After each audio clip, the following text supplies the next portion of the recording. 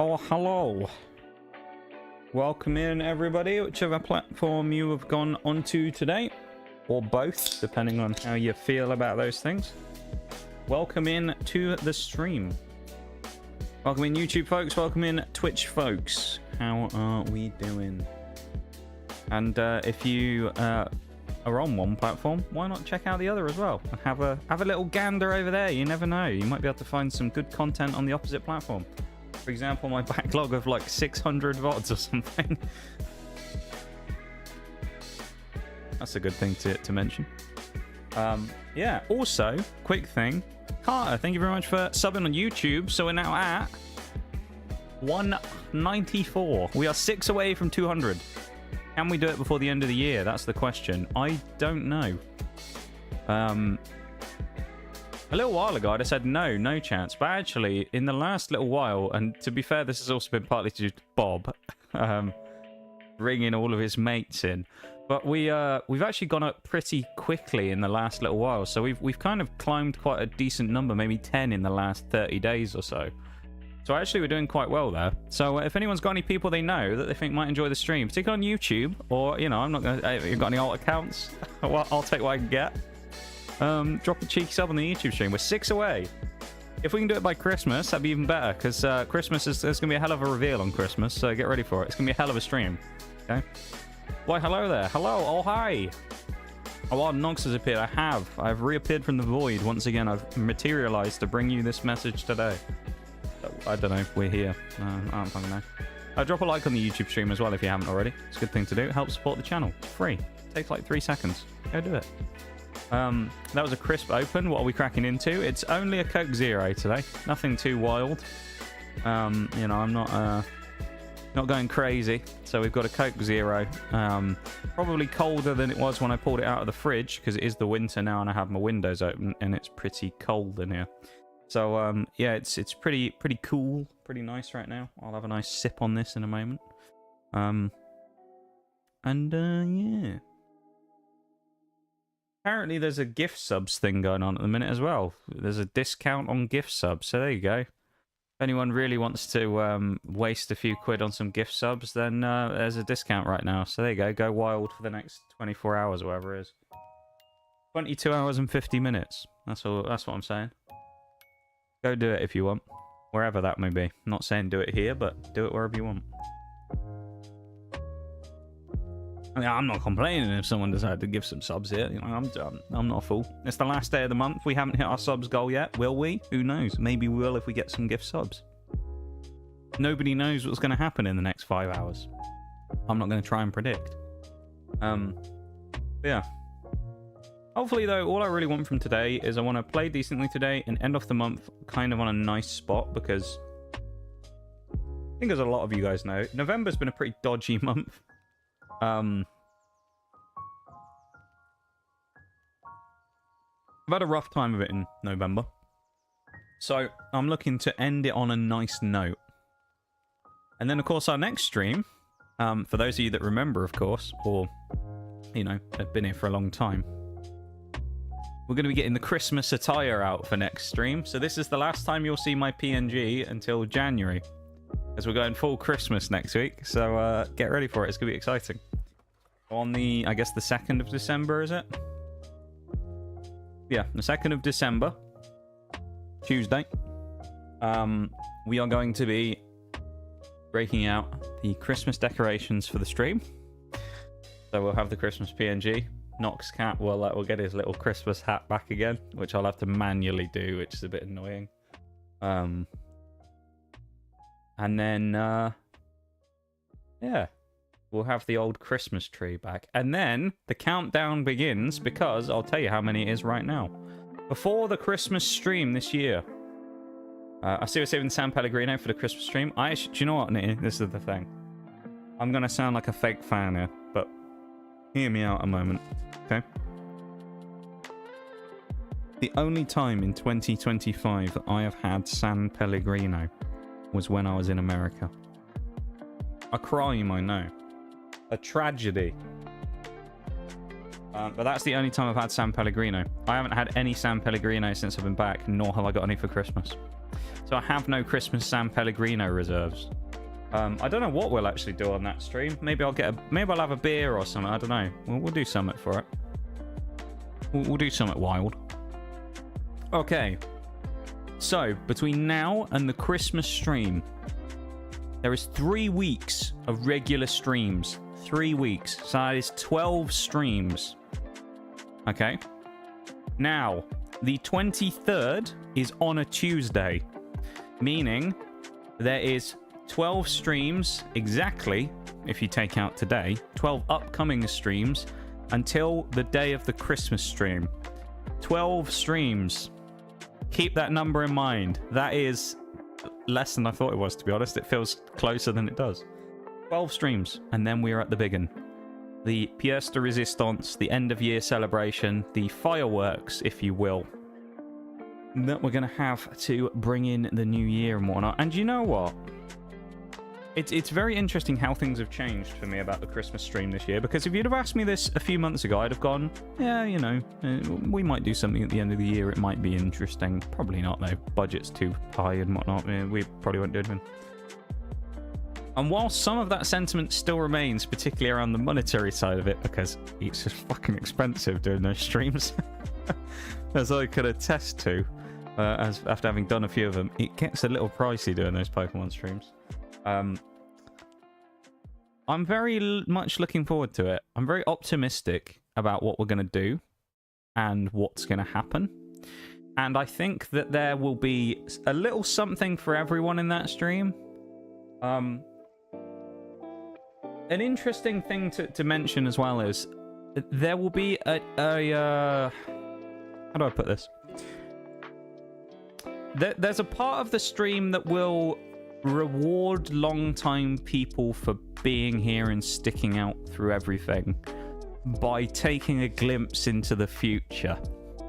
I think that's the best way to describe it. So, yeah, basically keep an eye out, because there is going to be some. I've got some wild cards to pull out for that stream. I've got some aces up my sleeve. Because would it be a special celebration stream if it wasn't for me, you know, whipping out some special tricks all of a sudden? So be ready, because there's going to be some interesting shit happening in that stream. There really will. There's going to be some unexpected things. There's going to be some predictable things.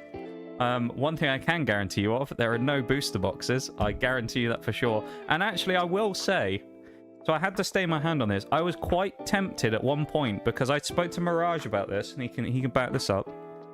I was in VC with him the other day. We were playing stuff on a Monday, and I said, we were just kind of talking about Pokemon stuff generally, and he bought some packs yesterday, and he opened some Black Bolt White Flare, and he actually did decently for himself. He got, I think did he get 2 IRs? He got 2 IRs and an EX out of 4 packs, which is pretty good. And I was like, man, I kind of wish I had some Black Bolt White Flare for Christmas stream now, which I don't. I don't have any Black Bolt White Flare, just so everybody knows, because Black Bolt White Flare is a bit of a pain in the ass to get, because it's a special set, so they don't just offer, like, here's a large amount of packs, very easy. They're just kind of like, well, if you want the most, you've got to buy an ETB, and it's like, I don't really want to buy an ETB. And they're overpriced, because people are still, like, making... People bought them when they're expensive, and now they're trying to sell them overpriced, because the prices are all coming down, but they want to make their money back, so they're selling them at, like, 70 quid a piece. No one's going to buy them for 70 quid a piece, because why would you? Especially if you can buy one, you know, on a secondary market for 55, 60 now. Yeah, I was looking at the new stuff, Mega and Phantasmal Flames, and oh, dude, Mega and Phantasmal Flames is such a tempting proposition right now, because the prices have just started tumbling. And I looked at it, and this was when I was on eBay, when I was buying the last little bits for the other stuff. You can buy Mega ETBs on eBay for 65 now. I saw one as low as, I think, about 62, and you think, people are reselling this shit for 150 not that long ago. Now they're down to the 60s. Now, retail price on those is 50. That's not that bad for a secondary market sale. Someone making 10 quid out of it. That's pretty good to be getting a deal like that on a relatively new product that was really scarce at the time. The booster boxes have come down a bit, but they're still not amazing. And it's the same with Phantasmal. You can get Phantasmal Flames ETB for about 60, 65 quid. And I'd already bought everything I'd already bought. And I don't know if I'd have done things differently if I'd have known that at the start. But I looked at it and I did have to have that conversation with myself where I kind of went, one more item or shall I just cool the jets? And I kind of, there was a part of me that really wanted to go, that would be a really interesting sort of showstopper piece, wouldn't it? Classic bait for me in a Pokemon stream. Right, guys, we've opened all the packs. That was fun, wasn't it? It was great time. Oh, what's this? Oh, it's Mega Evolutions. Back, slam it on the desk, you know? And then you open that and you go, well, that was fun, wasn't it? A nice surprise at the end of the stream. I'm glad you all enjoyed that. And then fucking throw in the Phantasmal Flames as well. And it would have just been kind of like a nice way of ending the stream off. We're not doing that. And I'm not setting you up for some double bluff bait here, because there is no Mega Evolutions. I haven't gone near it. Because it kind of, the prices came down too low, or too late for me. So I didn't have a chance to get it. I'd already bought all my other stuff, and I thought, no, I'm going to be responsible here. I'm not going to blow my money on even more stuff, because quite frankly, I've already overspent on this stream. And it'll probably leave a lasting impact for a little while, shall we say. Not like in, 3 days' time I'll make all my money back and it'll be all fine and dandy, you know? I'll just have to ride things out and eat ramen for a few months. Fine. For the brazen ball with you? Yeah, for not drinking Sampelli. Yeah, that's fair enough. Noxtradamus 2026. It's going to be a bit like that. As I say, I think that there's a little something for everyone, I think, in this stream when it comes to people in the community. When I say that, I don't mean like random people are going to come in and be like, wow, this is exactly what I mean. Like, for all of us who are kind of who've been here a long time, there's going to be something special. And for all of you who've been here for a long time and have always thought about the cool things we could do with this stream and all of the various, I don't want to go into it, but there's a lot of cool things that I have up my sleeve to break out both on and off camera.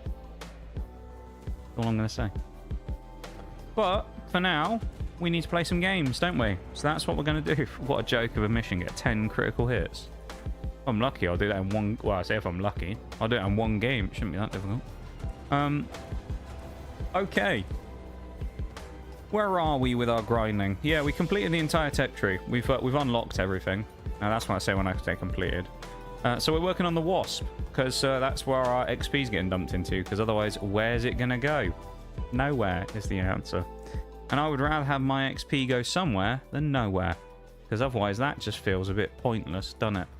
So let's slap a booster on, and let's have a quick look at where we are. So it's been a rocky road, the start of this phase of the spading. The TTD has actually not done too badly, admittedly, although in stream number 1 it sucked because we didn't have the M111s, and it's hard. I think it's quite hard at higher tier playing without APFSDS at this point. There's so much kind of extra armor and stuff running around, and just the way things are at the higher tiers, it's quite hard to compete with people without something like this to just punch through everybody. Because Heat FS just explodes on impact and doesn't do a huge amount to a lot of tanks. Especially the Russian stuff. It's quite difficult to kill with Heat FS. On the front, anyway.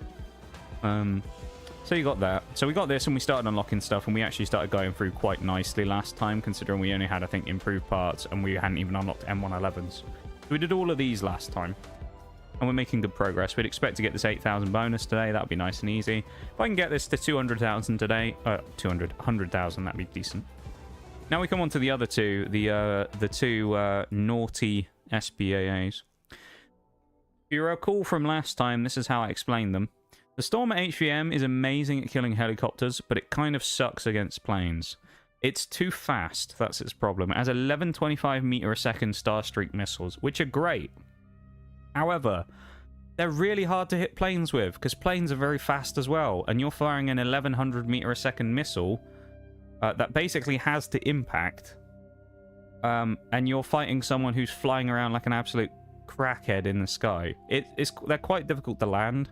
Plus, because of it being 1100 meters a second, you need to basically land fire when people are far enough away to be able to hit them. You might wonder what I mean. When I say that, I mean, because it's 1100 meters a second, think of that for a second. This shot is going to go 1.1 kilometers in its first second of me firing it. So if I fire it at anybody under 1.1 kilometers, I have less than a second of reaction time to actually hit them. So really, the star streaks are good against planes to a degree if you can fight them from far enough away. But then that gives people plenty of time to see them coming, and they can, you know, make adjustments and fly around them. So this thing's a bit of a pain. Really, it relies upon helicopters for us to do well. As you can see from the general lack of XP, there haven't been that many helicopters. That's the problem.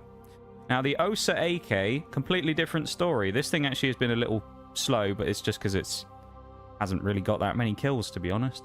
But if you look at it, this thing, great against planes. It works against helicopters, it does the same thing, but it's great against planes because these are absolute whoppers. 8.3 kilos of TNT. Pretty damn good right there. Can't really hit a ground vehicle to save its life. I mean, the Stormer can actually punch up a ground vehicle a little bit. This thing can't, but it can snipe the hell out of something on the in the sky. Bol called this thing last time the Platypus, and I quite like that that name for it. So I think from now on we're going to start calling it the Platypus. This is their performance overall, if you want to see it. 28 games, 39 in the OSA, and then the Stormer, oh, one above it. 25 games for 41, so not bad. The OSA has apparently gotten a ground kill. I don't know what that was on, and the Stormer has apparently got one ground kill as well, but there you go. So they're pretty equal. Get underway. Let's get going, shall we? Let us commence forth. I'm expecting big things here. I want to step up and have a good set of games. Am I expecting it? No. Based upon recent performance, I've played a little off stream recently. I think, to be fair, some of it is the way that the vehicles work. Some of them are just a bit of a pain in the ass. Like the Chinese vehicles, as much as I like some of them from the firepower perspective, the lack of gun depression is just depressing, quite frankly.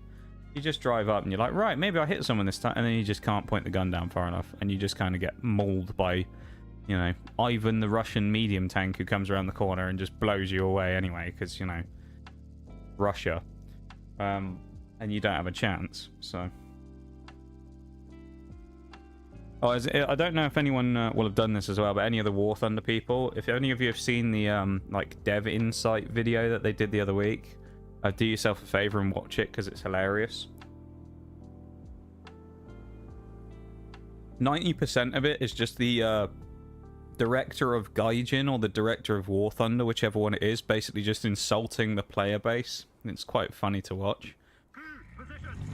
One of my favorite lines from it is someone said after, you know, 10 years or whatever nearly of ground, is it finally time to introduce a new game mode other than just capturing points? And the guy's response was, if people were sick of capturing points, they'd have quit the game already. And it's just like, brother... Okay. This is why nobody really likes you, Gaijin. Unfortunately. Because instead of coming up with a solution and going, you know what, maybe we could add some more game types, you just go, nah, it's your fault, player base. It's your fucking fault. You should just quit the game instead. Like, what? What kind of response is that? Quit the game if you don't like it. Like, what? Like, most people like a bit of variety in their games. There you go. That's a nice opening kill on a Strela. Gives us a little bit of room to maneuver. It is a planes match, which is, I will say, disappointing. Purely from the perspective of it means that we can't really do anything with the Stormer here. This is an OSA game, not a Stormer game. We'll have a poke over this side as well. Might be able to get something maybe on that Boxer. Especially if he runs across. Like he was backing up. I should have had a chance. Oh, he's dead. That's why. Probably a good idea for me to keep an eye on the radar and that, isn't it? And on the mini-map to make sure that the people I'm trying to shoot aren't in fact dead. Quite helpful, I've heard.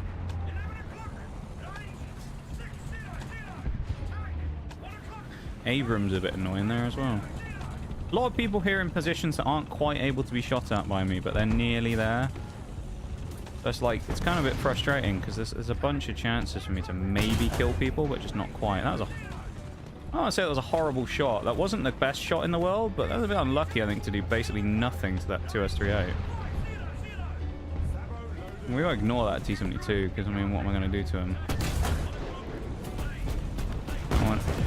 Oh, okay. Well, maybe I shouldn't have ignored him because he just punted me up the ass. Nice.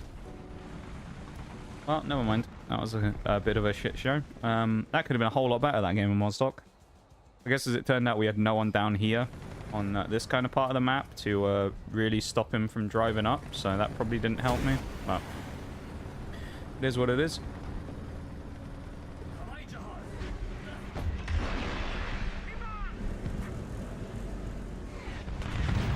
Might be our first of the day, although he's probably technically died before I hit him, so I don't think we'll get credited for a kill on that one. I just insist. Did get a hit though. That's always not a bad thing with the platypus. Me and this ocelot over here, who he's pretty nasty, the ocelot. So he'll probably get most of the kills here, but we'll see. Maybe I can scrounge some scraps off him. We shall see.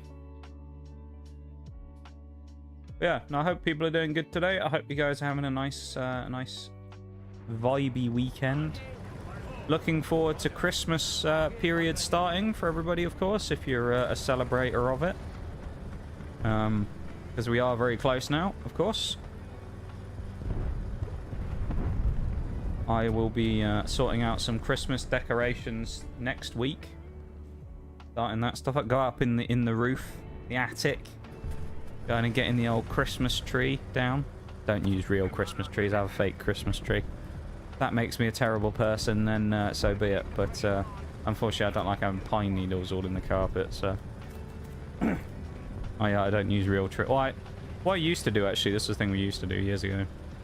We had a fake tree inside, and then we used to have a real tree that we'd put outside the front door. Which you'd think, you know, the way people are these days, someone would nick it or something, but that doesn't happen, funny enough. But problem is, Christmas trees, real Christmas trees over here in the UK are really expensive these days for a lot of small ones as well. So we stopped doing that after a while. And then eventually just went to the fake one outside as well. So, there you go.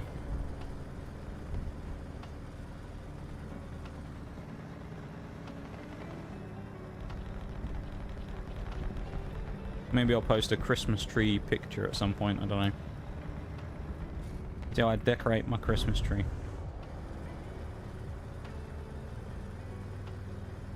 Turn the music up slightly as well, it's just a touch. There you go. Well, this is a bit depressing, isn't it? We've won quite nicely in the middle, but as a result of that, there's no aircraft. So, yeah, we're just kind of sat here. There's not really a lot going on, is there? Sadly. I mean, as an opening game of the day, is it terrible? No. Is it good? Also no. Kind of just a bit very mid, isn't it? Not a lot's happened. So there's not really too much to be all that hyped about. But at the same time, nothing terrible has happened, I guess. But it's like a kind of weird one. Hey, you never know, we might be able to hit that leopard. Okay. Someone's desperate for a kill. All these people to shoot at across the entire map, and they're like, no, shoot the Osa. Why am I in such a zoomed out view? Must have pressed N when I was on the map. Oh, I'll shoot that AMX now. I think that was the guy who hit me anyway.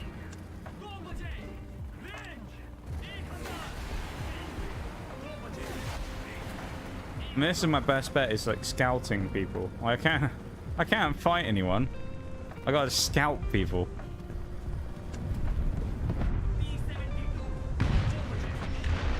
He's fired. We'll have a go at him.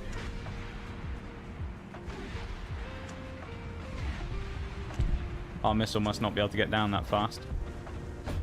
Okay, I might have landed behind. No, there it is. It went way too far. Never mind. It was a nice thought.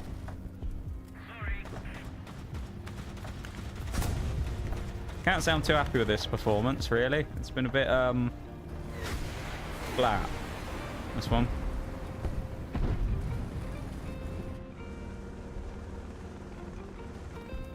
Not a lot really happening here. And that's a bit of a shame. Oh well. Sometimes you can't really do anything about it now, can you? It's just the way the game goes.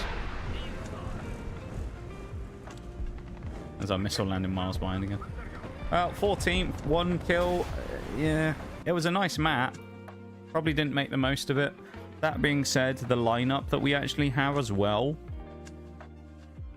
What? Play 15 missions while being in the top 3 of your team. Oh, we must have just unlocked it. I was going to say there... Either that or something's broken, because I'm pretty sure I wasn't in the top 3, but there we go. Yeah, good map. Probably didn't make the most of the opportunity on Mosdoc there, though. It's a great map, and we just... Oh, short, really. Again, the lineup that we had there probably isn't necessarily something you'd immediately go, oh, that's perfect for Mosdoc. The TTD's great, but like after that, you probably want another gun depression vehicle, and we just have 2 spars, so... Once we lose the TTD, we're just into full-on kill choppers mode, and, you know. If you're wondering as well why I don't use the backups on the TTD, it's mostly because the TTD already kind of gets enough XP for itself as it is. The Osa and the Strela, more likely to get more XP in a game where I can get them in their kind of preferred habit. Like, if I can get a good helicopter game in the HVM, like, I may as well use a backup on it and bring it back, you know? I did that the other day, and I think I got 7 or 8 kills on helicopters. Something like that in one match. Oh, of course it's... Oh, no. Okay, T8 I thought was going to go sit right in the spot that I like playing. Is here. Now, we found this out last time as well, that the Puma can actually pen my turret front somehow. I think it's under the gun, but he can actually hit me and pen me. So, we don't really want that as a critical hit. There's one towards our mission. Speaking of Pumas, another one over there as well. Also a nasty Macabre, which I don't really fancy facing. Also love how I've come over here, because this is like my nice spot. I'm in the spot, I haven't immediately been killed, which is what sometimes happens in this map. And there's nobody really here. You've got a Macabre, you've got this guy, and then a big light panzer, and that's it. By the time I come here and it's like, right, yeah, good conditions.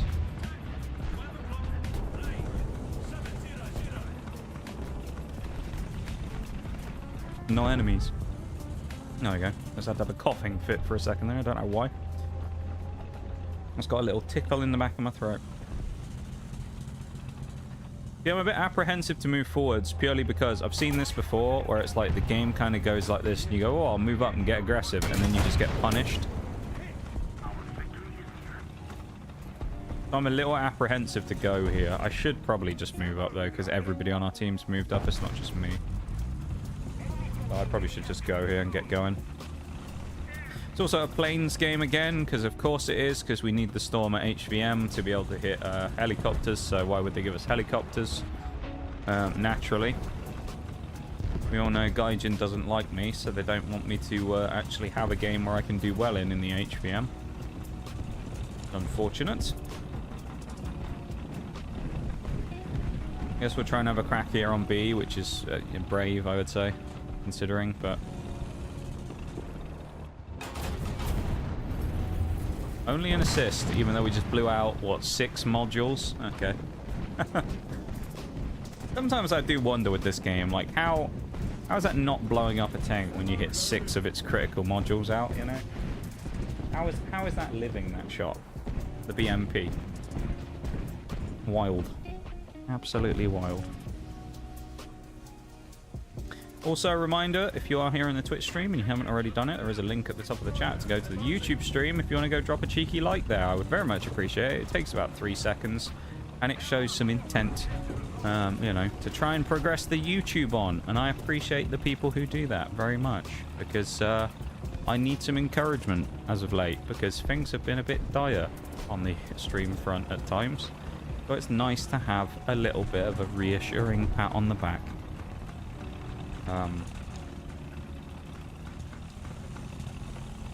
I would appreciate it if people would go do that, if you've been enjoying the stream. Historically or in the immediate effect. That was a wasted shot probably, wasn't it? Yeah. Another assist. See what I mean earlier as well about how we've now kind of folded on this side. Everybody pushed up to about here and now they've all died. Why I didn't go with them. I've seen it too many times where you think, oh, this is easy, we'll just all push in, and then everybody just gets kind of smashed. Horrible shot. That's the Not clan. He's fired though.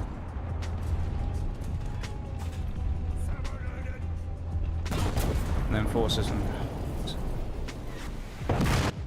the Nama 30 probably didn't do any favors to me there by running away. If he'd stuck around, it might have helped, because it would have slightly slowed down the T90, because he didn't get away ultimately anyway, and it would have given me maybe a chance to actually go for a flank shot rather than fire up the front. That being said, I snatched my first shot on him, and then the second one, obviously, I just didn't get it in time, because the guy just swung around the corner and rushed me, so... yeah. It's the Not clan as well, who are obviously out doing their weekly 5,000 games of War Thunder, as they love to do. So, that should be... okay, never mind. That should be fun. Hopefully we don't run into them too much, because they are the most boring bastards in the world to play against every game. Not gonna lie.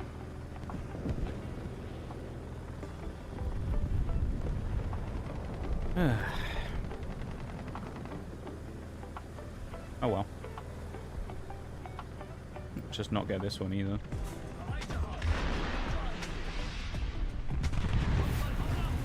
Fuck, just...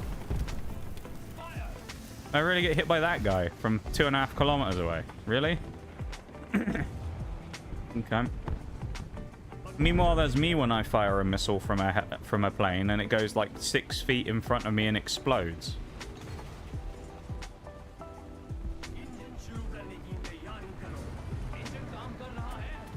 I love that the Leopard doesn't use the brake, he just rams right into the side of me. Just using the, you know, not using the W key is too much for some people. We're dead, we're getting bombed to shit. And I didn't even get the kill again. Oh, brother. I'm dead for this as well. Probably. Oh, I'm very lucky. Fucking Leopard, man. Like stealing them all. Every time I get there, I'm like, yeah, this one's finally mine. And then it blows up because he's killed them again. He'll get this one as well because of me having to turn, I suspect. Those missiles might be faster than mine as well, which might not help. But... hey, we finally got one. Yay! We got ourselves 1 kill. Yay! Look at that. 4 assists and 1 kill. So we get YOLO'd nearly by a T80. Yay. Our team's been absolutely hammered here, really. We kind of started well, and then it's all fallen apart. Probably someone on that drone still, if I had to guess. Oh, that drone's too close. Okay. We're dead. Yay! E80. So much fun. Wow, you're a cool guy. 12 kills for you. Yeah, they're not people, if you've never come across them before or you've never seen them in the stream, are essentially like the, they're kind of like the top, like, Sweat Lord clan of Arcade, basically. They essentially spend, like, all day, every day playing the game. I'll show you in a minute on the thing. You see what I mean. Actually, this one doesn't have too many games, but a lot of them are just, like, they play millions and millions of games, and they've just got ridiculous amounts of stuff. Oh, 2,000 matches in the Leopard 2. There you go. Some of them actually do play higher tiers. This guy, fair enough, plays a lot of high tier stuff. So, there you go. Some of them also play a shitload of low tiers, though, and they're a bit scummy. There's one in particular, I can't remember their name, but they're a bit of a seal clubber. Me and Mirage used to run into them a lot at, like, middle tiers.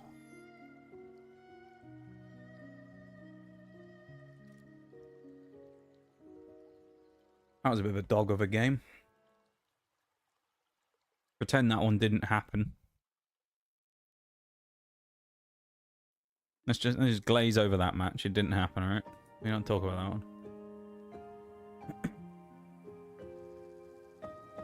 one. Oh.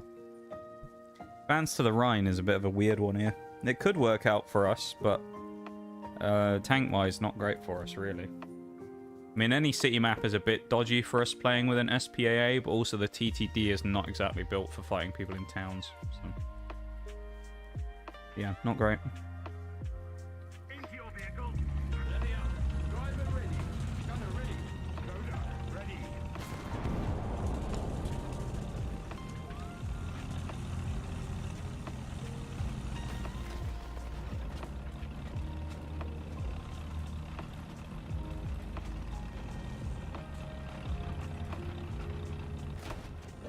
Oh, Vivalon. Someone caught it. Oh no. That is a big surprise. It is Vivalon after all, non's really. I haven't really seen many people going, wow, Vivalon, my favourite. Probably lucky that this Puma actually didn't punish me though. Guy caught me in a horrible spot. And then that T80's probably lucky that I didn't punish him. Damn. Good chance of a free kill there. Aww. Every time I look away, someone peeks! This is... Oh. See, I'll look here now and someone will appear like in a spot over here that's good for me to shoot at instead. Or something. Like a Puma will sneak up on me.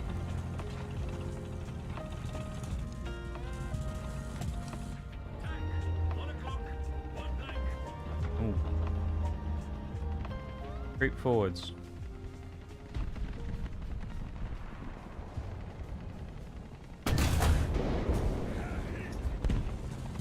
Not the worst shot in the world.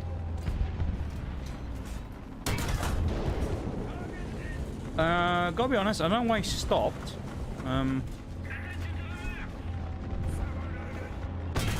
Fella had a good position actually against me. I don't know why he stopped. I'm dead to the bag light. This is what pisses me off about shit in this game. Bag light Panzer drives through it and you've just got this bunch of fucking absolute brain deads over here. Just like, guys, let's camp in the back corner of the town.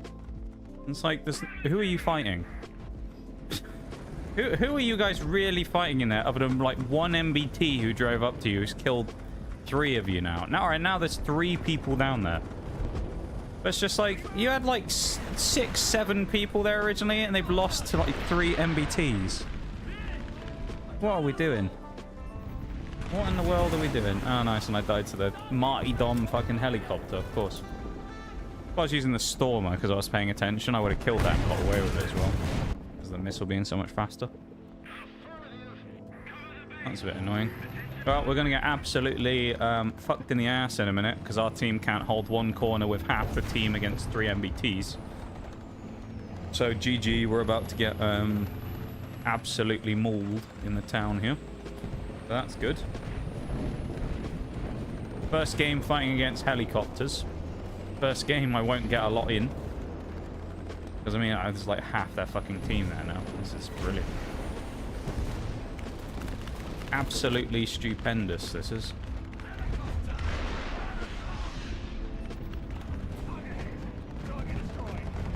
So look, it's like we've gone around the side and we're like capped up here and we have control of the zone and the enemy team's just gone like, alright then, and they've just kind of circled around here and smashed through these idiots who are down here.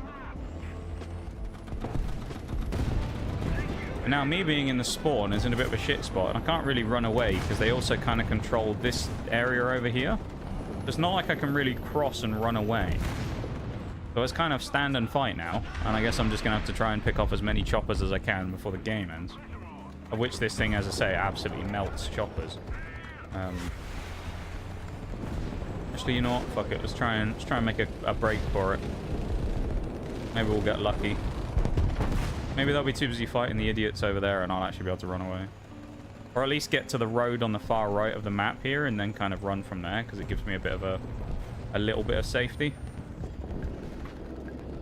Kind of fuck the choppers right now. I'll figure out the shot on them in a minute.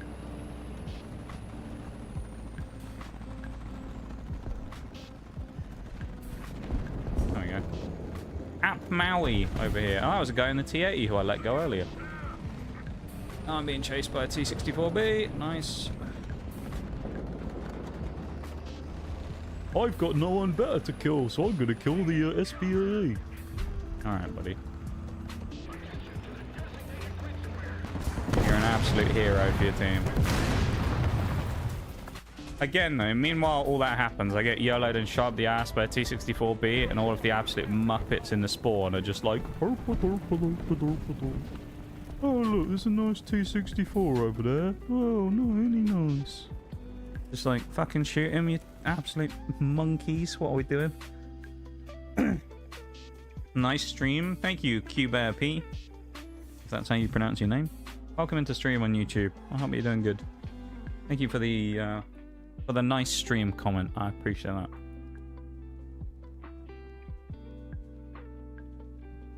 I hope you're having a nice Sunday. Just call me Bear. That makes it easy. Welcome in, Bear.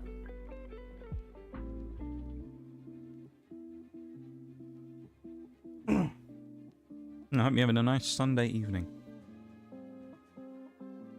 Or, well, not necessarily evening. I guess evening for me, but... night, morning, Monday morning, or Sunday afternoon, or morning. Nighttime for me. Oh, okay. Interesting. You must be European then, or further east, I guess. Interesting. 2 a.m.? Okay, never mind. How would that put you in the world? 5 hours ahead? Just trying to think based on geography. 5 hours ahead is like somewhere between... well, Japan is like 8 hours ahead of me. That kind of area. Somewhere sort of midpoint between here and like Japan. But I feel like it's further than like Middle East, because Middle East is not actually that much further ahead in... I think they're only like an hour or two ahead in terms of time, aren't they? Interesting. See, some time zones are so hard to like figure out where they actually are, because some of the time zones just don't make sense in their positioning, or at least they don't feel like they make sense when you look at them. It's like the fact that South Africa has the same time zone basically as the UK, and it's just like doesn't really feel like it makes sense. Oh, enemy TTD. Southeast Asia. Ah, okay. Well, I'm not going to ask you specifically where you're from, of course. I don't want to dox people. But, yeah, welcome to the stream from Southeast Asia. What brings you into War Thunder stream at 2:48 a.m.? You just vibing and wanted something to watch? This is where a funny person would say, I'm looking for someone really boring to put me to sleep. By a really funny person, that's what I'd say. And then, you know... anyone who understood my humor would understand that, and I'd probably get smacked by someone for saying that, to be fair. You're like, stop making those fucking jokes. Hello. Yep, YOLO, mate. No. What? In what? In what universe is that first shot hit his lower plate and just go, nah, it was just a regular pen, nothing more.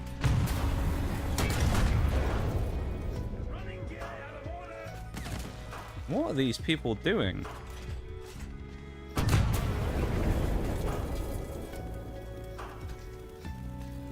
Okay. That doesn't pen. Oh, yeah, my bad. Only 440 pen or whatever it is, and I get penned by HeatFS by a fucking moron in the T-72. Alright. Fucking hell. Ah, how I didn't kill him before then, but there we go. Thought those two shots for the side would have got him, but nope. I guess the perils of FSDS sometimes, though. Sometimes it's amazing on its pen, and then sometimes it's fuck all damage. Yay. I accidentally drank one... How do you accidentally drink 1 litre of coffee? Was it you just sort of thought, I'll have a little bit, and then before you knew it, you drank the whole thing? Is that what you mean?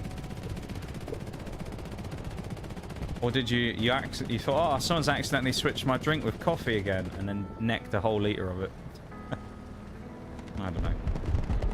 Oh, okay, you're just going to have a little bit, and then by the time you realise you'd had too much and you were heavily caffeinated. I see. Fair enough, fair enough. Sounds like you're going to have a bit of a crash later on then. Welcome in Bob as well on Twitch. How you doing, Bob? Like what, third chatter of the stream? Third chatter of the stream, Bob. How you doing? Pew pew pew. You know what's big in Japan? Liking the YouTube stream. Thanks, Bob.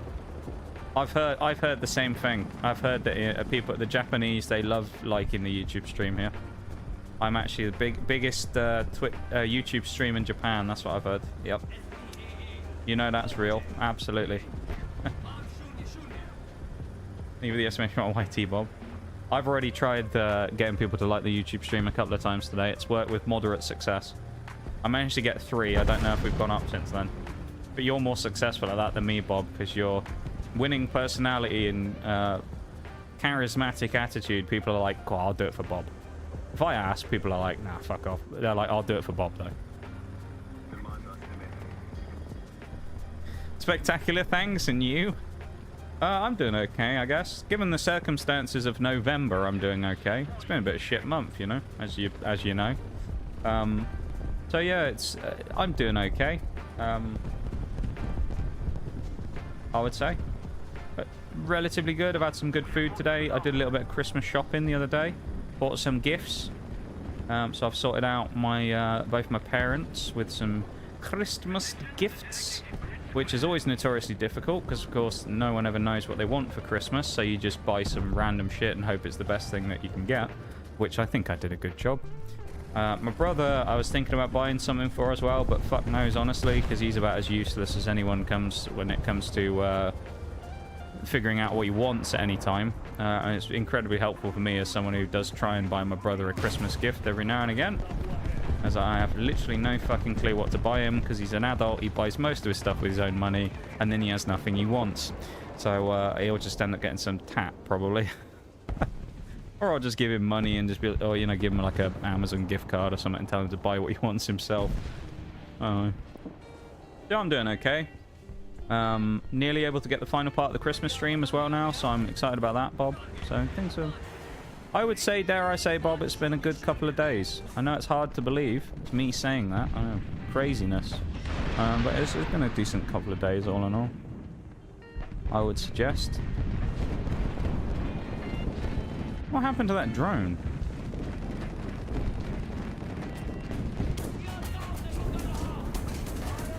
Seriously? How do you not kill me there, Mr. Vegalite Panzer? What? Crazy. Oh, really? Oh, no, no. Oh, okay.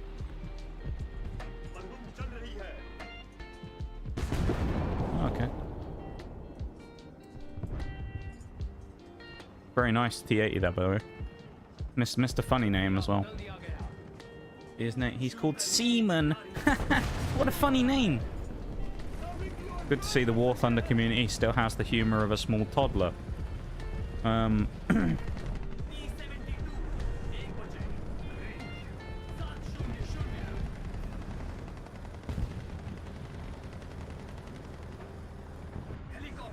Bit weird for people to put their favorite beverage as their name, though, in their username, but there you go. Spectacular. Oh, I already read that, didn't I? Concentrate on the kills. I'll get the likes. That ain't working out very well for me at the minute, is it, Bob? I've got 2 kills, mate. It's going badly. It's awesome to hear. Yeah, well, I did better than the other day, anyway, I guess. I don't know. I had a nice weekend. I've had some good things going on. Had some good chats with people about things. I had a nice time, you know? Leave me alone, 120S. Alright, what have I done to you? I'm just a little platypus hiding in the corner. Go away. Does he even know I'm here? I don't even know if he spotted me. If we were in the store, but we'd actually eat. Hello? Wait, knock knock, Mr. 120. This is you can't make this up. Talk about tunnel vision. I'm parked behind him. What is this? Look! Wakey wakey 120S, what the fuck? What is this? Is he finally turning around? He has no idea that I'm here, does he? Oh, now he does. Oh, survive me. No, he still doesn't know. What are you doing? Oh my god. What the fuck is this 120S doing? Has he finally noticed me? Oh, he has. Oh dear. That is pathetic. What the fuck are you doing? I mean, I talk about my friendly teammates being shit sometimes, but my god, the enemy team doesn't make it very hard either, do they? I can't hit him because if I fire my missile, it will land like all the way back there. So I can't shoot him. Oh, how have you made this much of a mess of killing me, my guy? I can't even hit you back. Just kill me. Oh my god. My dude. Oh, he's given up.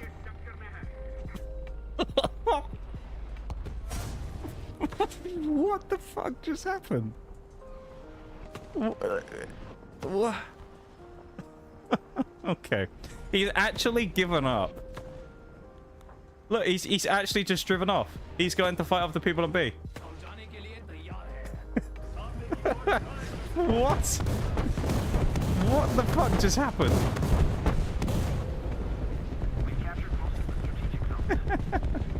Maybe he saw I didn't shoot at him and he's like, oh god, I'll give him a chance. I'll probably get killed by the light tank over there instead now anyway, but that's quite funny. Oh, you know what, I'll give him a chance. Welcome in, Commander, how you doing? First time watching the stream? Well, I appreciate you taking the time to come in and say hi, you know? I really do. And if you enjoy the stream, then we'd be more than happy to have you here. I stream 4 times a week. Play War Thunder as well as other things. So I do play some other games as well. So yeah, there's always something quite interesting to... Oh, hello. Oh yeah, you're gonna come and ruin the fun. Of course you are. Little rat in your German Beglite Panzer. I've driven across the entire map just to come and shoot to you. You know what's gonna happen to you, Beglite Panzer? I'm gonna shove a Starstreak missile right up your anus. Oh, never mind, the game's ended. I'm gonna fire a Starstreak missile right up his anus and just fucking send him to the stratosphere. Okay. Message retracted. Oh, I think I know why. I assumed that you were going to use the word Bob in there instead. You're all good. Really? That was a joke about me being popular in Japan there, Bear. I don't think anyone in Japan has ever seen my stream before. As far as I'm aware, I don't think I've ever had a Japanese viewer.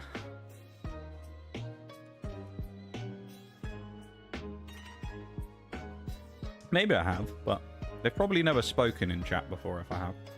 Or at least never made anybody aware of the fact that that's where they were from. So I'd be surprised if we ever have had one. We do have a fairly multi-nationality community, though. People from all sorts of places. Bob has me trapped in his basement and he won't let me out. That sounds like Bob. Bob just forces people in the basement until they like the YouTube stream and then he lets them out.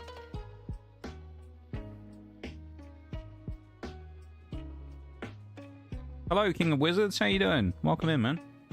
Hope you're doing good. You're coming right before a break, actually. We're just pausing for a minute so that we can let the break go through in 2 minutes. So there'll be a quick intermission while I go and grab a drink in a moment. Other than this Coke Zero that I have that's still ice cold and I opened it an hour ago. So there you go. Yeah, how you doing? Doing good. Nice. I hope you've had a nice weekend. Whatever it is you've been up to. Done some fun stuff. Thanks for not reading that. He has his list his rations now. I already knew the content of the message because I think it's one of those ones, Bob, where it's like when it comes to YouTube, it sometimes says like the @ name or the other name for like people's things. But like with yours, I'm pretty sure when you subbed to the channel originally, it doxed you and gave your real name. Because that was one or the other of those names, and then it changed now and it calls you Bob because it's your @ name, I think, on YouTube. They did a weird UI change a little while ago, YouTube, and then changed it where in the stream you would appear by your @ name rather than your username now. I don't know why. I don't know if that's a setting that anyone can change. But they did that a while back. Like, when I was doing spray paint sim, they changed that. Because there was someone who came in who I just didn't recognize. Their name was the something before. I can't remember what their old name was. And they came in, they had a completely different name. And I was just talking to them like they were a new person. And I realized, I was like, oh, this is that guy. Yeah, it's a bit weird. I don't know why they did it, but there you go. Who knows why YouTube does anything? They just randomly change stuff all the time, and it makes 0 sense. Nor is it also popular most of the time, because everybody hates the new UI whenever they change it. So I don't know why they keep doing it. Just revert it back to a good UI, and then just leave it alone. That's all they should do. But there you go. True? Yeah, that's Bob's ultimate goal, is to get as many people to like and subscribe to the stream as possible on YouTube. But also, I don't know, but Bob hasn't started going on Twitch yet. 195, look at that. We're at 195 on YouTube now. We're 5 away. 5 away from 200. Can we make it by the end of the year? Who knows? Thank you very much to whoever subscribed. Could have been Bear. Also was new in here as well. And if it was, I appreciate it very much. Thank you very much for the sub on YouTube. And to whoever it was, if it wasn't you. And Carter was the one earlier on as well. So thank you very much for that if you're here lurking away. I assume you might be, because otherwise, you know, you probably needed to see the link to go to the strip. But I'm not going to. If you are, I'm not going to look. I'm not going to call you out or anything. Don't worry. We will make it, no doubt. We might. We got 12 streams to do it. Questionable, but never know. I'm going to go for the BRB real quick. We'll come back and then we'll carry on. So back in a minute, everybody. BRB.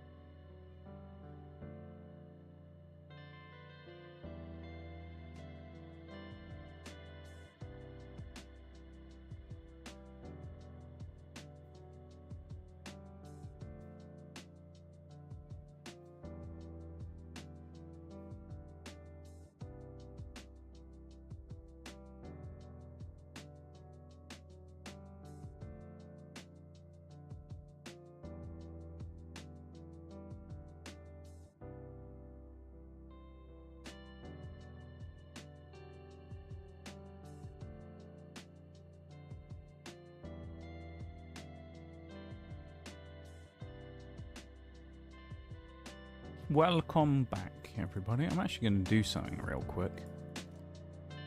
Can I have this on medium? Really? I'm going to turn like one or two little bits down just to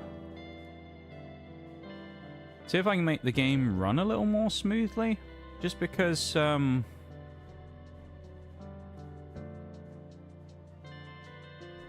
the I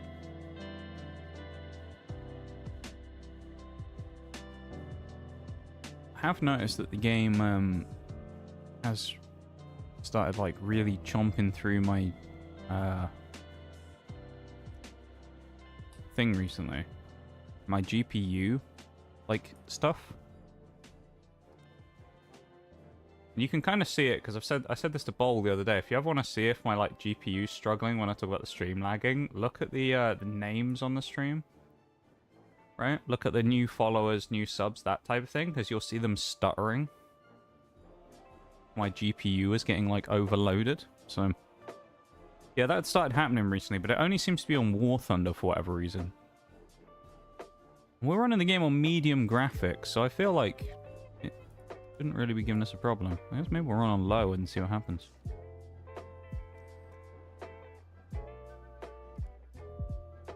I mean, to be honest, that still doesn't even really look that bad, but still. Welcome back, Bob. Also, for anyone who's interested, this is just a reminder. I'm not saying this for myself, I'm just saying this is a general thing. Right now, on Twitch, there is a 35% off of 5 gift subs or more. So if anyone's feeling particularly gift subby at the moment, then for all the streamers out there, currently you can get a massive discount on subs for Black Friday. And if you wait until tomorrow, you won't get it. So if anyone's been planning on giving anyone any gift subs for a while, now might be the time to do it. Whether that be here or anywhere. Make good use of the discount. Save yourselves a bit of money. Because Christmas, there probably won't be any. Although, in fairness, I was planning on, whether or not it'll actually be, you know, something that'll be worthwhile doing or not, I was planning on, for the Christmas stream, I was going to run one of the enforceable discounts that I have, where I can, like, choose to run them for 48 hours or something. So I was probably going to run, like, 24 hours of discount subs for the Christmas stream. Just because, why not? For the special event, right? So, yeah. Fear not, if you're particularly desperate about giving subs here and you don't want to do it now because it's not Christmas yet, then there you go, you can do it in a few weeks when I'll put the discount on. Right?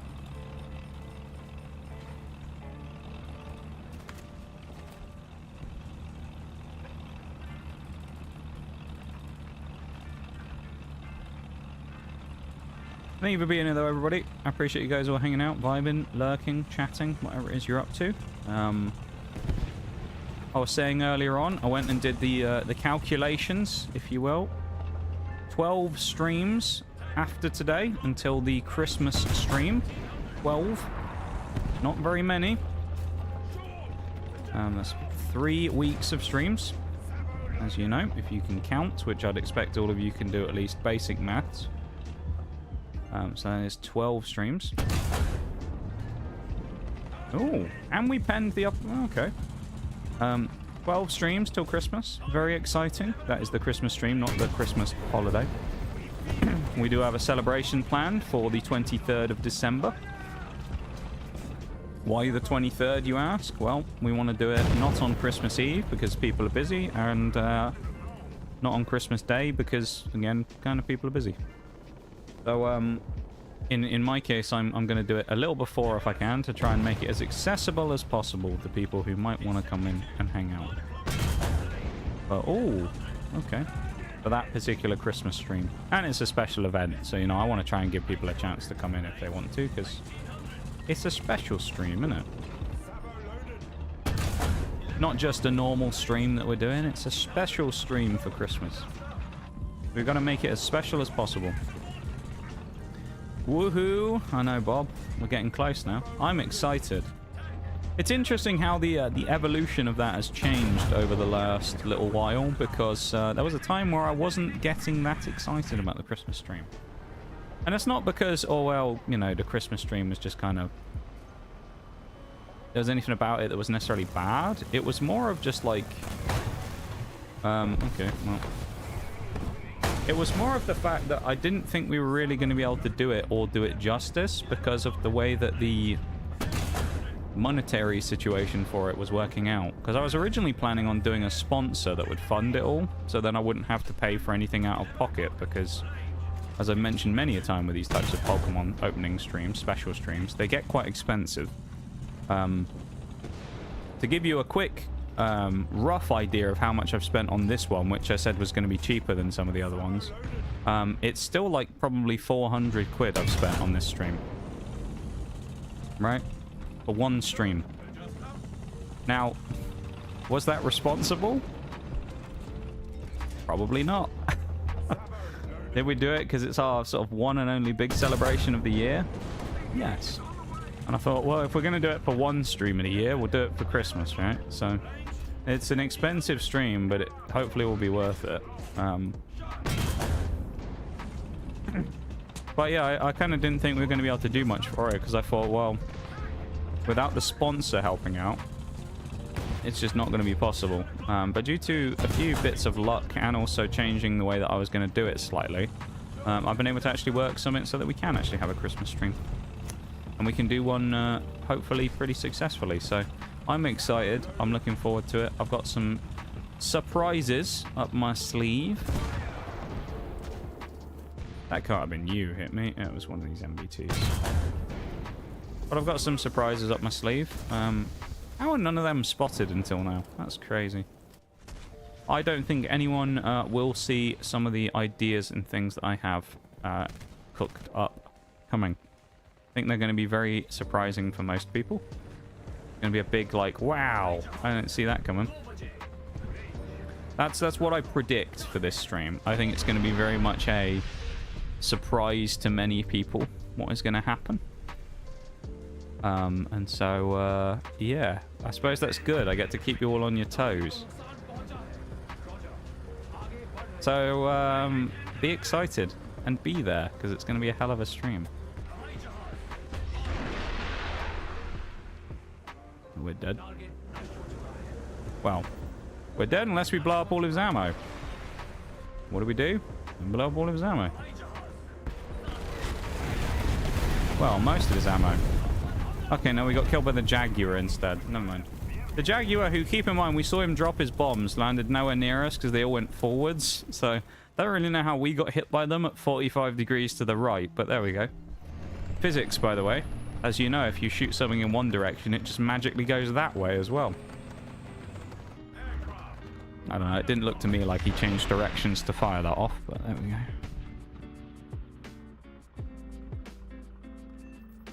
Hey! Well, they ain't gonna do anything, but we hit him. Target damage. Target destroyed.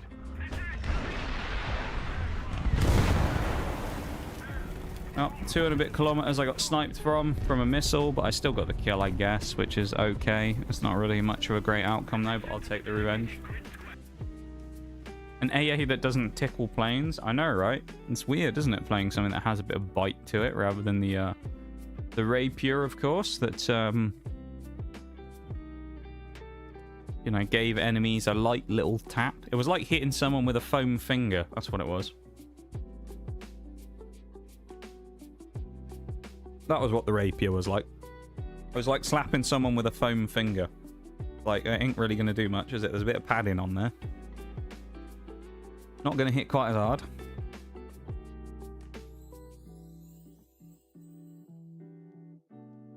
Thank you again to everyone who's gone over and dropped a like on the YouTube stream. And subscribed today as well. Much appreciated. Thank you for that. And for those of you here vibing on Twitch, thank you for hanging out and vibing. I appreciate it.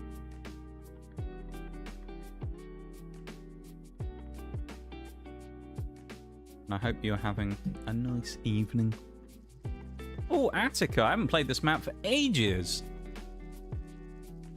They definitely, like, skew the map pool, though, because Attica, when it first came out, it used to be everywhere. Me and Mirage really liked this map, so we were happy about that.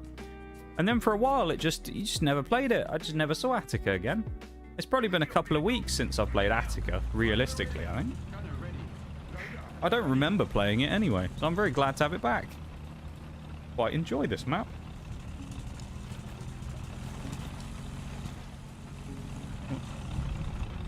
I don't understand the point of randomly coming over, bashing me in the side, and then going, yeah, I'm going to pull left now. It's like, why didn't you just drive left in the first place, D72?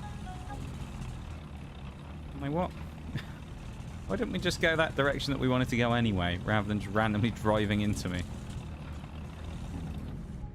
That would be helpful, wouldn't it?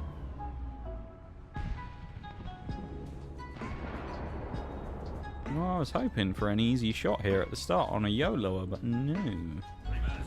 Week since you played it realistically. Funnily enough, when I say that though, Bob, this is the map I got on that realistic match. I said you know, a little while ago that I played a match of realistic out of the blue, and I was like 1 kill off of a nuke. That was, it was on this map. I was playing the 7-0-ish, 7-3, I think it is, German stuff that I had. So I was playing the Tiger 2, the Jagd Tiger, and the Ferdinand. And I got, how many I got? I think I got like 8 kills, but I got enough assists to get me right on the edge of a nuke, like points-wise. I think I was at like 2,350 out of 2,500 spawn points for the nuke. So I was like right there. It just never happened, sadly. It makes me very sad. I guess I'm going to move. I already know what's going to happen, though. I'll move, and then someone will pull around the corner and snipe me. Oh, look, there's a Christian, too, who's shot me the second I left the fucking point I was in. Of course. You can't make this shit up, can you? Wait there for however long. Waiting, waiting, waiting. Nothing's happening, nothing's happening. Okay, maybe I can move. Finally moves. Shot inside.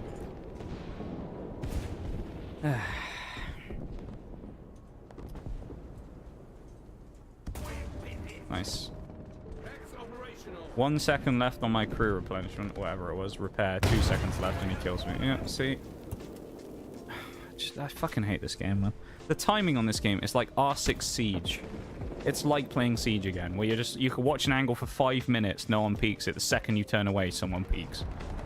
It's so frustrating sometimes. That guy's just gonna kill everybody now, and his stupid fucking Christian too. I hate the Christian too as well. I have a personal thing against it because it's basically just a Leopard 2. But when I played at high tier originally in the Challengers, when I was doing the British stuff, I just fucking despised that thing because it was every time I died, it was some guy in a fucking Christian 2. And I just got sick of dying to them. After a while, I was just sick of playing against them every game. Because the thing is, when you get to high tier, basically all you run into is M1 Abrams, a million Leopard 2s, and then as many T90s as you could fit in the lobby. And it just gets really sickening just playing against the same vehicles over and over and over. I hate the Christian. Yeah. I'm going to get cancelled on Twitter for that one.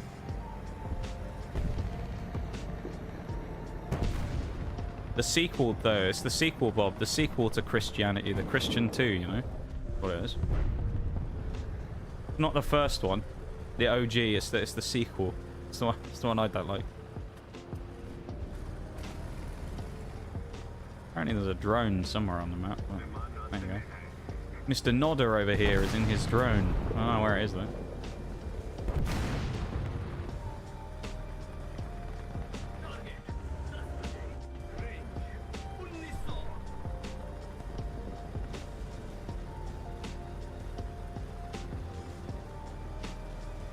Welcome in, Commander, on Twitch as well now. Welcome in. Welcome in. Thank you for double dipping in both streams. I appreciate it. Abrams sat right there. Someone's decapping A. Oh, gonna drive over here. Think. Abrams, buddy. I think this is that 120S from Vietnam again. By any chance. I don't think it actually is, but like, you... Where is he going? Like... Oh, is he flanking around? The only other spot that's very possible for him to come from, so the light tank's just going to immediately kill him the second he peeks the corner.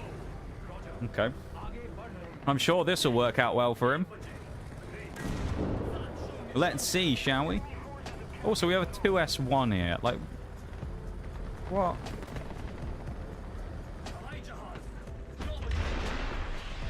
He said it, I just took it out of context. I did say it, you're right. You cheeky bugger, you stupid SU-7. Oh look, the Abrams died. Turns out there's 2 light tanks down there. Mountain Man 05 and his BMP just chewed him up. Shocking. Alright, maybe the 2S1 will go in there. You want to call it the 2S3M. The big one, isn't it? Oh boy. There's Mountain Man. There goes Mountain Man. I'm hoping we got them all.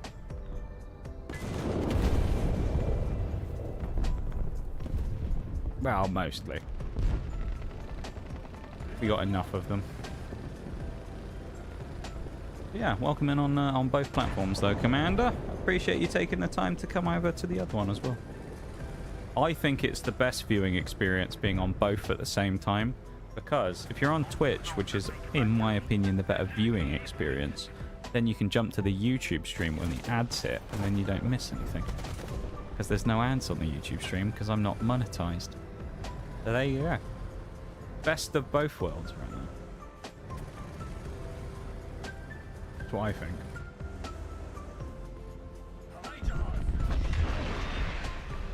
What the fuck?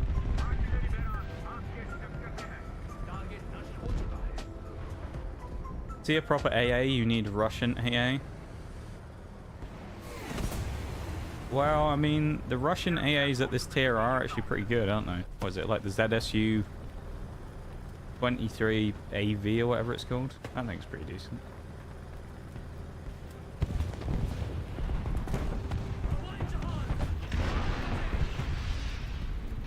Actually, it might be the Strela at this kind of deal. The Strela and the Osa for Russia as well. Please be as blind as the 120S earlier. Nope. Ah, fuck. Well, we'd have died to the bombs anyway, so I'll take it, I guess. I'd rather die. Well, I did die to a Frenchman. That's just about as bad. I feel like Kaz is more potent in arcade than realistic. It's an interesting conversation because a lot of people don't like them in realistic because they're constantly able to fly around, of course. They just have to replenish ammo and stuff.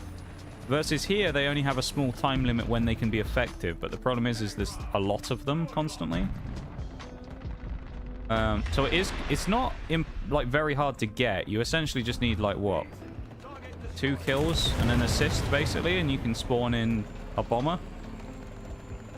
And then in a lot of cases, if you get enough points while bombing by killing a couple of people, you can then just instantly spawn a bomber again.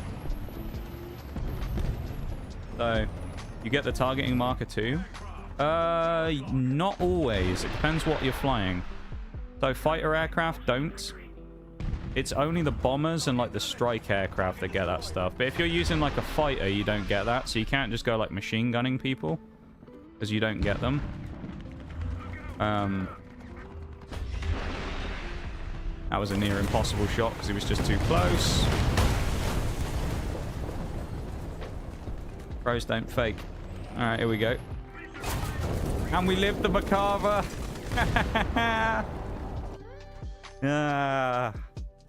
Not today. You can carry a bomb, you get the marker in realistic. It's a feature per aircraft. Oh, okay. So it's the same then. You get the same in realistic as well. You also get the markers. Never mind. Yeah, so I guess it's the same with the markers then as in over here. I mean, they're just annoying. Kaz is annoying in all game modes, I think. I don't know if they're any better or worse here. Like, I don't know. I suppose maybe to some degree. Do you get the advanced missile warnings when you're in realistic? Like, will it tell you that someone's fired a missile at you and it shows you the tracking, like its actual line of it while it's flying at you? Because if not, then that would be a nice well, that would be a big advantage that you get in arcade, actually, where you can see the missiles coming at you. If in realistic, you just have to rely on, like, radar to know if a missile's coming, it becomes a little different. Because, of course, you're more likely to get clipped by something. Versus here, it'll show you from a mile away that someone's fired at you, so. Per aircraft and per band of radar? Okay. So, essentially, rather than everybody getting it in this tier, some people get it. Right. I see. So I guess you could, yeah, chuck that down as an advantage then in arcade is everybody basically gets access to that stuff all the time. Which can be annoying because, you know, sometimes you're just trying to fight someone and they're like, well, I'm just gonna, you know, do a little 360 and get out of the way of your bomb. Because they already know it's coming, and it's just sad. It's tactical time dilation time. Let's go.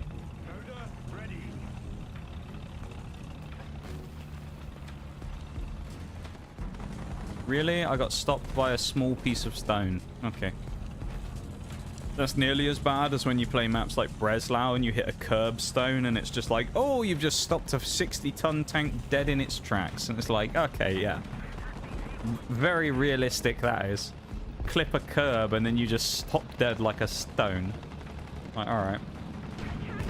Yeah, you get Christian 2. Dismissed. I was about to say, there we go, my favourite tank again, the Christian 2. And then, well, not anymore, it's not, it's dead. They'll become my favourite if they all play like that and give me free kills on the people playing them, though. That's a quick way to become my favourite vehicle. Giving me loads of freebies on you. I don't want to commit here because I know that there's a lot of enemy team players around there. There's also a light tank about to peek in around this corner, so we're going to be very conscious of that and watch this shot. Which I still missed. That was shite. I think I almost prepared too much for that shot and then missed the actual chance when it appeared. I'm a bit concerned about getting shot from... Oh, hello. Another Christian 2. Dead gunner and loader? I mean, surely that's it. Alright, that guy gets style points for his death. He died while drifting. Now, at least it was a cool death. It's going to be Russian, isn't it, or something? Oh, it was. Shocking. How did I know it was going to be Russian? Because it was some bumbling guy YOLOing in at full speed, going just screaming. You just knew that was going to be a Russian tank, didn't you? Some guy just YOLOing at full Mach speed coming towards you. You knew it was going to be a Russian medium. He was probably shouting all kinds of Russian expletives while doing it.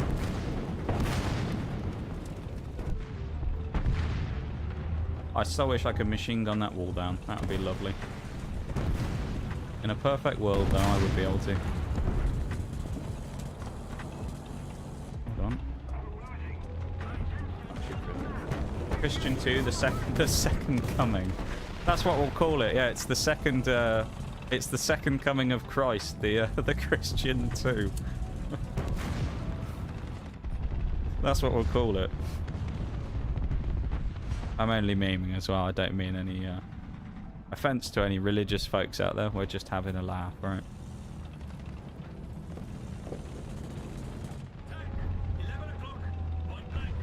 Yeah, that's what we'll call the Christian 2 now. The tank, the second coming of Christ. That's a hell of a name for it. What's your what would you rate the South African tanks that you played out? Out of 10. I'll tell you what I'll do. This is what I'll do. This is the best way I can do it. Once I finish this match, I'll go back to the hangar. I'll go in the tech tree, and I'll go through each one by one, and I'll say what I thought of them. That work? Because it's easier than me just doing it off the top of my head. So I'll go through, because I'll probably go like, oh yeah, I remember doing this thing, this thing. So I'll run through them all quickly when I get back to the hangar in a minute, and I'll give like a quick little breakdown of each one. Just like a sort of, you know, 10-second, this is what I thought about it. Oh. What are you doing in there? Oh, look, a Russian YOLOer. Oh, well, that guy thought he was going to achieve doing that, but where did I get shot from? Behind? How do I get outflanked? Okay. Oh, dear. I thought we were doing well in this game. Apparently not. Our team's getting absolutely hammered. What is happening? Or at least maybe we were holding up well. Ally nearby who needs help. Well, you ain't getting it from me. I ain't beating the Strela either. It. I got a bigger boom than the Strela, though. That thing and his piddly little rockets, and then there's me with my big boom. I'm so not repairing before the next people come out. Bob says he always pronounces the tank's names perfectly. Or himself, or me, you mean? Bob's told me a few times about the pronunciations of vehicles and whether I was... I think most of them I was actually relatively fine on. Fuck's sake, I was actually alright on. But there's a few times where I've said something and Bob's like, you're nearly there, but... Like the Roy cat, as I used to call it. He said it's more like a sort of... More like cut instead of cat. Apparently. That's if Bob's right anyway, and he's not just talking a load of bollocks. I wouldn't put it past Bob to mislead me like that, though, to be fair. He's a little trickster, isn't he?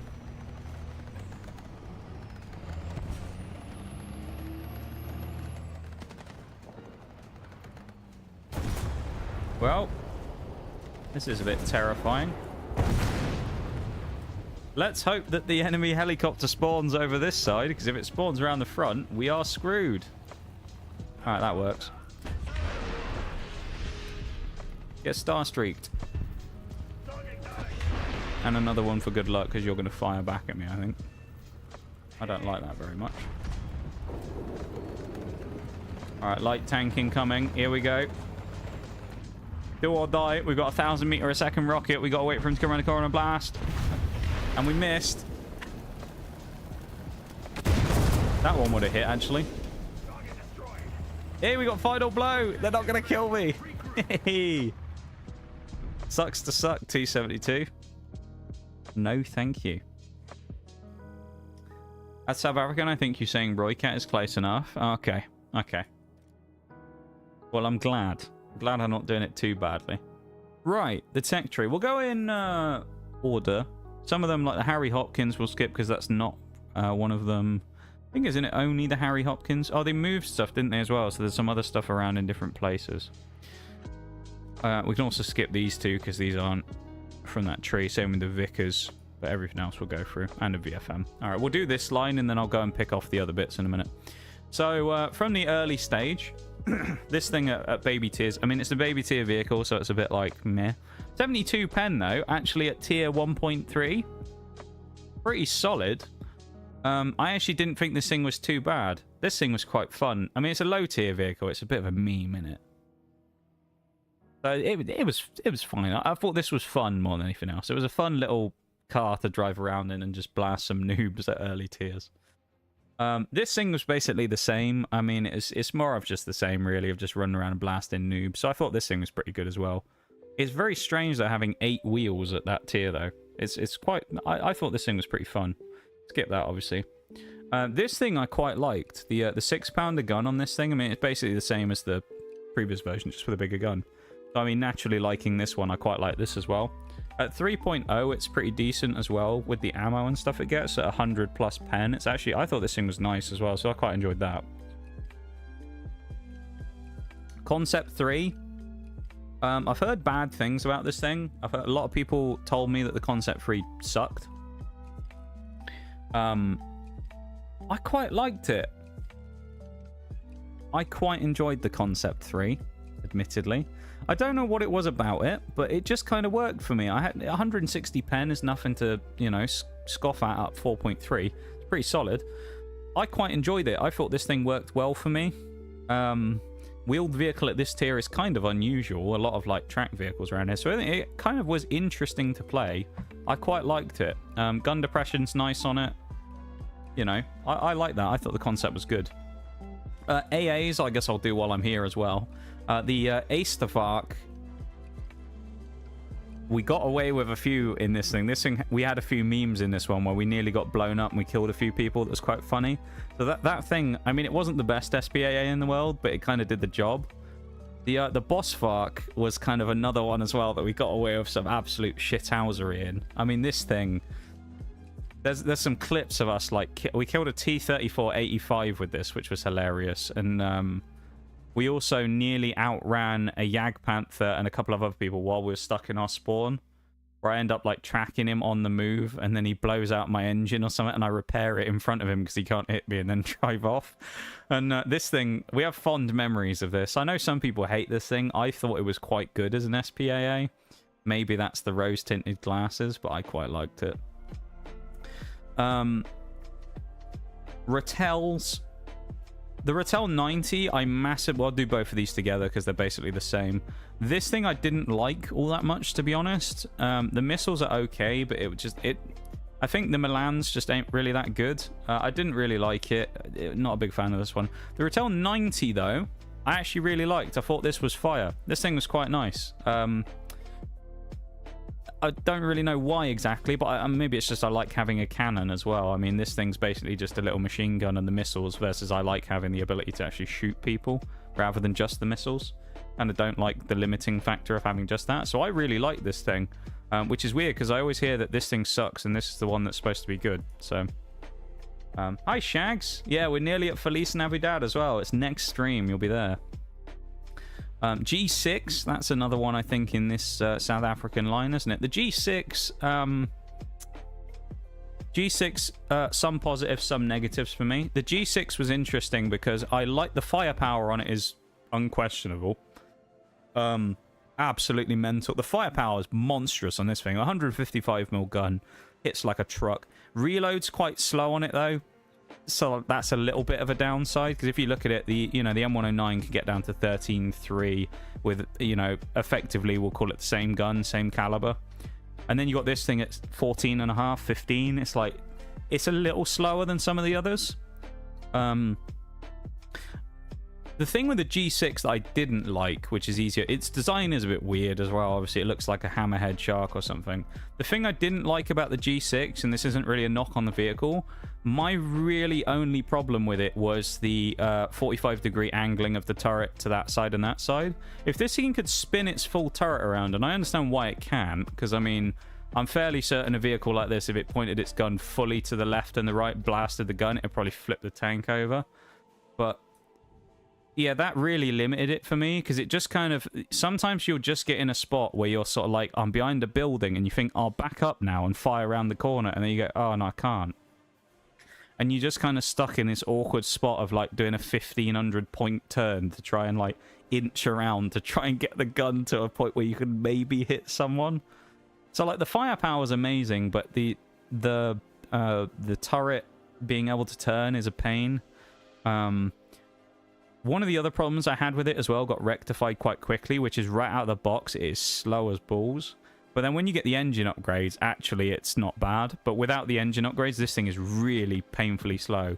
But then when it gets them, it turns into different animals. So I quite liked the G6. I saw the problems with it, It wasn't bad. There were things about it I just didn't like so much. Welcome Pred as well. 90 goes hard. Fuck the G20. Yeah, same. Or the Ratel 20. Absolutely, same for me. What a tank. Yeah, G6 is good. G6 is one of the best tanks I've used. It works so well, and I don't know why. I like it. If you were going to give me the option of playing that or the M109A1, though, I'd play the M109A1. Personally. Just because the tracks being able to turn and the ability to have the fully traversable turret, I would rather take that on the bigger, probably easier to kill box, rather than the G6 with its superior mobility. But I think that's just a personal preference. Like, it's one of those, you can pick either way. I just like the ability to be able to fully turn without being stuck behind a building, more so than the increased mobility on this thing. I mean, it's slightly smaller and sleeker as well, but so that's my 2 cents on that. The Elan 90, brilliant. I love this thing. It's such a little rat vehicle. It's just hilarious. People often look at you and go, oh, he's not a threat, and then you'll just pop out and kill them. This thing's hilarious. I loved this thing. For its tier, this ammo at this tier as well is actually disgustingly good. That's the other thing. 7.3, where Heat FS is actually still socially acceptable to use because it can actually kill things relatively consistently. This thing is vile at that tier. I love this little thing. I had such a good time. It's just a pocket rocket as well. It can do like what? 62 miles an hour, and when you get the engine upgrade, so it's got 170 plus horsepower. How heavy is it? 6 tons. You can get up to your top speed in about 3 or 4 seconds. It's hilarious. This thing's really funny. I like this thing a lot. I don't think there's anything else here until a little further up the tree. Okay, so now we're here. We'll do the Oliphant Mark 1A first. Brilliant. I mean, it's a Centurion. I already like the Centurions. This thing was mega. I really like this thing. I did very well in it as well. Massive fan of this thing. The gun compared to the other Centurions as well, with the 105 at 8.3, it's basically the same. I mean, it does get some slightly different things. I think it doesn't get APFSDS. Yeah, which makes it a little different than the others. I really like this thing, though. Big fan of the Oliphant. Massive fan of that. That was really nice. Things don't give 2 shits about what I shoot at. Oh, hang on. Let me scroll up real quick. Oh, there's the bloody magic thing there. See, I'd use the G6. Like a G6, Shags. I don't know. I would just use the M109 over the G6, but that's just a personal preference thing. I don't think one's necessarily better than the other. I think it's just a preference thing. Splash under all tanks, and it's GG's. I nearly got 6 nukes with it. Damn. Not bad. I do like those HE tanks, like the Chinese one.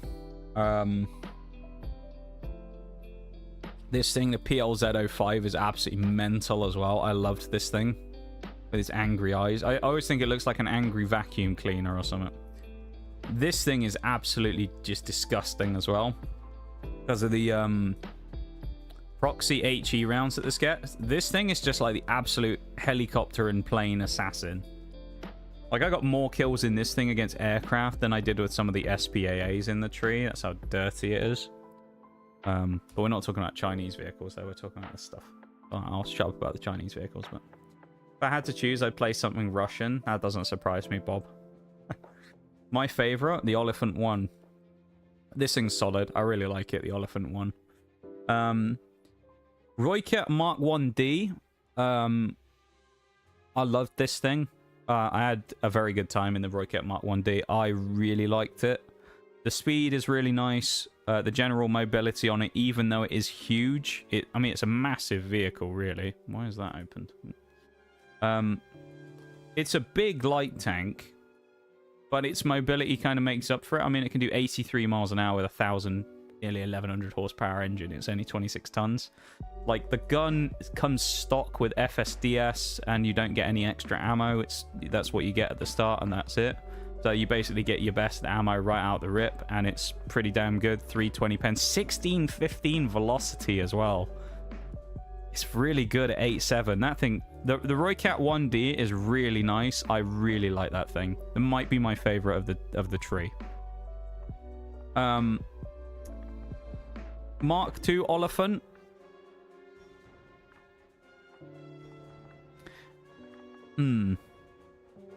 Didn't like it as much as the 1, I've got to say. The 1 was preferable for me. I preferred the Mark 1. I don't think the Mark II is bad. I just think that the Mark II tier for tier doesn't hold up quite as well as the other one. I think this thing at 8.3 just works slightly better. This thing at 9.3, you're starting to run into some really big threats, and I just didn't have as good a time with it. But that may also just be that I, wasn't playing as well or anything. My stats are still decent in it, but pound for pound, it just felt like this thing felt way better to me. Maybe that's just because 8.3 is a nicer tier than 9.3, I don't know. So I didn't dislike the Oliphant Mark II, I just probably preferred the 1. I still thought this was fine, though. Yeah, this is an interesting one. The Badger. This has actually taken way longer than I thought it would as well, but this is fine. Badger. What can I say about the Badger? It's I went in with very low expectations of the Badger. It's got a 30mm autocannon at 9.0. With the upgraded ammo, it gets 110 pen, I think. And I thought, this thing's going to suck. It's just going to be bad. It's big. It's not slow. It was quite sluggish at the start, but this thing was, you know, I'll show you again. This is a big tank. This is a big boy right here. And it's got no armor. It gets one-shotted by everything that hits it. But you know what? The Badger... I don't know if it was that people don't take the Badger seriously. I think people just kind of looked at it and went, oh, he's just a little light tank with no gun. He'll be fine. And it gives you the opportunity to kill so many more people. Because our first game in the Badger, we ended up getting hit really early on, I think it was. And we got absolutely crippled. It was terrible. And we just dropped like 6 kills out of nowhere. So, yeah, I don't know. The Badger just kind of... I don't think it's necessarily the greatest vehicle in the world. And when you look at it, it's got 0.3 second reload. And it doesn't have an autoloader like the Russian versions of things like the BMPs and stuff like that, right? So you got vehicles out here that are just better than it with its firepower, right? These things are just, you know, better because they can get shots out quicker. But I quite like the Badger. We just got away with shit in it. We just got away with murder in the Badger. Maybe it's not the best, but we got away with murder, and it was kind of hilarious doing it. So I'll throw the Badger in and say that was a good one as well, even though I don't think it's the best vehicle. TTT, or not TTTD, TTD. Jury's kind of still out because we're still going through it, but I will say I actually kind of like this thing. I mean, it just feels like a lot of the other ones. It feels like the Mark II and the Mark I. It's a bit bigger, it's a bit bulkier, and its turret is a bit more boxy and easy to kill. So, but then you can kind of say that about most things at this tier. Same with the Challengers. Like the armor on the Challengers just gets laughed at this tier, and people just blast you through the turret front. So I don't hold it against it. I think this thing is decent, though. I don't think it's better than that. Reload of 6.7 isn't great, because if you compare it to the Challies, I mean, you got 5.0, 5.0, 5.0 versus 6.7, so it's probably got a slightly slower reload. Admittedly, that's a 120. Well, actually, no, that's a 120 versus a 105, so you'd expect that this thing might even get the edge on it, but no. So, I mean, yeah, would you play the Challenger over the TTD? I think all day long you would. But it's not terrible. And then the final one is the MTTD Roycat, which initially I struggled with because I think it starts with FS rounds. Yeah, once I got rid of these and I got to the good stuff, this thing just started tearing up everything. So this thing is really nice as well. Kind of same as the other Roycat, except pound for pound, it's probably slightly worse because it's 1.0 higher. Actually, no, it's not. It's less than that. But it's 8.7 versus 9.3, so it's actually only 0.6. But the 0.6 does feel like it makes a difference because this thing facing 10.3s is a bit of a bugger versus this thing facing like 7.7s. It's, you know, some guy coming along in a little fox and you're just like, hello, and just blast him with your 76mm gun that just destroys people. So, yeah, the TTD, MTTD is good, but I think I preferred the Mark 1. That's just a preference thing. The premium one might be really good as well, I don't know. A 9.3 with the 105mm gun, this thing could be quite nice, but I'm not sure. So yeah, that's kind of my quick rundown of everything. I say quick rundown, I've been talking about that for like 15 minutes or something. That's my general rundown of them though. All in all, the South African vehicles, I thought most of them were pretty good. I haven't hated any of them particularly. Probably my worst, if you want to pick bottom one, Ratel 20 is the worst. I didn't like it very much, but that was more because it just didn't have a gun. And then my favorite probably the Mark 1 Oliphant. If you just based on meme value, the Badger kind of has to go in there as like a maybe as an option for the top one, but that's more just because it was hilarious and we got away with such bullshit with it. So haven't played it yet. I reckon I'd enjoy it. Yeah, I don't know. I think most people would enjoy the Badger. If you get the luck that I did with it, where people just kind of laugh at you and ignore you, then you just destroy people. If you just get focused, obviously, like in most light tanks, you're going to die. In realistic, where you're not as easy to spot, will it make a difference? I think it will. Probably Badger will work better and realistic because it's harder to see, even though it's about the size of a building. But you know what I mean. GG loves the Mark II. I had to hold him back from unsubscribing now. Sorry, Nox. I'll teach him that we can all have an opinion. I'll keep him in the basement for the extra day now. I just think it's not a bad vehicle, but tier for tier, the Mark I wipes the floor with it, I think. That's just my take on it. Everyone's experience of vehicles is going to be different, right? Like, there's times where people... I'll give you a good example of that. Mirage. When I was playing with Mirage, he unlocked the T72 M1 in the German tree. And I said to him, I was like, you got the Russian vehicle now, mate. You'll be set. You just be wiping the floor with everyone. And he had a terrible time with it for the first however many games he played while he had a Heat FS, because he was able to survive stuff, but he just wasn't really getting the kills with it. And it wasn't until he got the APFS DS rounds that it had the biggest turnaround where all of a sudden it became a killing machine. And it's like, it's one of those things, sometimes you just get it where, you know, you look at one vehicle and you go, I think this thing's really good and it's great.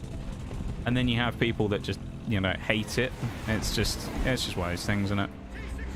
Sometimes you have people that hate vehicles, sometimes you have people that love certain vehicles, even if they're bad. I mean, another good example of that is there was someone I was talking about with the M41 Bulldog. I think it was the M41D. And someone asked me, they came into stream and they said, what ammo should I use for it? And I was like, well, whichever ammo you like more, right, probably is the option there. Use the one that you prefer. And they go, all right, I'll use it APCR. And I was like, are you sure APCR is the best? I was like, APCR is pretty shit. Are you sure? They were like, yeah, it's the best by miles. And I was like, you realize this thing is APFS DS, right? They were like, yeah, I really like APCR. Like, what am I doing? Why did I drive forwards there? I should have just backed up. I mean, this is just fucking stupid on me. Well, actually, it is, but also the enemy team's really, really heavily gone into the cap, so it's cut off the angle I was at completely.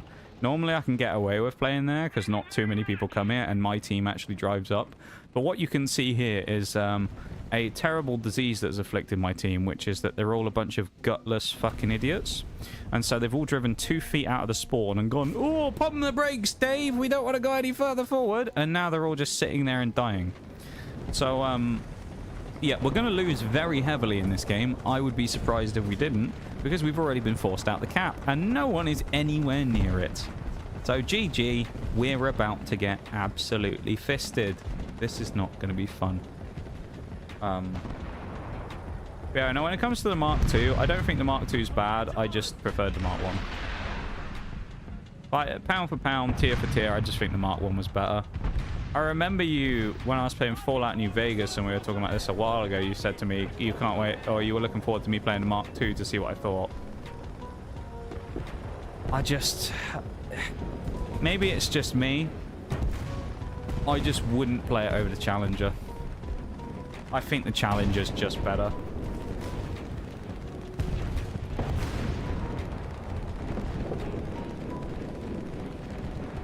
So yeah.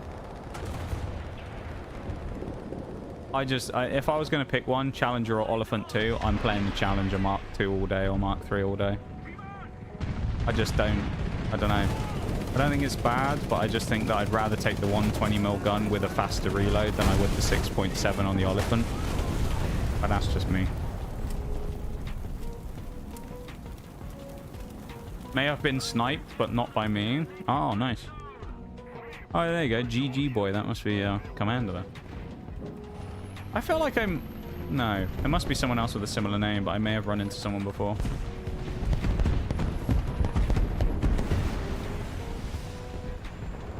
I've run into someone with a similar name before. But it must be someone else. Oh god, I left the stream to take a call and forgot to watch the stream for 4 hours. That's crazy, Tugboat. You managed to accelerate time, because I haven't even been streaming for 2 hours yet. How'd you manage that? I think you traveled forwards in time, 2 hours in the future. That's insane. What happens in the next 2 hours of stream? Do we get loads of kills and have a good time? Can you tell us the teachings from the future? Oh, you remember me? No, I don't remember you, mate. Never heard never seen the name Shaggy Dog 83 before. I don't remember you. Nah, no idea who you are. Well, I don't know why you have those badges next to your name either. That sword badge. I don't know how you managed to get that one. Must be a hacker or something. It must be a...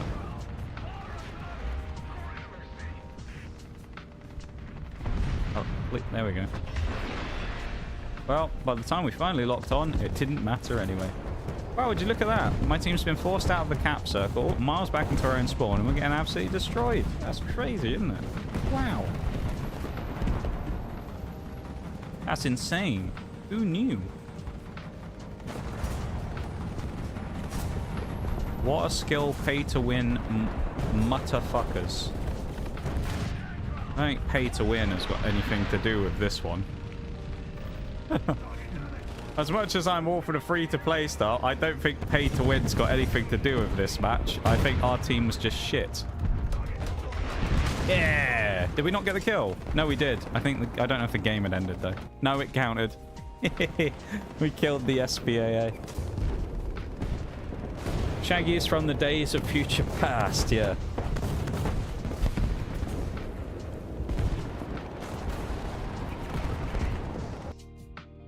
Thank you for being here, everybody, as well. I just realized the time, so we are ready for our second break of the stream coming up. So thanks for being here. We will chill for a second here, just in the almost said in the cap, in the hangar, just while we wait. We'll have a just quick poker what we're doing. Obviously, we haven't come particularly far in our XP so far today. A lot of that though is just due to the fact that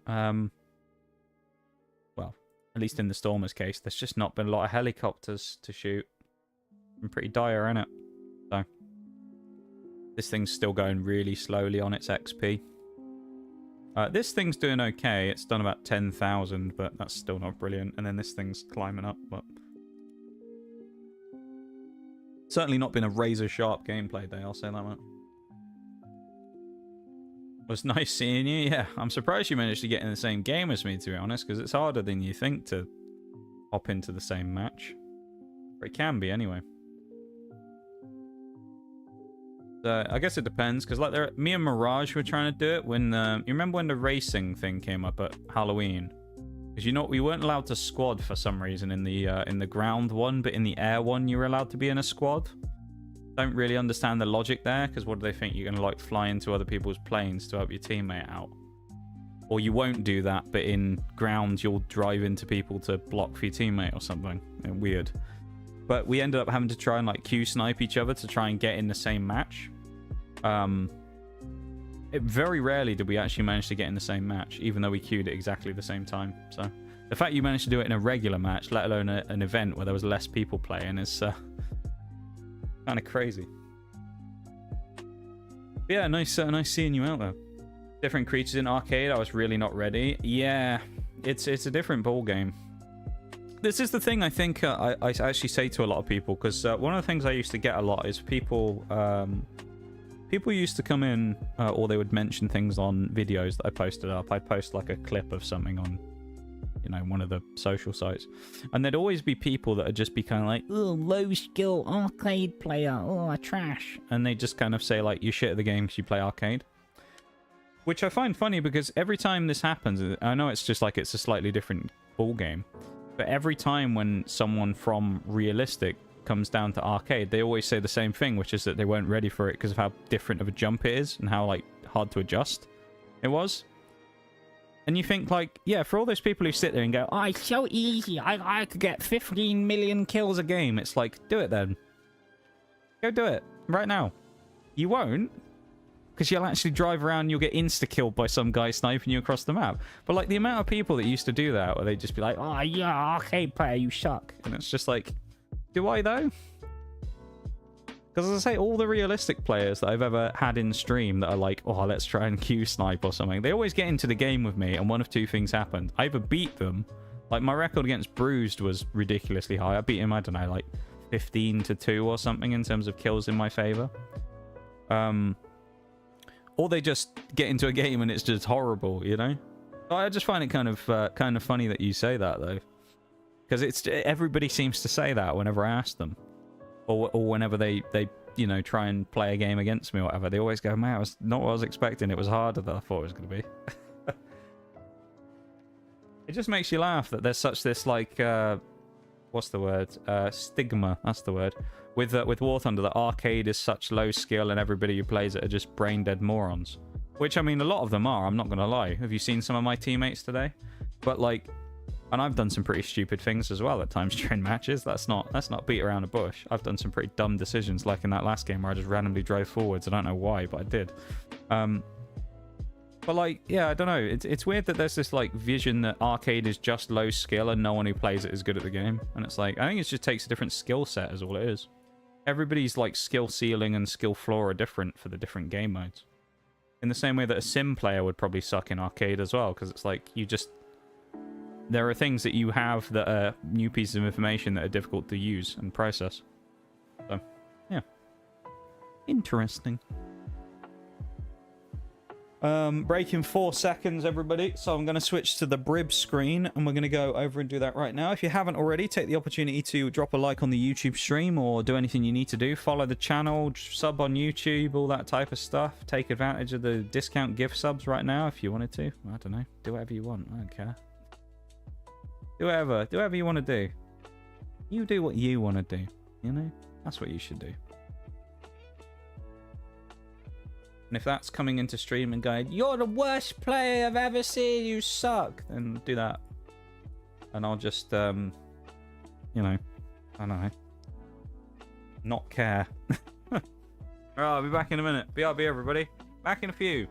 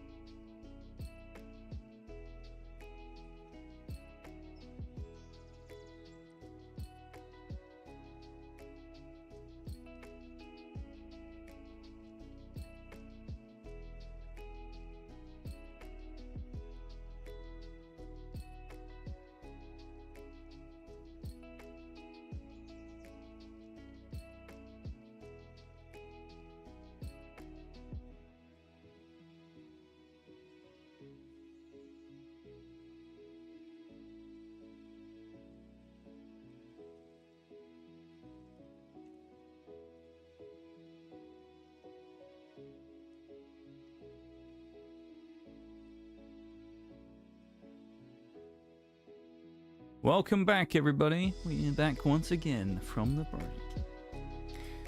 Whichever platform you're on, welcome back. Of course, there's a link in the chat for you all if you haven't already gone over and dropped a like on the YouTube stream. We're at 6 currently.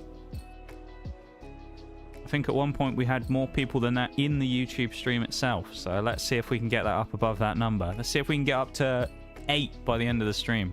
Go on.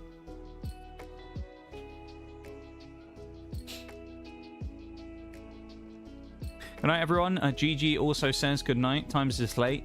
Times is late indeed. Wow. Yeah, you guys are like slightly... You're like an hour ahead of us, aren't you? I think you're an hour ahead of UK time in South Africa, right? Don't forget, like and sub on YouTube. True. And on Twitch as well. Follow and... What's the equivalent of YouTube? Follow and... Prime. There you go. Follow I can't and Prime. believe what I'm seeing. Hey-oh. I'll get to that in a sec. Hang on. I'll just finish this message. Pet the goat and bring your black capes for the evening mass on Tuesday. Thank you, Bob and GG. You guys have a good one. Thanks for hanging out. Appreciate it. Thanks for vibing. And GG, thank you very much for the... What a follow as well. Much appreciated. Thank you very much. Fucking hell, that was cheeky, wasn't it? I just fired a bloody missile right at the start of the game. The God of Gods. Oh dear. I'm fighting like... I don't know. Something crazier. The God of Gods. Hell of a name, isn't it? But yeah, thank you so much for the follow. And yeah, it's nice to see you on both platforms as well. I appreciate it. Look at you being a model viewer of the stream. Getting involved in both streams as well. Look at that. I appreciate that very much, man. And I hope you have a wonderful rest of the night, you and Bob. And yeah, thank you so much for hanging out. I appreciate it. You guys take care of yourselves, yeah? And I'll be back on Tuesday to see you again, maybe. Who knows? Well, Outer Worlds. Ow. That was mean. How do I not put in the front of a Z? He's at 96. He's got the armor of a... Oh, dear, man. And I died to that through my composite armor. Oh, okay. Russia. Strong Russia. Very good. Love that for me. He just penned through the front of that like a Chinese sweatshop t-shirt is what just happened there. Unbelievable. I feel sorry for those kids that have to work in those places. It's fucked, isn't it?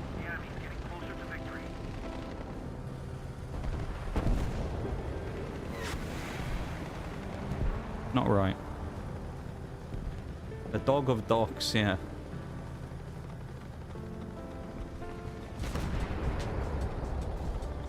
God, the temptation to fire a shot at him in the OSA just to kill him.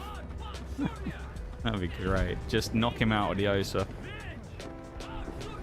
How you doing, Shags, as well? I don't think I actually asked you, did I? How have you been, man? Hope you've been having a good day or two. This weekend, have you had a nice Friday and Saturday? Done anything nice? Been out doing, I don't know, Christmas shopping or something? You've been out with the missus doing something nice? Well, a nice date or something? I don't know. Assume you guys still go on dates, do you? As a married couple, do you guys still have like a... Yeah, that's a question, Shags. You guys, do you have like a registered like date night thing that you do? Where you sort of, you do things like that? Hey, well, this turn circle is actually surprisingly good considering it's the size of a school bus. Look at this. It's able to do kind of donuts. Look at this thing go. I'm amazed that it's able to turn so much. It does have this weird dual suspension there where its back wheels also turn. And I also love how the AMX-30 was somehow unable to get out the way of me there. He just clips the side. It's like, you're an AMX-30, man. Drive around the fucking side of me. He's only going over there to snipe as well.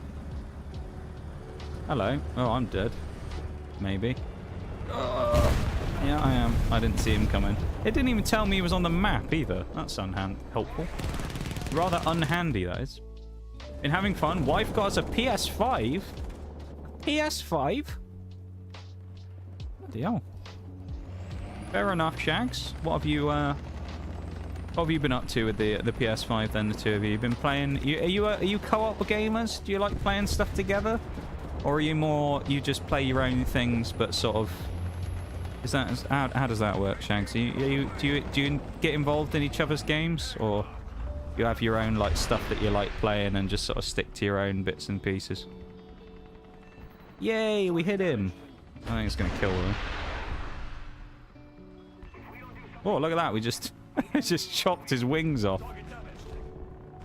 We just hit him with a box cars there. Look at him. No! He just flies into the ground. Please no. Oh, that was a rough landing. Currently playing some Fallen Order. Ooh, okay, good game choice. Fair enough. Something I played on stream. Never gonna 100% it though, so don't ask me. Not a scheduled thing, but we do go out for fun stuff whenever we can. That's what I love to see, Shags. I think, do you know what? I think that's a key to a good relationship between people, is still having those same little bits, isn't it? Because I think I'm about to spew some wisdom here about something I know literally nothing about, because I've never been married in my life. But I feel like when it comes to those things, probably, I feel like part of the key is still keeping some of those things going that you did back when you first sort of met or whatever. Isn't it? You concur, Shags? You think I'm right about that? That, like, still going on dates and stuff like that is probably a good thing to do even when you're married? Because I feel like a lot of people just kind of click into that, like, things are different now, and then things fall apart, you know? Not that I really know what I'm talking about, but you know what I mean. I don't know why I even fired that. It's never going to hit. People almost become complacent, I think, sometimes in marriages and things like that. And they forget about the things that made them enjoy spending time with each other in the first place. There you go. Look at me being all insightful and having words of wisdom today. See? I know what I'm talking about.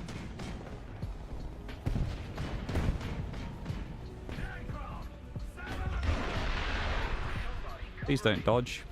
Thank you.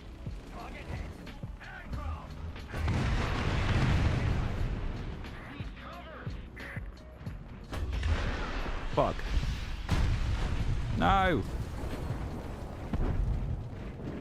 Everyday life can be stressful, what with paying bills and taking care of the house, so yeah, doing stuff we both like is really important. See? See? I know what I'm talking about. Not really. But still.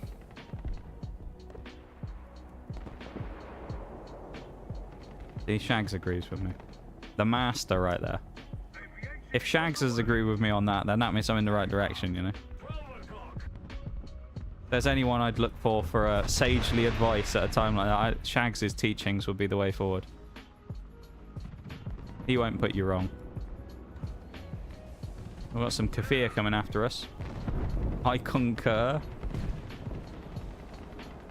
What we'd love to see. He backs himself, this Shags. He backs his knowledge.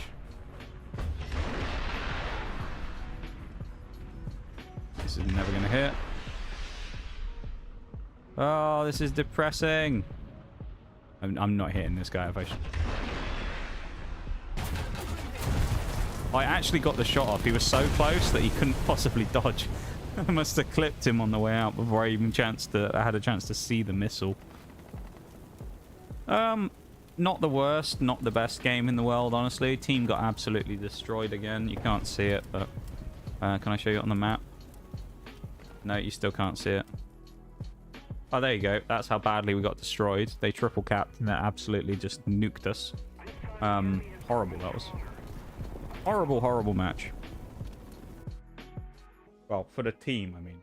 For me, it was okay, but, you know. Team got absolutely busted up. Pitiful XP.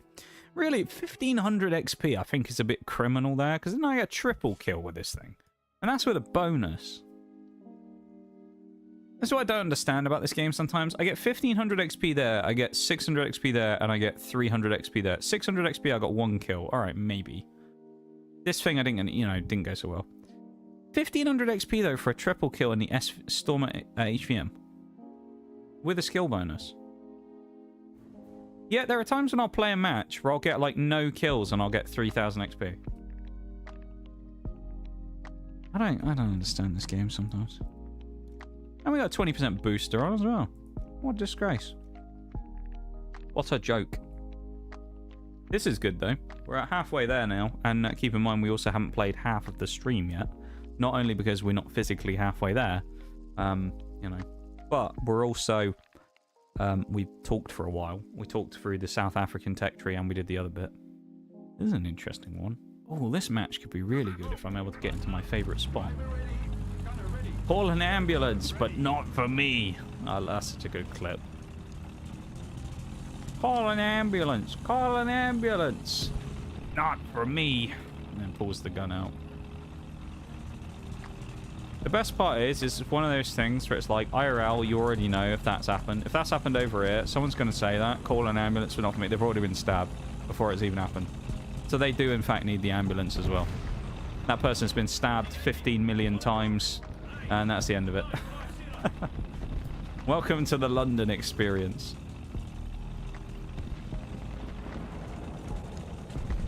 Goes to ask someone what the time is because you've forgotten your phone. Excuse me, mate, what's the time? You've been stabbed 5 times. That's it.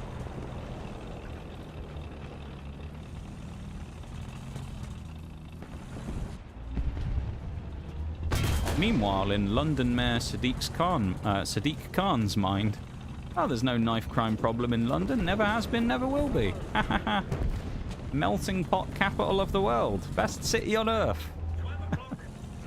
I'm not so sure most people agree with you, Mr. Khan. I think you might be talking a load of bollocks there, but there we go.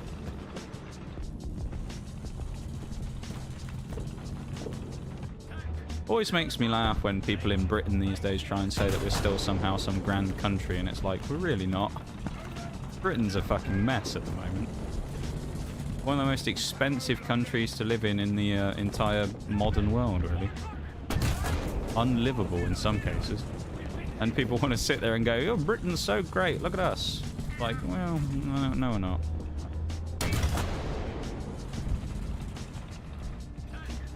Personally, never been stabbed there. So far, so good. You're alright, Shags. I'm glad you haven't. That's a good thing. Let's hope it stays that way. It depends which areas you go to, in fairness, though. Like, certain areas, kind of, it's obviously not going to happen as much. It's more, you know, unlikely to happen. Like, if you think about, like, areas of London, I'm not sure how familiar you are with it, Shags, but you think about somewhere like Mayfair, right? Mayfair, you're probably not going to have as many of that type of thing in. You might have more muggings or something. I don't know, because, I mean, Mayfair's where all the rich people live. But, you know, compared to somewhere like, I don't know, Brixton or something, you know? One of the kind of places that's a bit rougher, and in different parts of London, you're going to get different things. So, yeah. I mean, it's sad more than anything, right? Because, like, at the end of the day, it's disappointing that that's what it's become, but I think the reality is that a lot of people in this country will look at it and they'll say that things like that aren't, they kind of like don't acknowledge their existence. They say, like the mayor of London who goes, yes, London's such a great city and it's got all these great things about it, while people who live here are like, yeah, why is the crime rate so high?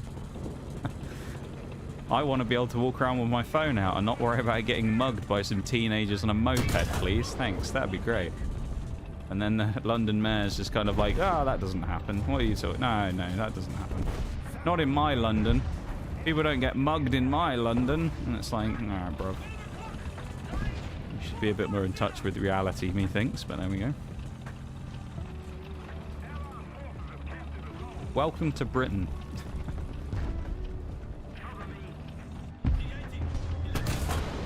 We just lie to ourselves, tell ourselves things will be better, knowing they won't. Heard Seven Sisters can be pretty dodgy. Haven't visited though. To be fair, there's a lot of places that are quite dodgy these days, depending on which parts you go to and things. I mean, it also depends what you do. Like, I've seen stuff like this before where people will say about, like, you know, they'll get people who've been kind of locked up for that type of stuff, and they'll talk about, like, the type of people that they would generally target. And it's like, usually they'll go after people that they think are, like, tourists who sort of don't really know any better. And a lot of the times they'll leave people alone that are kind of like, you know, they look like they're doing something with a purpose. They're walking along quite quickly and are kind of focused on what they're doing. Because those types of people, you know, are a lot more difficult to kind of deal with, I guess, in those situations.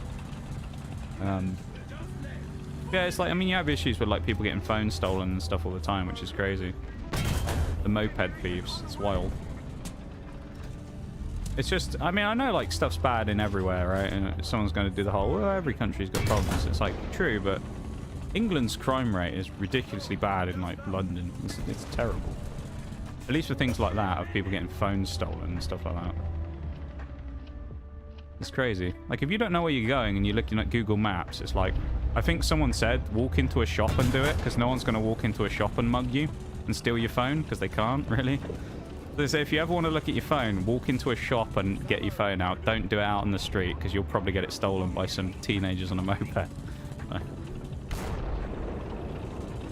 Hello, do you know how we turn on the azimuth? I have no idea what you're talking about, Dark Commandant. I'll be honest. I have absolutely no idea. I have no idea what the azimuth is. So unfortunately, I do not. Literally no idea. The V key. The V key. That's what I've heard, because I absolutely know. Yep, V. That's it. Don't listen to me, alright? I have no idea what I'm talking about. I'm not at liberty to give out information. My lawyers have told me to stop speaking at this time. No, I have no idea. I'll be honest, I don't know. Do you come from a place with considerably more crime than the UK, so it feels a bit easy to me? That is true, Shags. I think from some small bits of information we've talked about over the years and piecing things together just roughly, I do know at least the country where you're from, which you are correct in that it is kind of notorious for, at least in certain areas anyway, as far as I'm aware. Maybe I'm wrong, Shags. Is it the whole country, or is it just particular places?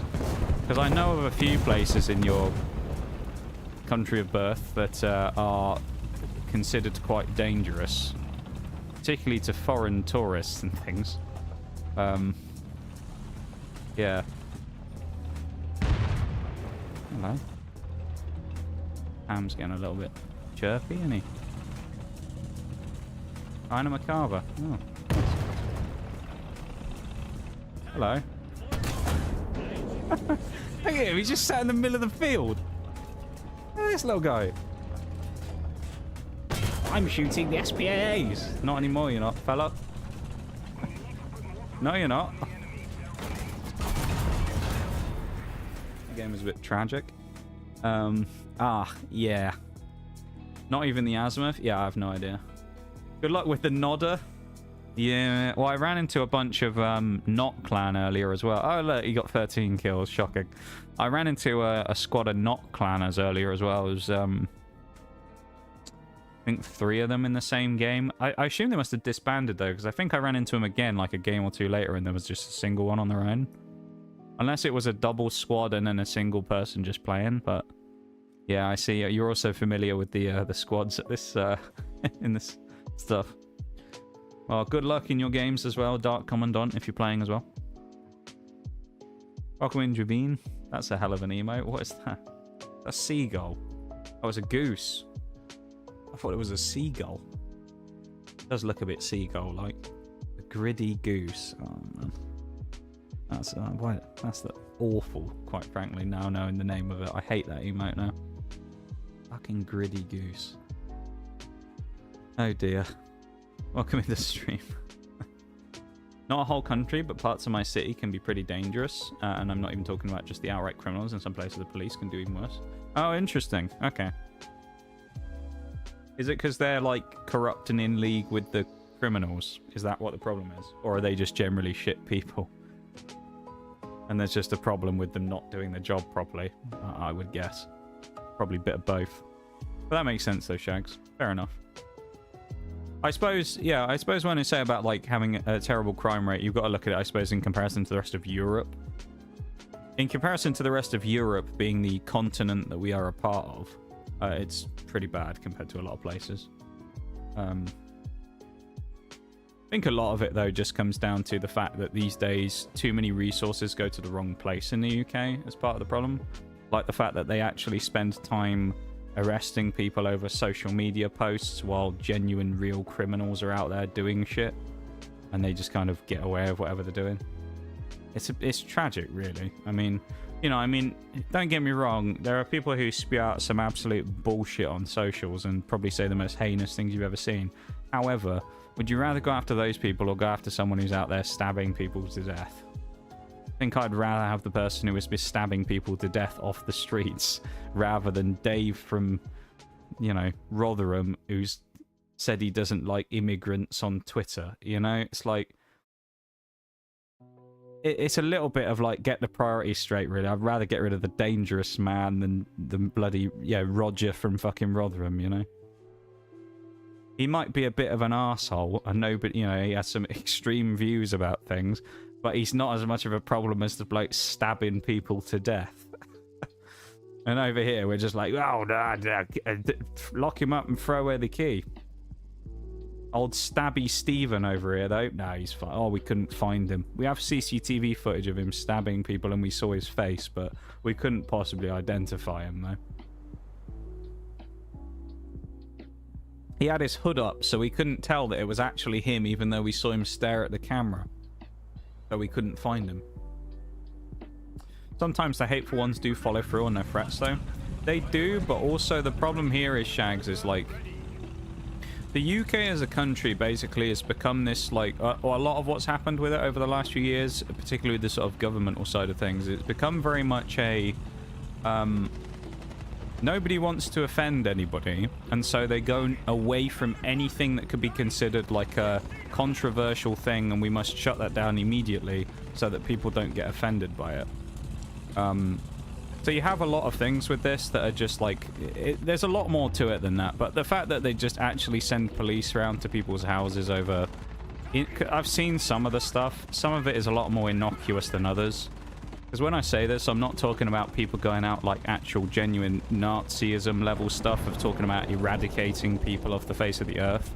There'll just be people that will just say like, oh, not a big fan of these foreign people coming in, and, you know, they'll get a knock at the door the next day, and it's just like, have we not got bigger problems to deal with right now? Like, you know, gangs of people abducting small, you know, small children and young girls and using them for sex trafficking.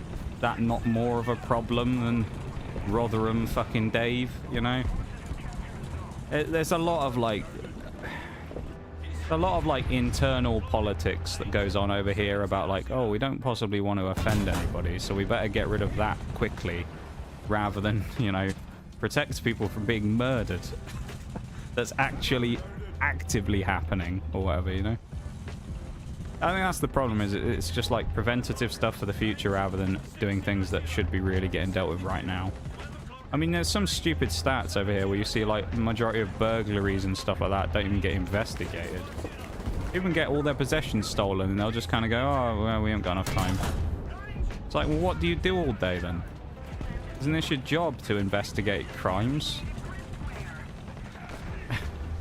Like, what? I don't know.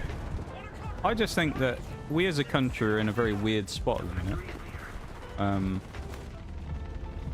There's also a very anti-Britain government, really, that we have at the moment, who seem to be doing everything they can to piss everybody off. So, regardless of however they sit on the political spectrum, they seem to have pissed just about everybody off. So, yeah, it's an interesting time to live in Britain, I've got to say. They've pissed off rich people, they've pissed off people who don't have any money, they've pissed off people who invest money, they've pissed off people who save money, because they put caps on how much you can save now a year before you start getting taxed on your savings. They've pissed off people who have already retired because they want to tax their retirement money now, even though it's already been taxed before they put it into their retirements. There's a lot of people that are very angry in Britain at the moment. For various reasons.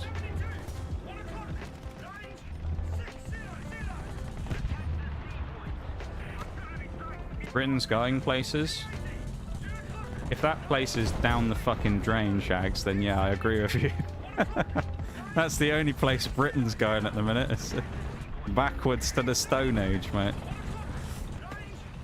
We're not really, we don't seem to really be doing all that well for ourselves at the moment. The economy's a fucking shambles.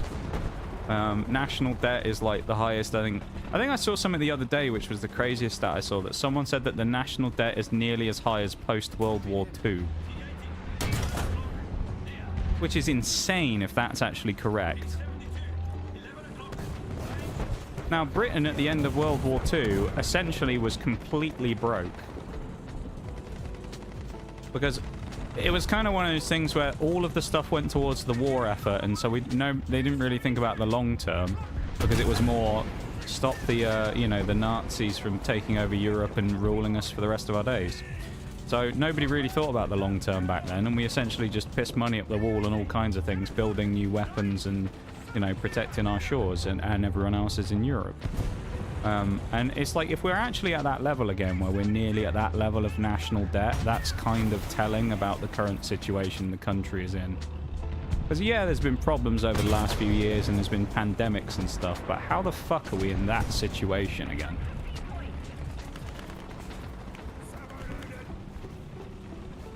Down is a direction in it. Oh, yeah, I didn't say you're wrong, Shags. But that's the destination we're headed to at the minute, is backwards about 50 years. So, I don't know. I would love to sit here and say that everything in England is all fine and dandy and there's a great future for people like me, but I think the sad reality is there isn't really at the moment. People like me who work general normal jobs, or in my age bracket, I mean, who work normal jobs, people who are my kind of age, things like that, just don't really have particularly great prospects for the future at the moment. Property is almost nearly impossible to get into. People don't earn enough money to barely even live for the majority of things. Like, minimum wage is going up, and some people go, yay, minimum wage is going up. What's also going up with it? Other taxes.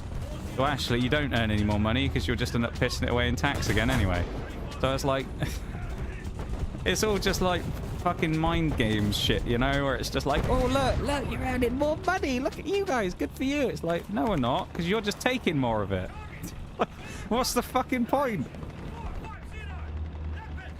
I don't know. It just annoys me, man. And you'll see shit where, you know, they'll come out and go like, oh, we're freezing energy bills. And it's like, great. You should have done that 4 years ago before they went to, like, astronomical levels. And then you act like you're doing people a favor. Like, fucking hell. I don't know. As your average person in Britain, the general cost of living is probably the largest problem we have. It feels like only now people are starting to go, oh, we should probably do something about that. And it's like, yeah, okay. We haven't done nothing about it for the last several years, and now we care. Like, okay.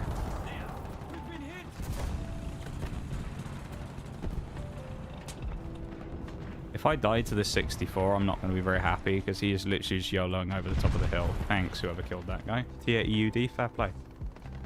Remember the story about garden railings in London being made of war-era stretchers? That doesn't surprise me at all. I mean, Britain had nothing, essentially, after World War II. We were not in a great position. As I say, we were so broke, it was unreal as a country. But we came back from it steadily over time and, you know, sorted a lot of stuff out. I think a lot of it with the problem with World War II stuff was because we owed so much money to other people, you know? Because, I mean, we had deals with America and all kinds of people about different things we were going to help pay for and do stuff like that, and it just ended up biting us in the ass because we had so much debt to pay back. Buying, you know, like US Shermans and stuff like that, and then spending more money after buying them to convert them to British spec with the Fireflies and things like that. But now, Britain as a country right now is just in a really horrible spot for your average person. And then I see all this weird shit all the time, which makes me laugh, that people talk about leaving, right? And, like, people my age will say, well, why don't I just leave and go somewhere else where I can get a better life for myself? And then you'll get people out there that will be like, oh, these people who are leaving are traitors to their own country. And it's like, what the fuck are you talking about, honestly? Like, some people just want to live their life and just want to have as enjoyable a time as they can for their existence on the planet. They don't want to live constantly in a situation where they can't make enough money to pay their bills. Why not let them just go off to another country? Very weird. We have this very... People in Britain generally have this very miserable attitude about things, which is... we're going to complain about something, but as soon as someone says something like, oh, I'll go somewhere else then, it's like, no, you have to stay and be miserable with us. You're not allowed to go. You know, it's just like, I find it so strange. That over here, it's like, people bitch and moan about everything, and then when someone proposes a solution to it, everybody's mad because someone's found a way to do it that other people can't do. You know? And then it's like, no, you should feel an obligation to stay and suffer with everybody else. And it's like, no. I was talking about this very thing the other day because I was having a chat. Me and Oreo's dad had we had a long chat. We'd never actually sat down for a full-on chat before. Me and Mr. Cow, and we sat down. We had a nice conversation this weekend. We just sat down and had a bit of a chat as mates, and because we get on pretty well. And we were just talking about all kinds of stuff. And I said, like, if you looked at what I used to do in the lab, I could earn significantly more money if I did the exact same job in America than if I did it here in the UK. Like, okay. Let's just forget for a moment that the T-72 driving into me. Let's just forget for a moment that that guy could have seen me coming as he was facing me while he was in my blind spot. So all he had to do was go, oh, and drive slightly to the left to dodge me. But instead he piles into the side of me and then goes, you fucking idiot, and shoots me. Like, okay. Could have driven around me, but still. But yeah, no, we were talking about stuff, and it's like situations like that are just kind of hilarious. How the UK's like expenditure and money and the amount that we pay for things has consistently kind of crept up with America's, except the wages haven't. There's something ridiculous like GDP-wise, I think it's per person. America, each citizen earns something like 50% more yearly revenue than a British person. It's just, there's a lot of things like that that just, like, don't really make sense. You know? Well, we're just kind of, like, in just a really bad spot, and nothing's going to change because they can't really tax people more because people have already been taxed past the point of breaking point.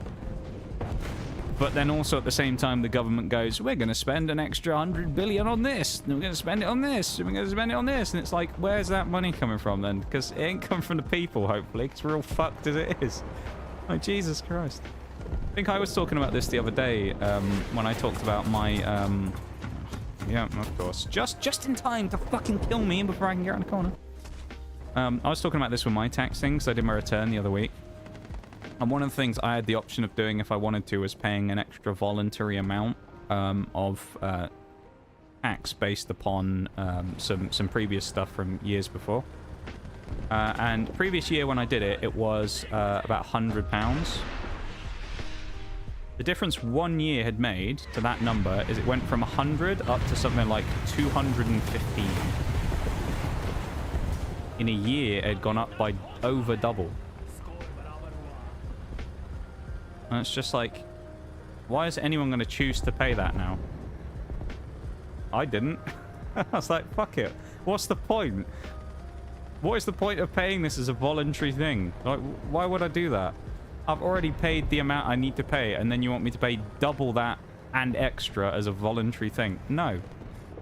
No thanks. I already pay my bit. I don't want to pay for everything else as well. But we ain't hitting this guy. We can't even fucking see him. As we died to someone over there who has a T-72 sat next to him. Or in a position that should have been able to kill him. And he's killed us. That's great bada boom. We played against him the other day. Do you feel Brexit had an effect in the current shit state? For someone watching from afar, it looks like it kind of backfired. Yes and no, but in different ways than people probably would expect. Do I think it put us in the situation we're in now? No, I don't, actually. One of the things that a lot of people will say is that it happened in name only because the deal we ended up getting with the Europeans at the end of it was pretty poor. And a lot of people will say that it would have been better off in a lot of cases if we'd have just kind of done our own thing and said fuck them and left it. I think what a lot of the problem that we have now is we're kind of still half in, half out with some of the policies and things in Europe, meaning we spend so much money a year giving them money for leaving. It doesn't exactly help the situation. Did it directly cause that? No, but I think it's kind of like because of what happened with the deals and stuff that were done afterwards, I don't think that helped. This is some stupid number, like we spend like, I think it's something like 7 billion a year we pay them for leaving. Now it's like, don't get me wrong, I'm sure that they want us to pay that money because we're a sizable economy at the time that left from their organization and then required somebody else to foot the bill for stuff instead of us for once. Because let's be honest, the European Union always are a bit tight and nobody really wants to pay other than the same 3 people who always end up footing the bill, and everybody else is broke so they can't. So it's like the same 3 or 4 countries that end up paying 90% of everything, including us at the time was one of them. And then when we left, we end up paying a massive amount of money to all of them to still be half stuck in some of their own stuff. You know? Like, one of the things, this is a thing at the time, whether people agreed with or didn't agree with, one of the things that people said is that or part of the reason people voted to leave the organization in the first place was because they wanted the freedom to control Britain's own border rather than be told what we can and can't do by an outside organization, right?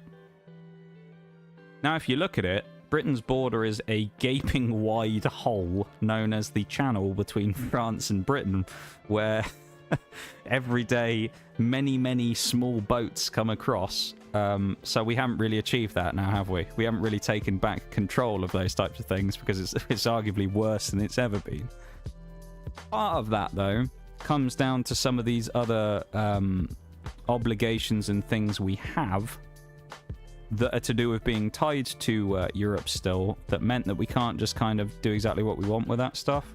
One of the big ones that people always talk about is the ECHR, the European Court of Human Rights, which essentially part of that doesn't allow certain people to be just straight up deported if they come over, you know, by throwing their passports and stuff in the sea and then just appear at British soil. They aren't allowed to be sent back to France specifically. There's been a lot of stuff like this going on for years of trying to fight to reduce the restrictions of things like that so we can actually do things for ourselves. But essentially what a lot of it comes down to is there's still a lot of like baggage from that leaves us in a not so great position. I don't know if it was a good thing in the long run or not. I think the idea of it potentially could have worked, and there are certain benefits that we've gotten from it, probably.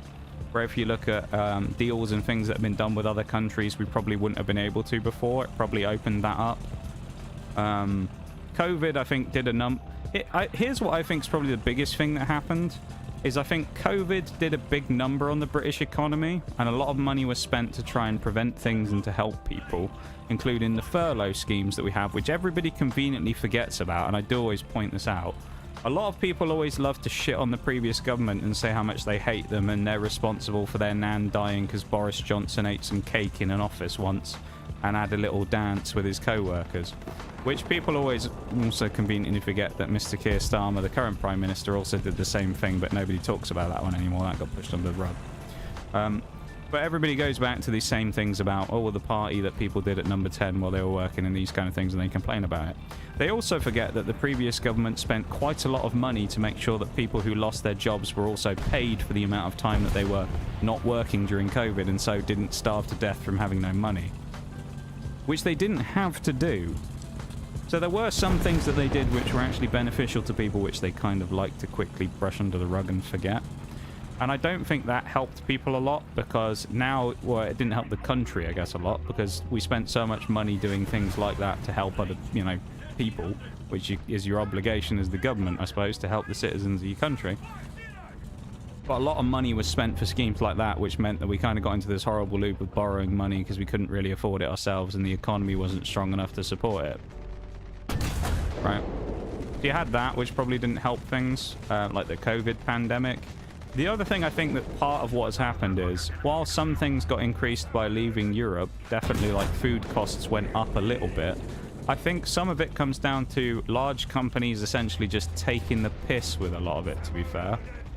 Where you'll hear stories from farmers and people that grow things in Britain where they'll get paid quite literally fuck all for the stuff that they make.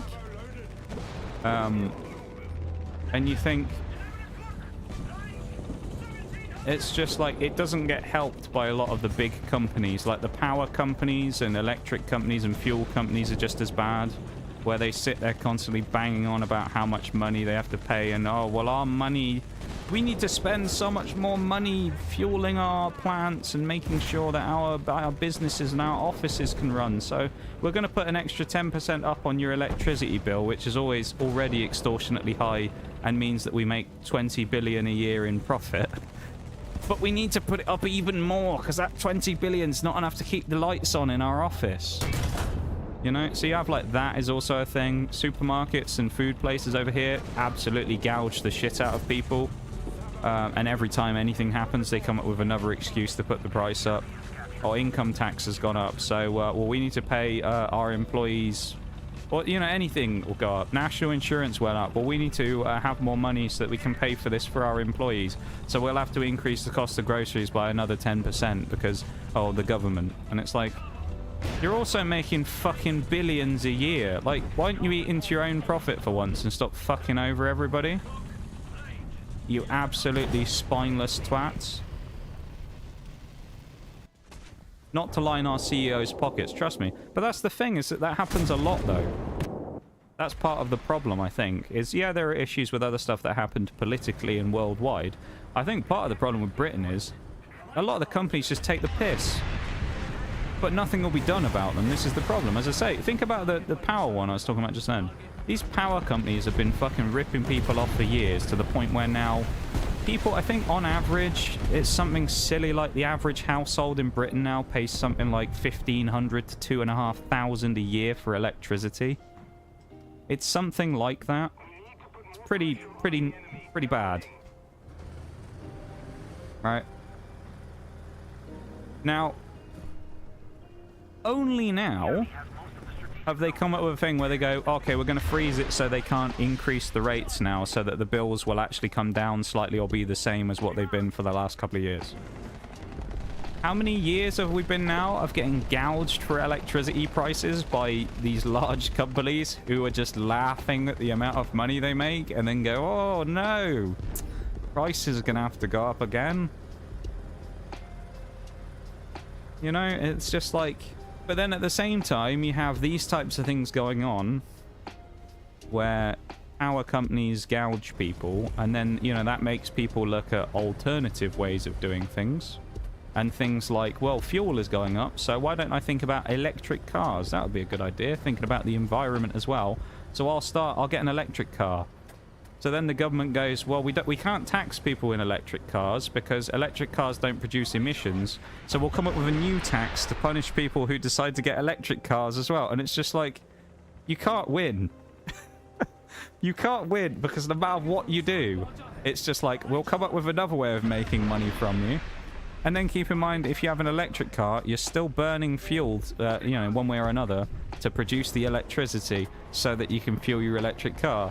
So those fuel companies and power companies are still basically bending you over anyway. And it's just, it's one big clusterfuck, man.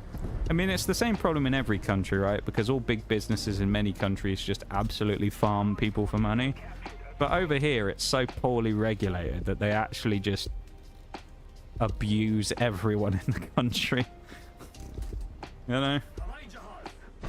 And then they actually have the gall to sit there and be like, oh, well, we're changing our thing so that there's different duties on your bills now, so you're actually going to be saving money. We're doing you a favor. And it's like, are you?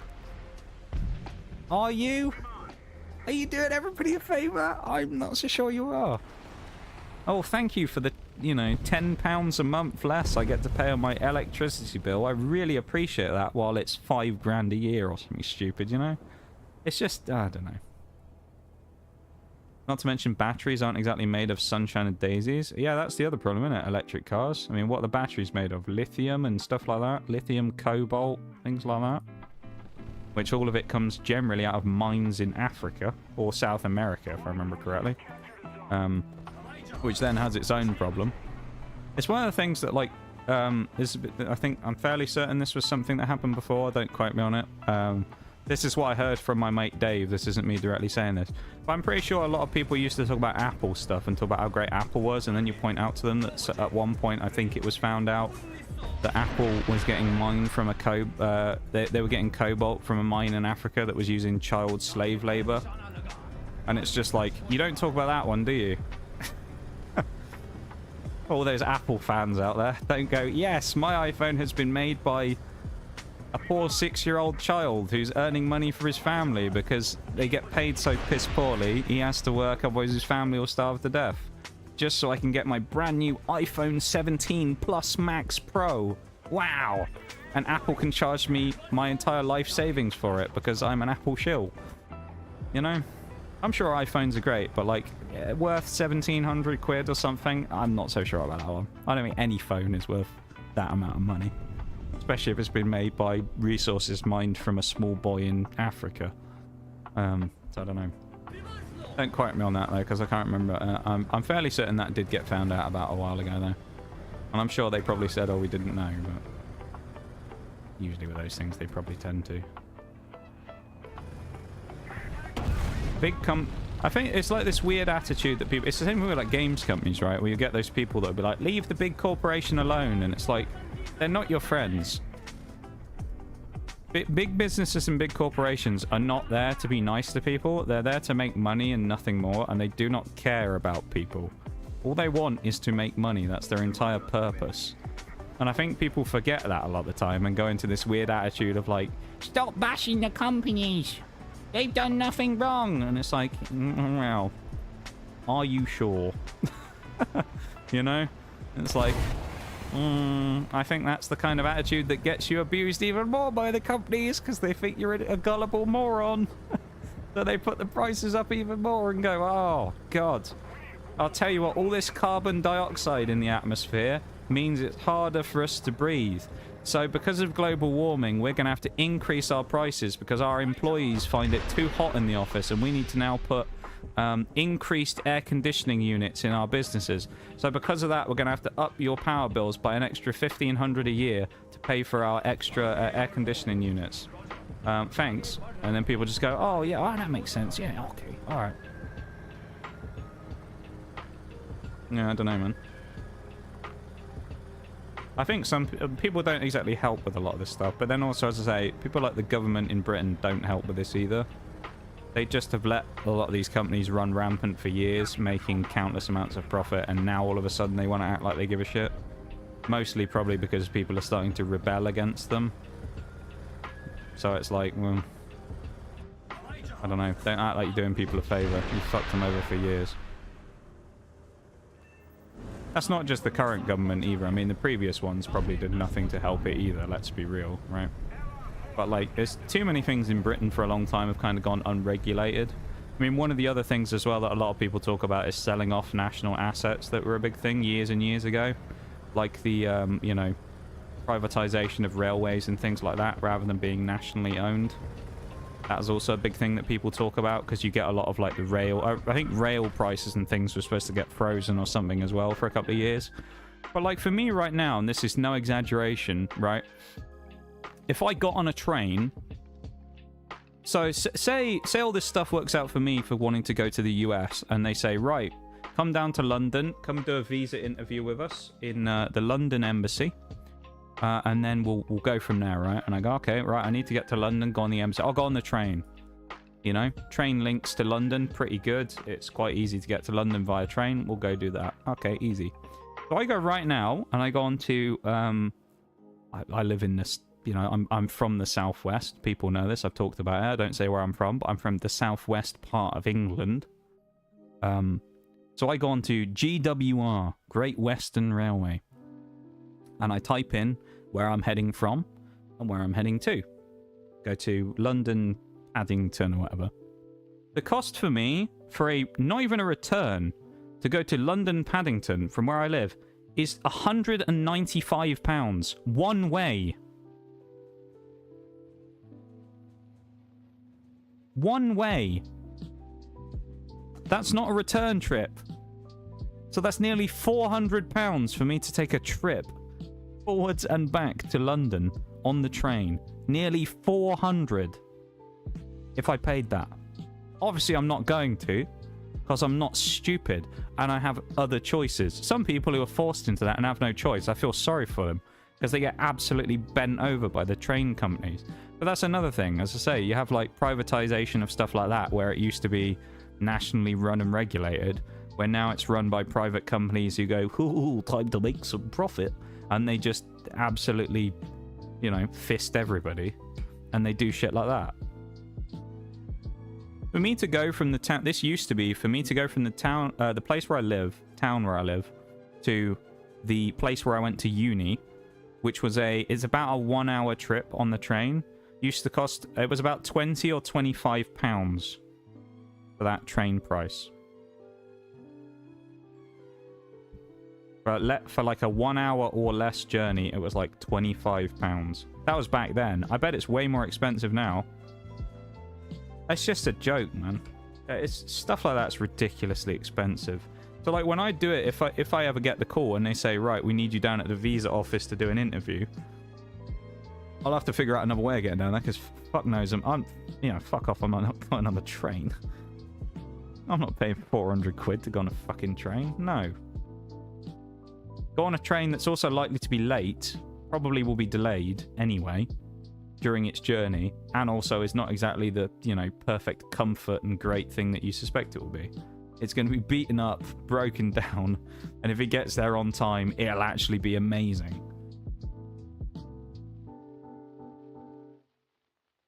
Amount of competing train companies in the UK is mental. Oh yeah, there's loads. Some of them gone out of business as well. They also, a lot of them, the way it works, if I remember rightly, I'm not an expert on this, I think they buy like areas as well as a thing.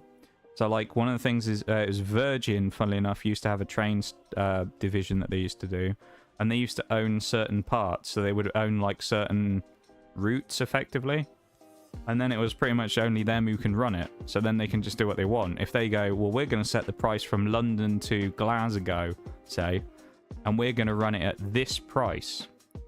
It's not like anyone could come in as competition and go, well, we also run this route. It's basically you go with Virgin or fuck off.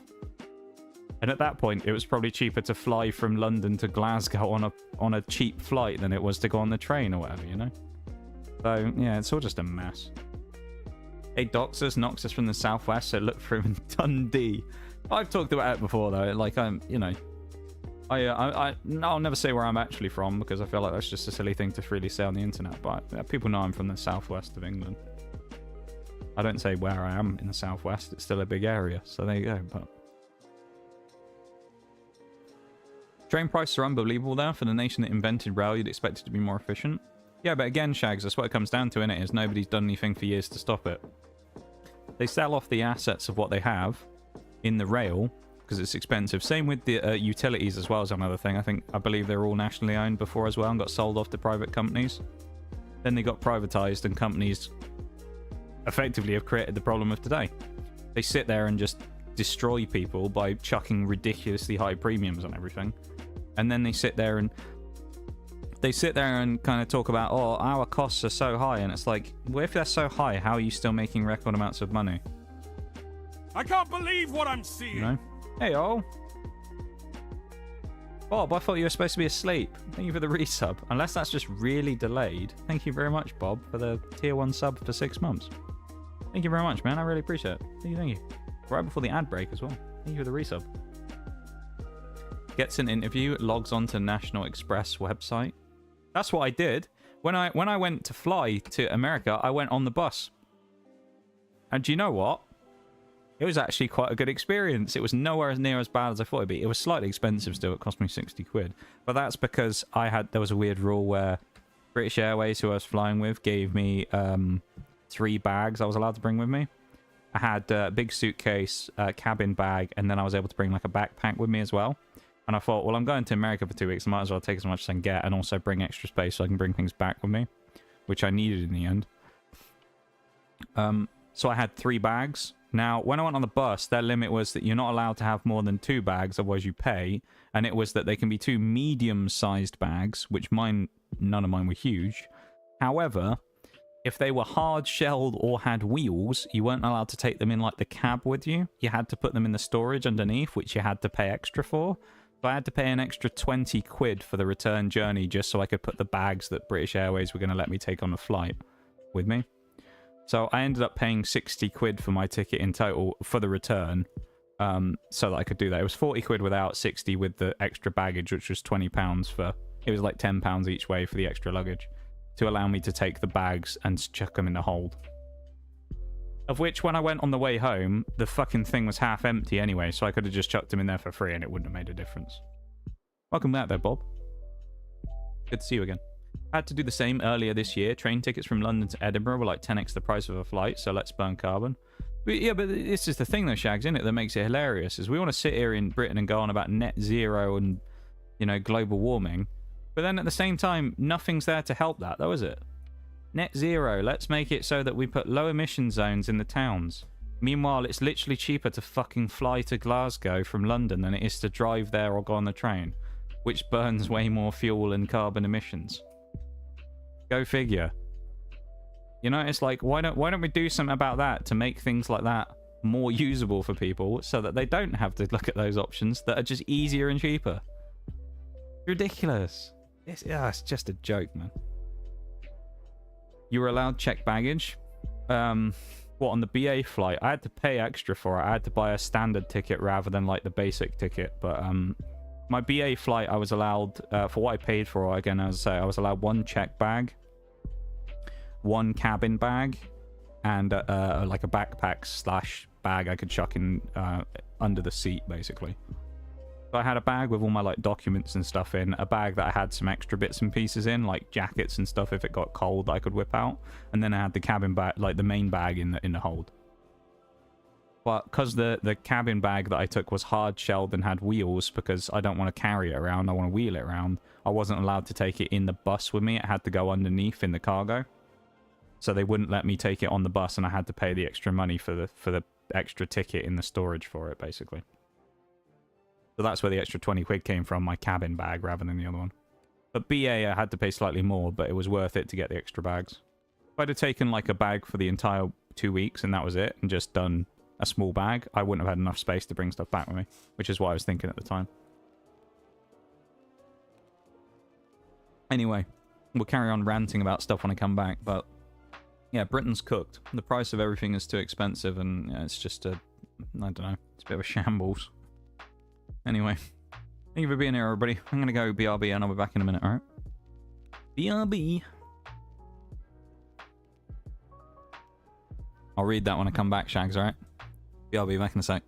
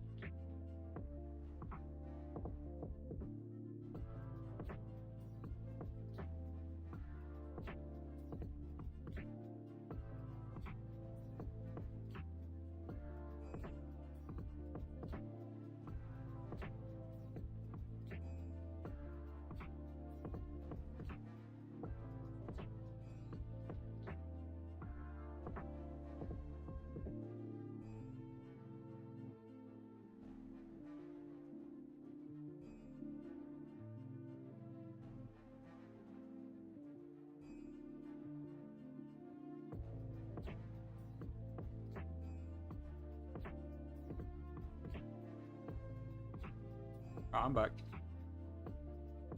Some years ago, we had a rule that forced airlines that fly from here to allow each passenger two 32-kilo pieces of luggage.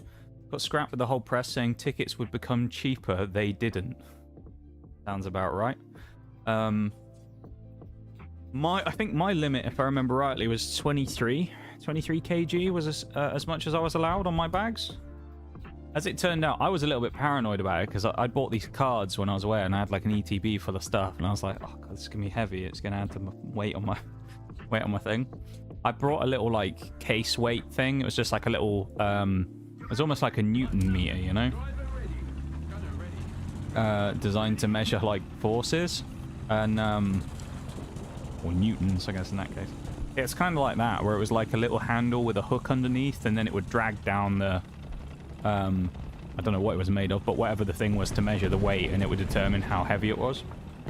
And I had one of those that I had stowed in my bag, and I remember before I left, I was like, well, I better check, because this is a heavy bag right here. Remember, I had 23 kilos of weight. I was like, oh, this is a heavy bag. Stuck it on, and it was like 13. I was like, oh, okay, never mind. It's not as heavy as I thought it was. So I don't know why, but that bag just felt especially heavy, and I was like, oh, this is going to be bad. I know what 20-odd kilos is like. I feel like this is going to be too big. Nope. No problems at all. So, yeah, interesting. I think as well, the bus, if I remember correctly, also may have had limits on the weight of bags, where I think theirs might have been 20 kilos. So it was like the airline and the thing had different ones, so I had to be careful of that. But in my case, I didn't. We bounced! Okay. Yeah, I had to be careful of the weight limits, but it wasn't a problem for me in the end. I'm not someone who travels particularly heavily anyway. I tend to not take a huge amount of stuff with me because, yeah, I don't want to get pinged by the airlines for ridiculous fees, you know, of like, oh, well, we've changed our stuff and you haven't got enough baggage allowance now, so you got to pay an extra £60 for your trip that you've already paid for. I thought, fuck that. So I always, as I say, I travel quite lightly, just because I don't feel the need particularly as well to travel with huge amounts of stuff.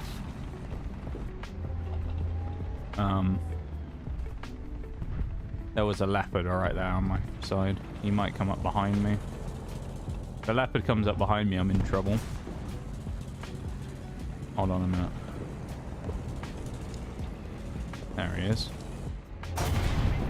Good job he bounced. Nearly bottled that.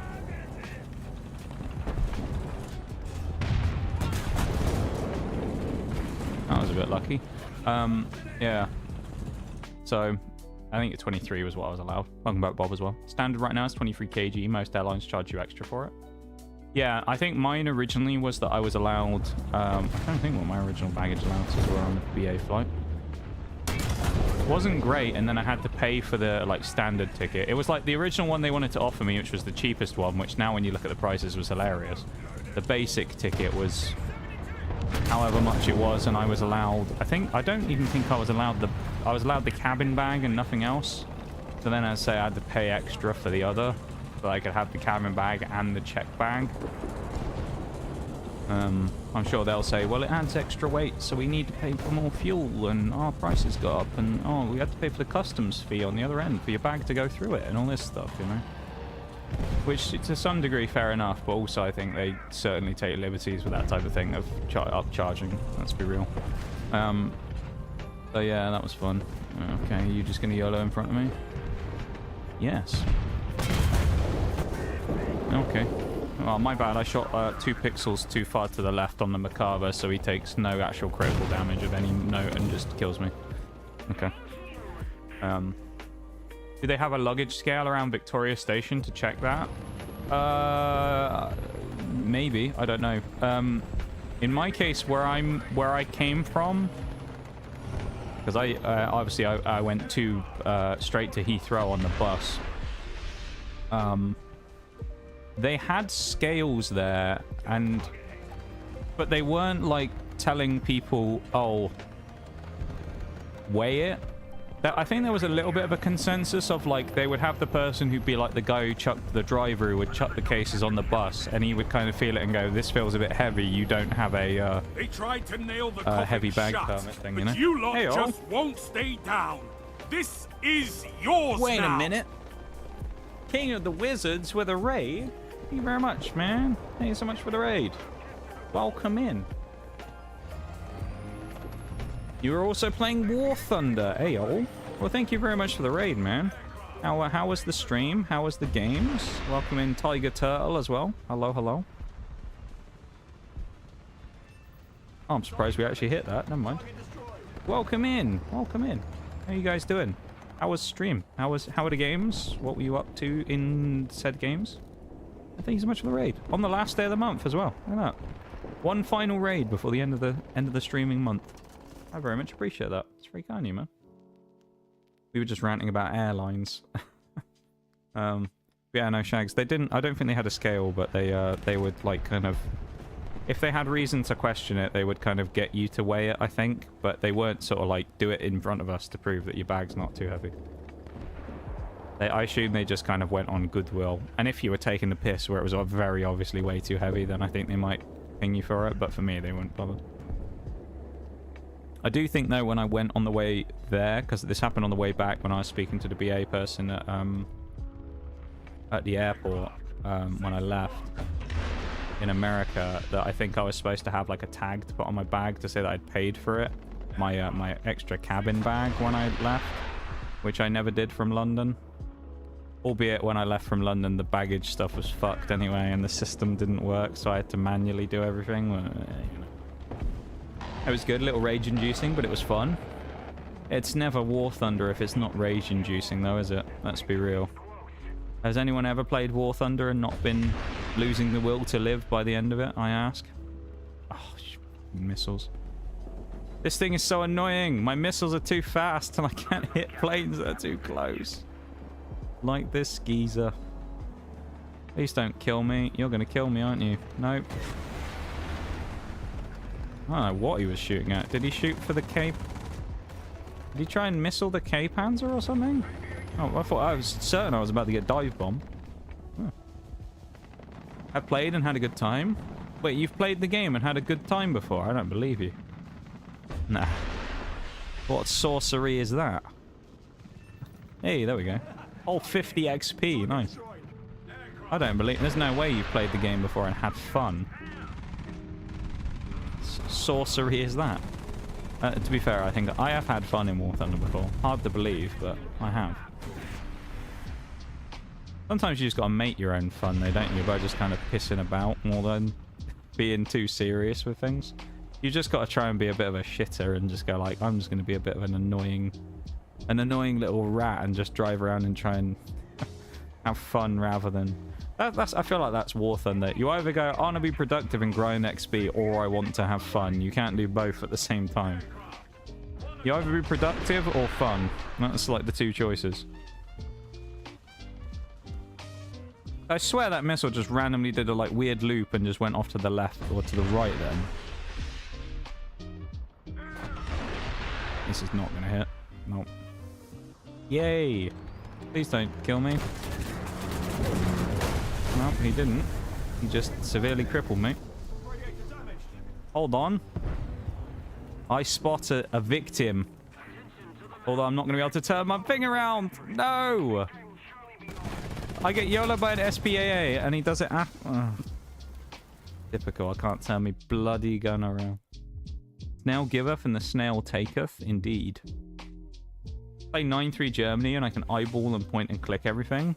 Okay, that is pretty fun. Not having to try too hard is quite nice. By just clowning on everything.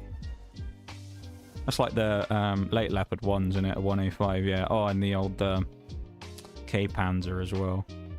I love this. The K-Panzer and the MBT-70 are just... they're just way too good. I love those vehicles. They're so amazingly good. Russian helicopter, that's what's on sale. For anyone who came in on the raid who's wondering what we're doing, we're trying to spade every ground vehicle in the game, that is. Currently we're doing Britain. The only vehicles we haven't done is the Chieftain 900, because it's new, the ADATS, the Sky Saber, the Strela, the Stormer, and the Osa. That's it. Oh, and the TTD. I guess TTD and the Vickers, I forgot about them. But we've got like 10 vehicles left total until we've spaded the entire tech tree, including the infamous Striker, which is terrible, the Rapier, which is terrible, What else is terrible? There's a bunch of shit vehicles. Swing Fire, which is terrible. Desert Warrior, which is not great.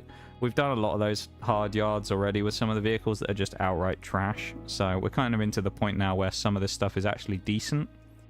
And it's quite nice to play vehicles that aren't terrible. If I'm having a bad day, I play 9.3 Russia. I despise 9.3 Russia just because of where I've been recently with the spading. So every game is just mounds of T-72s and things like that. And those kind of like mid-Russian tiers, and I'm just sick of fighting them. It's just every game, it's just the terms T and like all that kind of stuff. I'm just like, I've had enough of this now. I want to fight someone other than T-64s and terms T's. So yeah. I also really hate the Israeli stuff that you can find around those tiers, like the 9s as well, the early Makavas. They're also a pain in the ass. Anything's better than 5-7 Russia? What's so bad about 5-7 Russia, Bob? Off the top of my head, I can't think of what oh, it's the not plan. I can't think of what 5-7 Russia is. What's 5-7 Russia?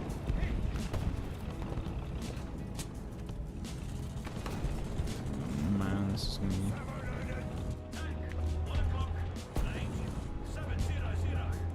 Oh, that is a Makava. Speak of the devil. And I'm getting shot by a light tank over the top of a ridge line.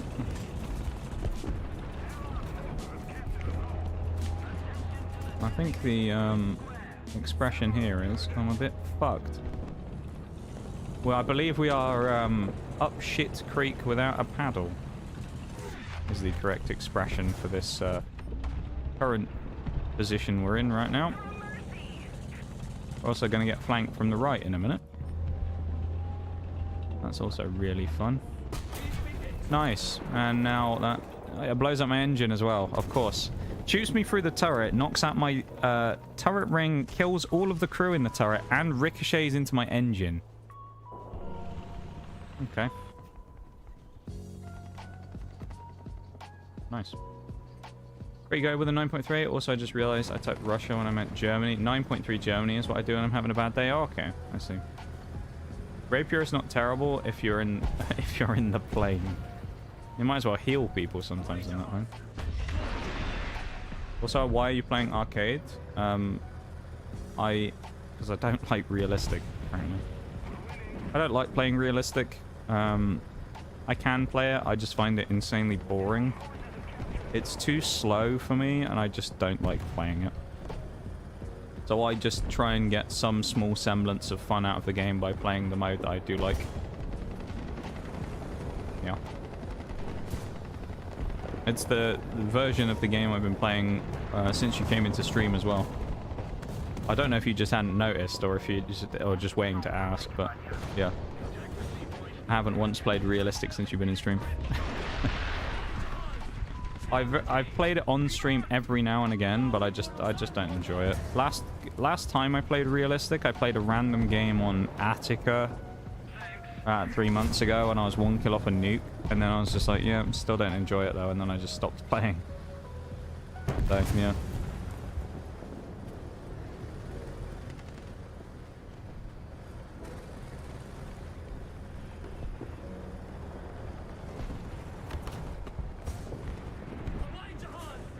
But it's just a personal preference thing. Part of the other thing as well is I don't care for realism whatsoever. Because I know some people will sort of play because they want to play certain vehicles and they love the realism of it, but I couldn't care less about the realism of the game. When it comes to me, I'd rather have the game be fully balanced but less realistic than be, you know, more realistic but less balanced. So I'm in like a unique camp as a War Thunder player where many people look at me like the scum of the earth. So, there you go. Just now noticed, yeah? Hopefully it doesn't make you look at me any differently. Many people do when they find out. As I say, the amount of times I've had a negative interaction here on Twitch because of someone being like, ugh, dirty arcade player. And it's like literally everybody else on Twitch is playing fucking realistic. It's like, do you really have to come and complain about me? I've never really understood it. I actually haven't had one of those people for a while now. It's been a little while since I've said that, but... Or since I've had an interaction of someone going, ugh, why are you playing this shit? And being, like, legitimately mad about it. But it does happen from time to time.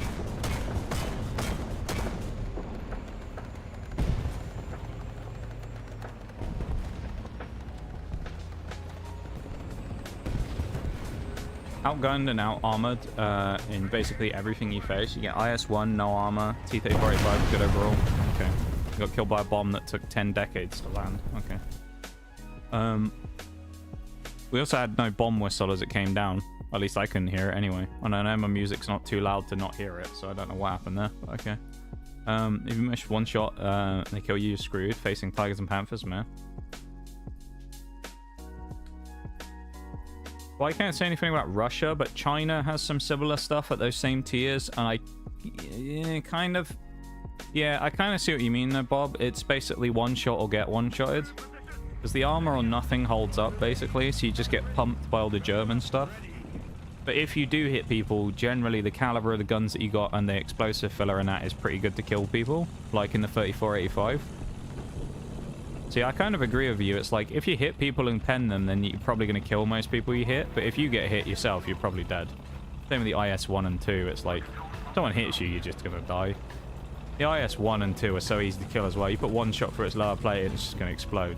So, yeah. I think once you get past that point to like the IS-3 and you start getting a little bit more punchy, like it changes a little bit, but... I've never played the IS-3, so I can't say. In China, you go from what, the IS-2 into, I think that's the last heavy you play, and then you go straight into the MBT stuff, so... Yeah. I think it's the Type 59 after the IS-2, I don't remember. I think of you as a scum, simply confusing. But no, I don't think of you any less. Well, I'm glad. As I say, it's like, it's one of those things that happens a lot over the time of me playing a game, where people just kind of be like, ugh, dirty arcade player. Which I've never really understood, personally. Because I think I can understand people thinking, you know, having like a, this is my preference of what I like playing. What I've never really understood about War Thunder people specifically is how they have this like big, you're inferior simply for choosing to play the game that you enjoy, rather than the game mode that I play, you know? That was just fucking stupid of me. Why did I reverse? I should have just gone forwards. Taking the chance of being shot in the side rather than pulling out in front of an... He killed me with heat as well. Okay. Oh, dear. I've never really understood the animosity between, like, the different War Thunder playlists. It's just a little weird to me. Because, like, my favorite one I ever... this was one when I used to post clips as well. I posted a clip on... I think it was on TikTok. At the time. I posted them on YouTube Shorts as well. Where I was playing the Conqueror on Alaska, and I drove too close to a building, and I got, like, glitched inside of it, and I got sucked inside the building. And I was just hovering inside the building as my tank was just, like, thrashing around like crazy. It was really weird, and I was just sat there just being like, I have no idea what's happening. Please just let me out of the building. And then I just explode. And I uploaded that clip onto one of the socials. And I remember within like half an hour or something of it being uploaded, there was just like 5 comments of people being like, it's cool, but it's not realistic, so I don't care. And it's just like, I glitched inside a building. What has that got to do with the playlist that I'm in, bruv? Like, seriously? I got sucked inside a building and you're too worried about the fact that it's not in realistic. And it's like, jeez, man. So then that was it. I was like, you know what? Maybe I shouldn't post clips anymore because I just can't be asked to have the same conversation every week with people being like, your clip is invalid. And just moaning about it. I play realistic. I'm okay. I tried arcade. I was violated. I respect Nox for it. It's a different play style. That's the thing. Like I was saying earlier when GG like came in. Most of the people that play realistic that come in and go, ooh, arcade players is shit. Many of them will play arcade and get absolutely rumbled. Because it's just a completely different way of playing the game.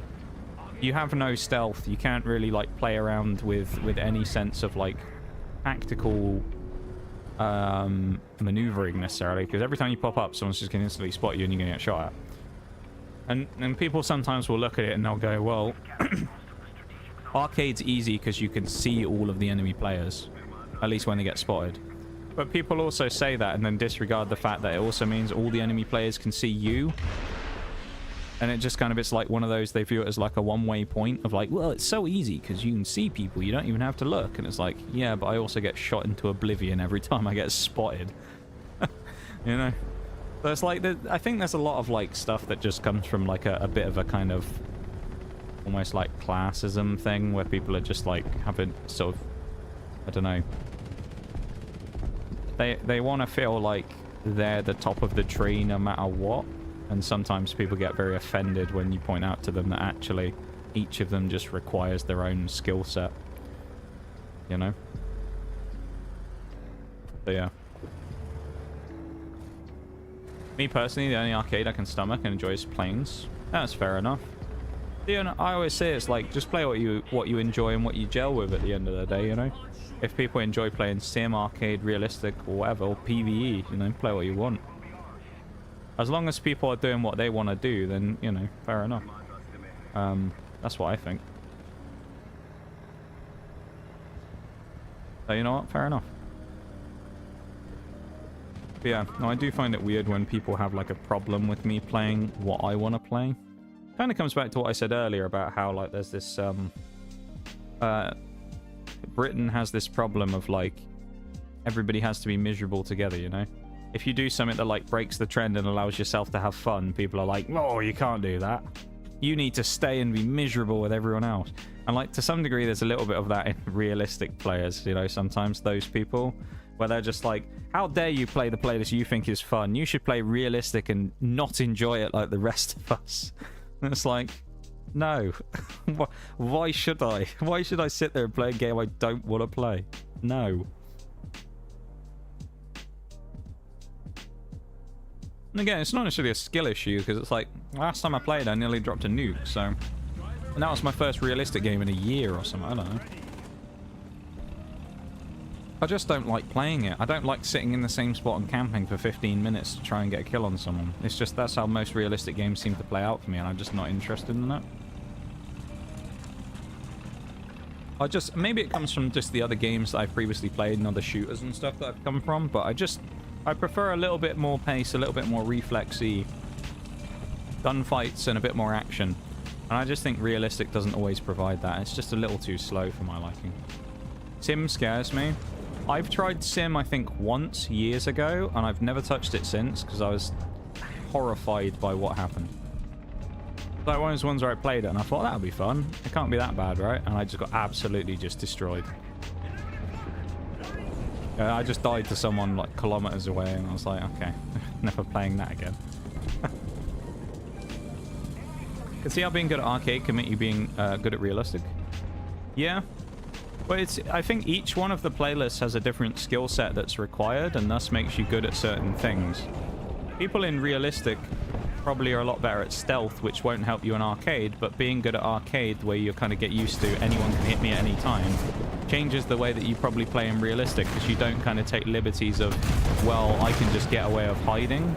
You kind of almost play with that same arcade mentality of anyone can kill me at any time because they can probably see me.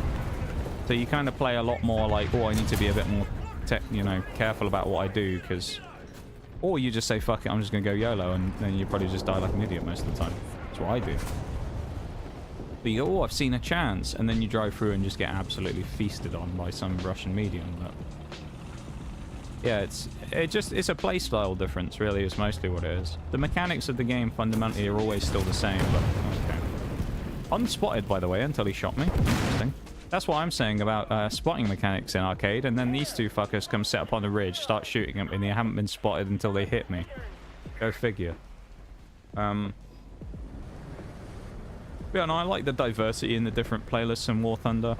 It's like there is kind of something for most people, you know? You got like a bit for the enthusiasts who love playing a bit of sim, and then, I mean, there's VR if people even want to play that, which is wild. But it's like, this is kind of something for everyone. something for more casual players, there's something for more hardcore players, there's something for grinders, there's something for people who just want to play casually, like, and play a few games. It's kind of what I like about it. But then at the same time, I feel like generally, I think the War Thunder community is just quite miserable, and I wonder if that's just because the game in itself has been poorly handled for years, as to where people are just kind of very unhappy about the game in general. I think that might be part of it too. Like I was saying earlier, if anyone watched the like dev interview thing that they did the other week with the like director of the game, where he talks about like he answers questions from the community, of which they actually let some through that are kind of interesting, and he just sort of blows off. No damage. Okay. I'm sorry, I forgot there. I fired at a Russian jet, so I should have known that was going to do nothing. Only 8.5 kilos of TNT. What killed me? I got bombed by the Jaguar. How does that detonate and do no damage to a MiG... What is that, MiG 27? Or a 23? How does that do no damage? That first shot. Ugh. 8.5 kilos of TNT in the OSA AK shot. And it explodes on its, like, at its tail and does 0 damage. Someone's going to have to explain that one to me, because I don't understand how that does nothing.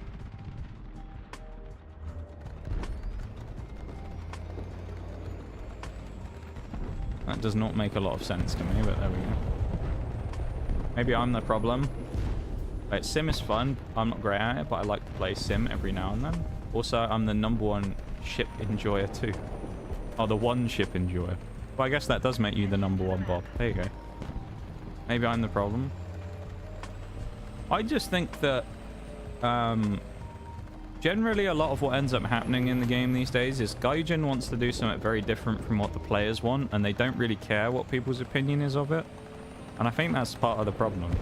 Like, people will say about, like, Naval, right? That's a good example. People will mention Naval, and they'll say, like, any new stuff for Naval at some point? And they'll just go, no, we've added a load of stuff this year. And it's like, have you really? But their logic just doesn't make a lot of sense for things. I saw one thing the other day where part of one of the things in the interview they say is someone says about for ground, are they going to be adding any more World War II vehicles to pad out the middle tiers? Because it feels a bit not very fleshed out. And they just went, no, we already think there's too many World War II vehicles from that era in the game, so we're only going to add premiums and event vehicles from now on. But for middle tier, like, World War II stuff. And it's like, haven't people been, like, crying out for more mid-tier World War II stuff for years? And you're like, no, there's too much. Like, half the tech trees don't even have options at all of the different tier points. And we're like, no, there's too many vehicles. We don't want any more of that. But we'll sell you one, though. And it's like, okay, Gaijin. Okay, Gaijin. Or, as I say, the one about the ground vehicle, ground gameplay, where people said, someone said, is there any plans to add any other modes to ground other than, or objectives other than capture the point? Because we've had that for years and it's boring. And then the response from the director of the game was, if you really found it boring, you'd have quit the game by now. So obviously people don't find it boring. And it's like, that's seriously your response? That's Gaijin's official response. Well, if you didn't like it, you'd have quit the game. It's like, okay. That's the type of people you're dealing with. It's just such a stupid response. Like, you can still find it boring and also keep playing the game because there's also nothing else really like it. Because you still enjoy War Thunder as a game, but you just want more to do in your matches. Rather than just fight for the same objectives on the same maps constantly. And then Gaijin's response is, quit the game if you don't like it. Like, oh dear. And then people will quit the game, and then they'll go, oh, well, okay, oh, now we need to add stuff because people are quitting the game. And it's like, funny that. Like the whole economy changes a few years ago when they went to change all that stuff. Okay. They went to change the economy stuff, and then people review bombed the game, and then they suddenly are like, well, okay, we won't do that anymore. And it's like, you were going to do it though, unless people review bombed the game and you cared more about looking good on Steam than you did about the player base.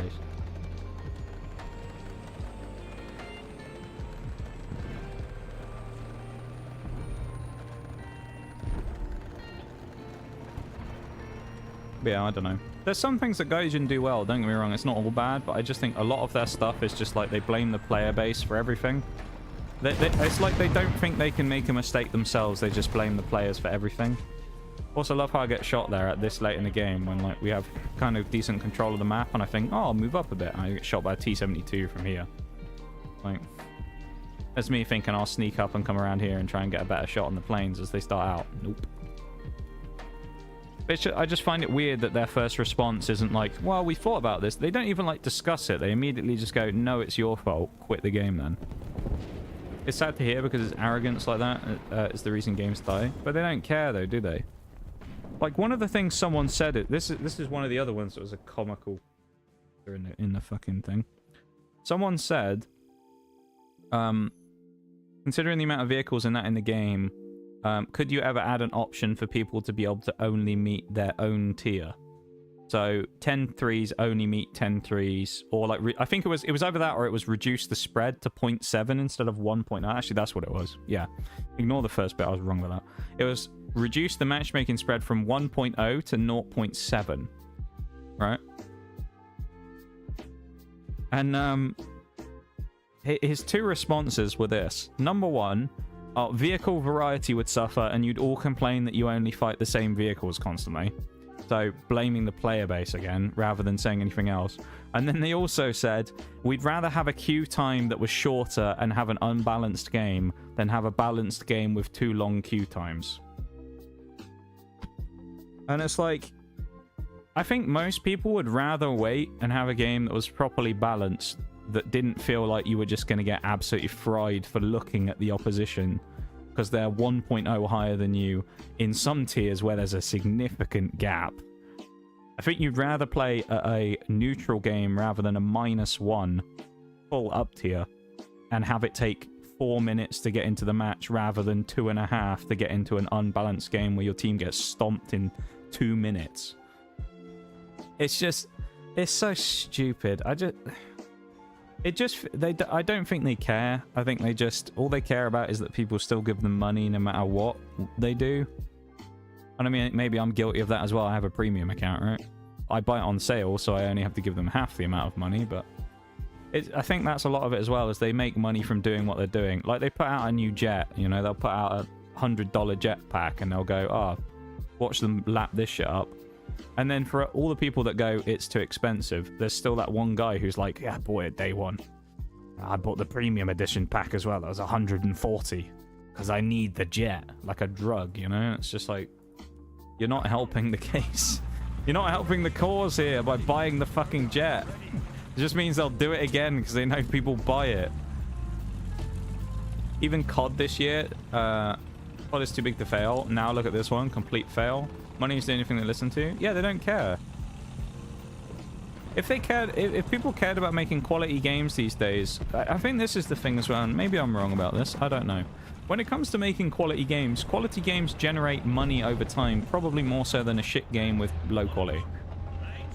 Because yes, shit game with low quality, people are going to lap it up at the start like the new COD, and they're going to go, I need to play the new COD that's exactly the same as all the other ones I've previously played, but let me get it. And they get the game, and they start playing it. They play it for a week, and then they put it down and go, oh, I'm never playing it again. Versus a lot of other games that people will support for years and years and years to come because they think, oh, this is great, and they actually listen to the community and they do things that are good for people. Maybe I will buy some of those premium things instead and get these additional bits that I don't have to pay for, but I kind of want to because, well, if I'm going to play the game for a long time, maybe I do want to have some premium vehicles or, you know, whatever. Of course you break my barrel and my breach. Wow, from a Leopard 1. How are you breaking the barrel and the breach in the same shot without penning me? Because it doesn't look like he's penned through, does it? Average Leopard 1 gameplay. You do have premium. My Sunday fact was wrong then. The one I said about the Christian 2. Oh, I missed that earlier. What did you say, Bob? And I essentially only buy premium. I buy like 1 year of premium in like the big autumn sale where they cut it to 50% off. Because I don't want to give them any more money than I have to be honest.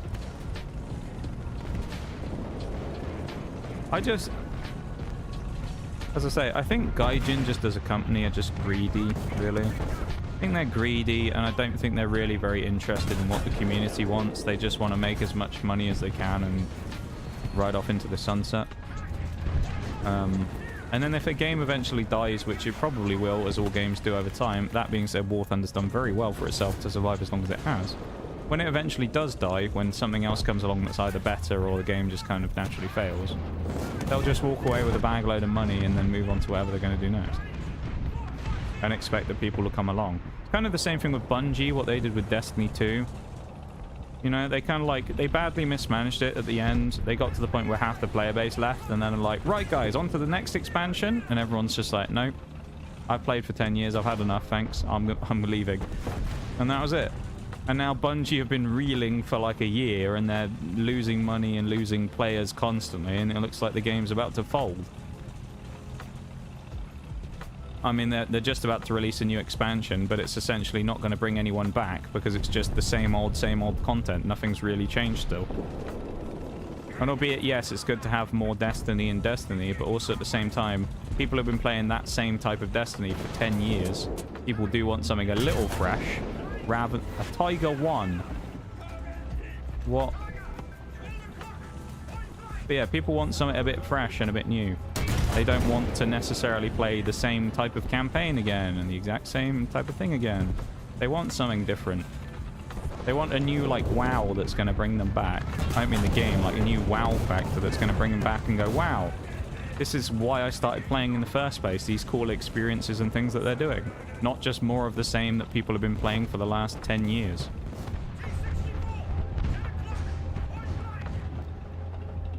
Like, games like that, they have to kind of push things in the new direction. They can't just rely on the same old stuff for years and years and years and crutch it.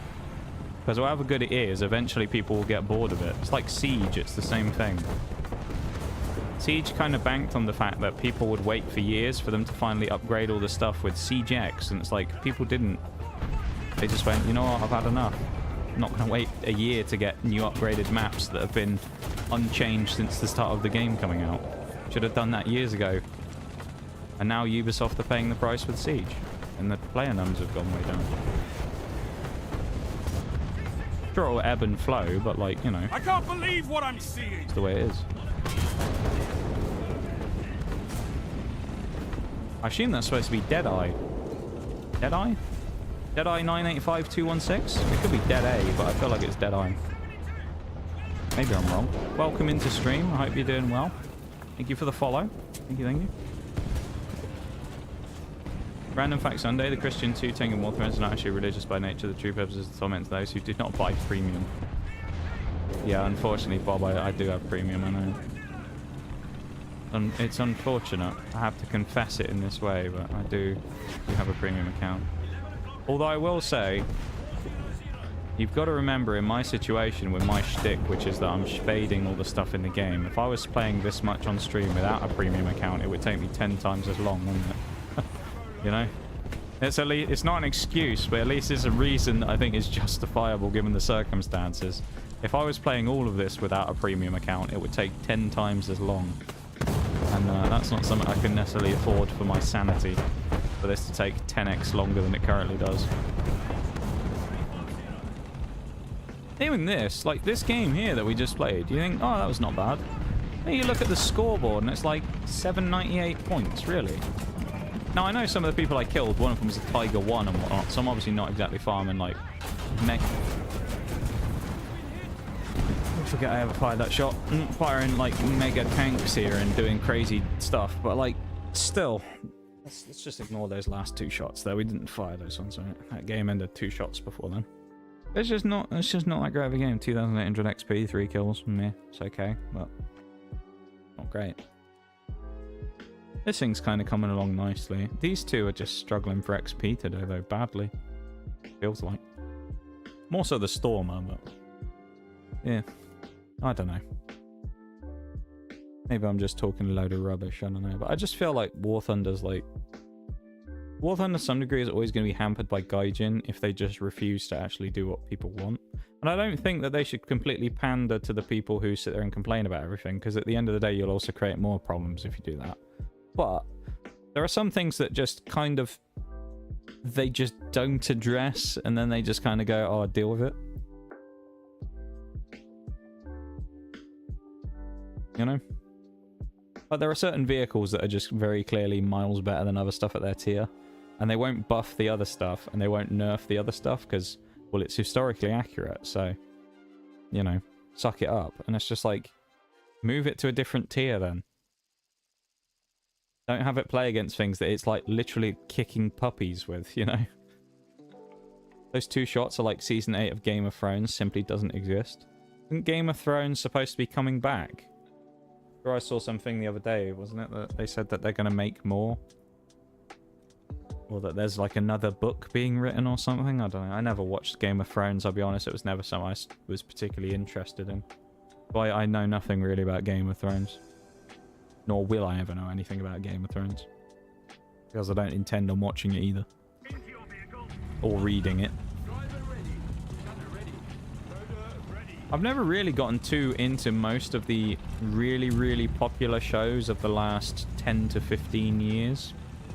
Because, I mean, there's a lot of them that were like the big hitters that came out that everybody watched, like Breaking Bads and stuff like that, and I just never really watched any of those. I think the only one I've watched out of the sort of super popular stuff is Walking Dead. But other than that, I don't think I've really ever watched too many of the big heavy hitter shows. Like Game of Thrones.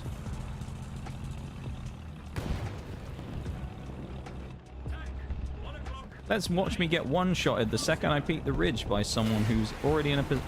Okay. Sorry, I thought I was in a tank there for a second. That's my bad. Well, let's watch me get one-shotted by someone the second I peek this corner, because they'll blast straight through my turret front and explode everything in my turret, stop me from moving, and kill me. Let's see, shall we? Oh, hello. Non-pan. Okay. This gun depression point is actually really weird. I can't quite get the... Oh. The angle of the ridgeline, because it has like a little lip there rather than just being kind of flat, makes this even more difficult to try and like play around. Normally I don't have any problems here. I don't know why I'm like struggling to get a shot off there. Absolutely slam the light tank, still able to shoot back though, I'm pretty sure. Yep. That's what I hate about fucking light tanks in this game, man. You slam through, break his entire engine, set him on fire, and he's still like, haha, bang, and just shoot you. It's just like, okay. No one else on the team want to shoot him? Come on, someone. Surely. He's stopped moving. He can't move. No one's in a position to shoot him. Okay.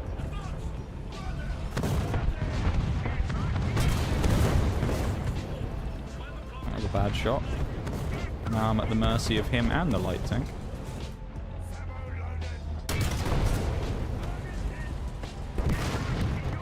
I mean, look how aggressive this guy is being because no one's punishing him. Now someone hits him. That's the first shot he takes right there. And I was going to say he's now dead because of his teammate. He's not. I'm about to die to his T80 as well, I think. I was lucky there that it let me clip that shot through the top of the snowbank because I don't think I probably should have been able to hit that, but I got a bit lucky there. Whoever this is on the other side of the ridge is right there as well, so I'm probably going to get shot in the back in a minute. This whole position is just awful right now. We're going to get shot in the back, or we're going to get flanked from the front, one of the two. There's no... I don't think there's any winning on this spot. It's basically survive... Ah, there you go. Fuck me, man. It's like...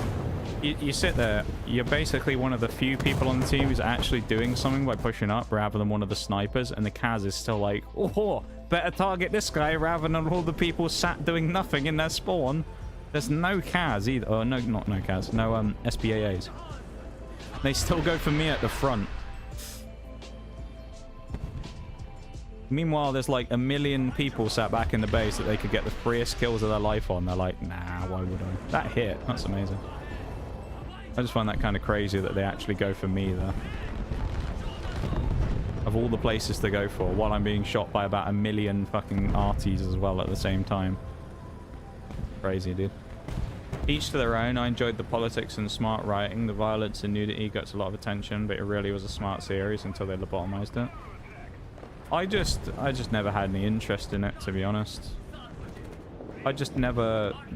From all I'd seen and heard about it, I just didn't really seem very interested in it, nor did I really want to watch it, you know. Nothing necessarily against the show, it's just not really. You know. I've never really been a huge show watcher either, probably as part of it. Not a huge TV person when it comes to watching things. Most of the things I tend to watch come from the internet origin rather than TV stuff, so... Yeah, I don't know. What a spot. War all around you. I know, it was actually kind of a cool position to be in for a minute there, wasn't it? We had explosions to the front, tanks to the front, tanks on the rear, artillery coming down. The whole place already looked like the moon with the amount of craters we had there. And then I get killed by a bloody jet who comes in and kills me. The Mighty Mouse. Yeah, we're dead. Detonate, please. We didn't get any of the missiles. Somehow I don't think we're outrunning death. Oh, he bombed somebody else. Oh my god, that makes a change. No, never mind. I get missiled by the Russian... Russian jet, of course.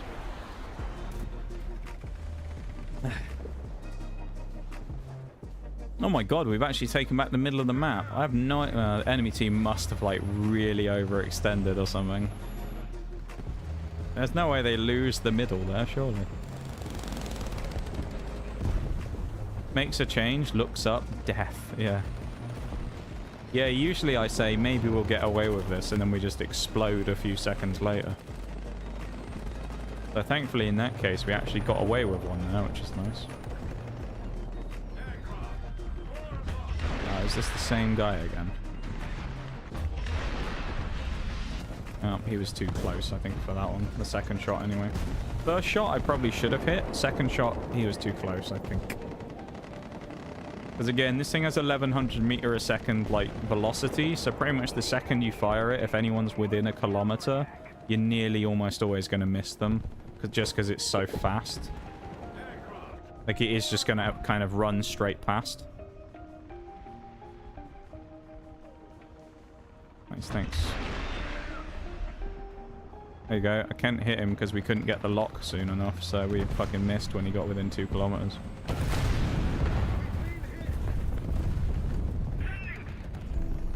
Neutral. We don't have control of the cap.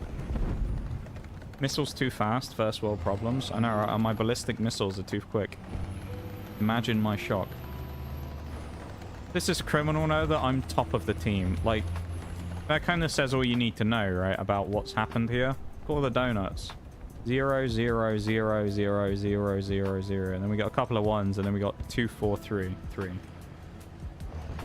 It's just like, I shouldn't be on the top of the team. Based on the way that this game has gone, and the performance in that, and the way that I played it and died early, I should not be top of the team.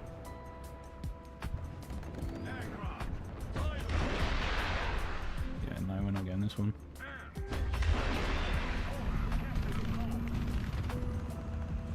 These things are just bloody annoying to try and snipe. Oh, that might get me killed. Depends on where the Jaguar's bombs land. Okay, we're fine. Well-known and documented British bias, yeah. Oh, yeah, of course. Britain have all the bias in this game, as we know. I watched a video the other day and someone was talking about how the Stormer HVM actually used to be good. It used to be insanely good against planes, and then they nerfed it with the missile changes. So I don't miss those days because I wasn't here for them, but if I had a Stormer that worked well against planes, that would be quite nice. Rather than just having to kind of bend over, grab your ankles, and kiss your ass goodbye whenever they came near you because you just couldn't hit them. Even having some form of, like, machine gun would be nice. Yeah, see, the fact that I came top in that game is just... Oh. More embarrassing for the rest of the team, I think, than anything else. I don't know how I'm top in that team, dude. That's such a shit game. Alright, 3 aircraft, 2 tanks, but... You're telling me in all the time that I was sat there, none of these people managed to snipe more than 4 targets while they all YOLO around the corner? This is what I mean. I was sat in that spot around the corner where all the ships coming down around me, and 3 or 4 people came round the corner to try and shoot me. Not a single person who was in the sniper positions actually hit them. Which is one of 2 things. Either you're not paying attention, or the sniping position you're in isn't as good as you think it is, because it doesn't actually give you any positions to see anybody. You're just looking off into the A cap, where it normally would be, where there's no enemy players, because why is anyone going to that side of the map? Or whatever, you know? Just like, I don't know. Sometimes I kind of wonder when I watch shit in this game, where I'm like, you're sniping, but who are you actually sniping? You know? It's like, who are you aiming to hit in the position that you're in? Because there is nobody in your line of sight. And when they had the Panzer, they destroyed the Tunguska 1. Or I guess it's probably pronounced like Tunguska more like anything, but I used to do so well then. After they just changed it to make the Panzer feel better than it is, they killed my baby. Yeah. I don't know. This thing, I don't know what it was ever like before, but I mean, as I say, from what I'd heard and whatnot, this thing was supposed to be pretty lethal before. Now it's great against helicopters. This thing's amazing against helis. But then look at it like this. This thing's amazing against helicopters, right? I ask you this. How many games have we had against helicopters today?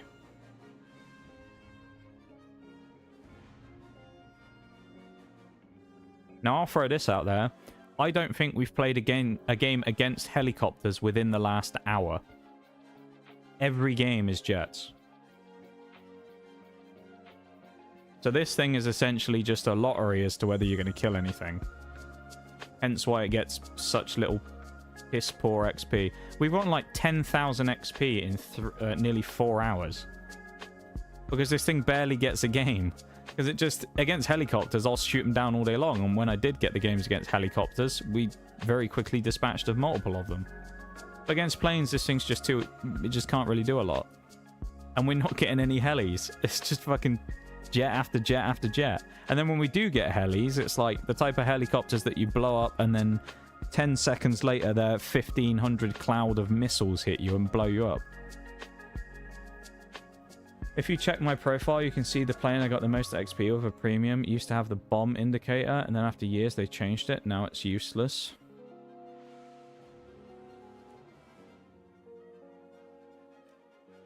Oh, sometimes it shows it on here, doesn't it? But I can't see.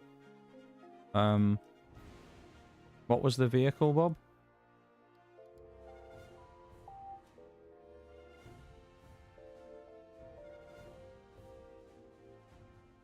Welcome in, Rikeraz, or Rikeraz, Rikeraz. I don't know what the pronunciation of that sound is. I guess it could go either way. Welcome in. We're actually right about to go to a break, just so you know. So we are about to do that very quickly. So just keep that in mind. But welcome in. Hope you're doing good. The BLK plane. I'm assuming it's Russian. 9.7. Oh, this one. The SU-7 BKL.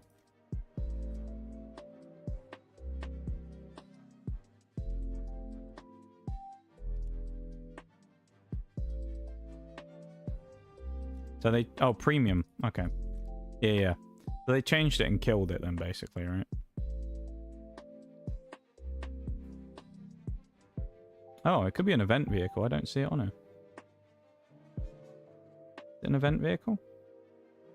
There's an 8.7 MiG-21 PFM.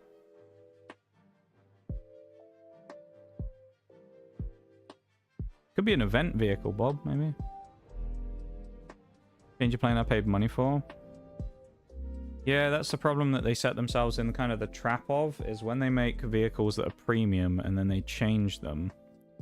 A lot of people get aggrieved by it because they paid money for what they were supposed to get, not what they end up getting. So they always go into a grey area of altering premiums, but at the same time, some premiums are just unbalanced, and then they kind of come into the argument of, well, we can't nerf them because... In that case, it sounds like it was a bit pointless to nerf it because it didn't really have a, you know, it wasn't making a difference. But like here, I'll give you a good example. No one's going to disagree with this. This thing. They didn't nerf the 2S38 for a long time because, well, it's a premium. Is that a premium? It's a premium. And it's just like... Yeah, but it's just fucking OP as shit. Oh, we're on the BRB screen. Well, either way, the 2S38 Russian 10.7 premium now, light tank. It's just ridiculously strong. Even at 10.7, it's insane. It's really, really strong with its autocannon. Thing's just nasty. Really good at killing planes. And just disgusting against light tanks with a 0.5 second reload. With a, what was it? I guess FSDS, I think, doesn't it? Yeah, it gets an FSDS round with 225 pen, 224 pen even. And it also gets a proxy HE round where it can shoot planes out the sky. But like, this thing used to be like 9.7 or something, or 10.0. And then they just were reluctant to change it for ages because of our premium.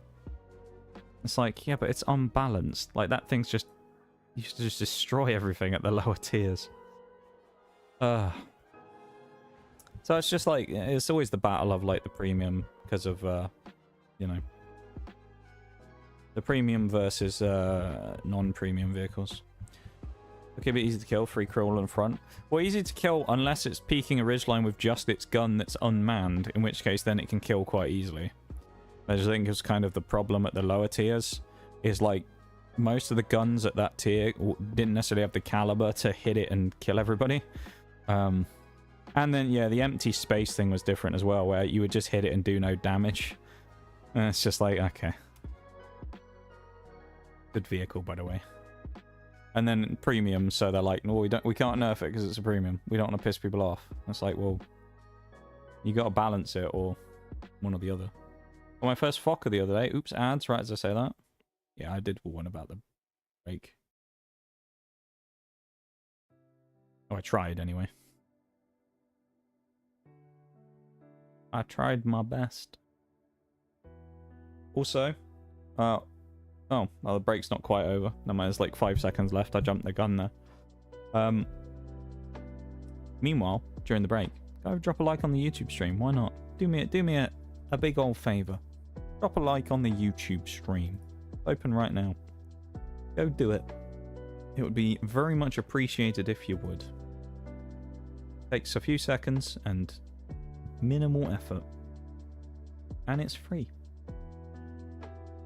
So go do it. I'll even give you... Actually, no, Bob, you'll do that for me, won't you? You'll drop a link because I mentioned it. Used to have a lot of empty space. Yeah, I agree. There's a difference in adding parts to kill and taking features away. Yeah, but then like either way, it's like it's... Well, my point is that it's a grey area changing premiums either way, buffing or nerfing. Because, well, buffing not so much, but when it comes to nerfing, it's like people have paid for whatever the vehicle is, and then whether they take something away or add things to make it worse, people are always going to complain, and then you'll get into the you know, the place of people wanting refunds because they change things. You know, that's just kind of my point. Whether or not they nerf something into the ground or they make something just slightly bad, it's, yeah, it just causes outrage. You see it in games all the time where there's like big new thing gets added that costs a lot of money, and people buy into it and pay loads of money into it and go, yes, I want this because it's really strong. And then they do it. And then afterwards, the people who make the game are like, right, well, the event has ended. That was the only time you will ever be able to get this thing. And now we've figured out it's too strong, so we're going to nerf it into the ground. And it's just like... what about all those people who just bought it? Oh, they're all going to want refunds now. So, yeah. I don't know. Sent a picture of the stats on Discord. I'll have a look in just a sec. I actually want to check my... I need to check my email for a second to see if... Yeah.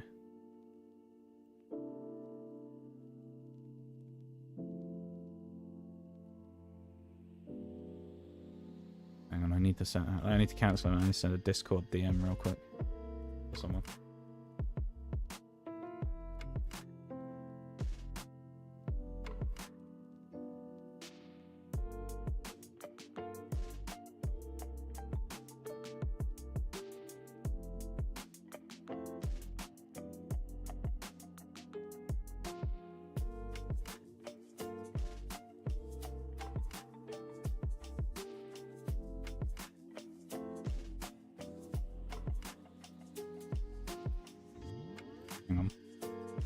I just need to make sure that a package gets somewhere.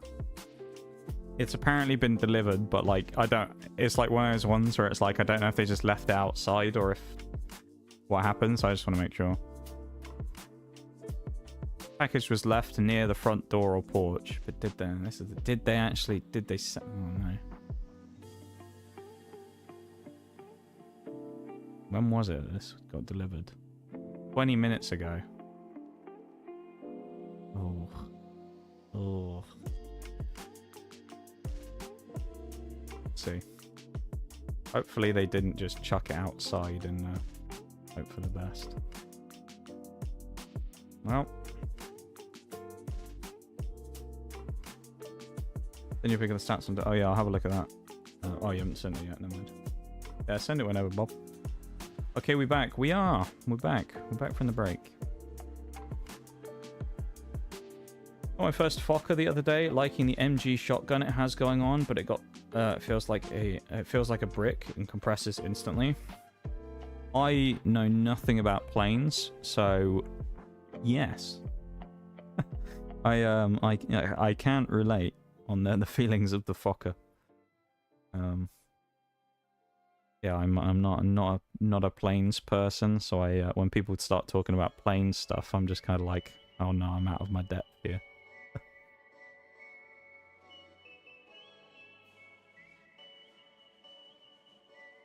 All I can say is that hopefully with some maybe changes to upgrades and things, it will feel a little better. Do plane upgrades make them feel a little more nimble and light, or does it actually just add extra weight from stuff and make them feel terrible? I don't know. I don't really know what a lot of the upgrade paths are for planes.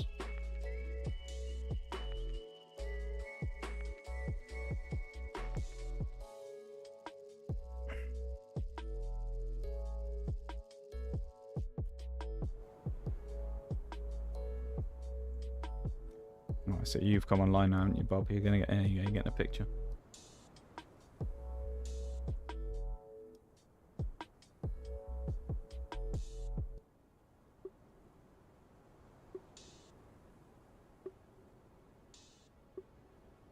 Into your vehicle. Ready up. Driver ready. Gunner ready. Loader ready.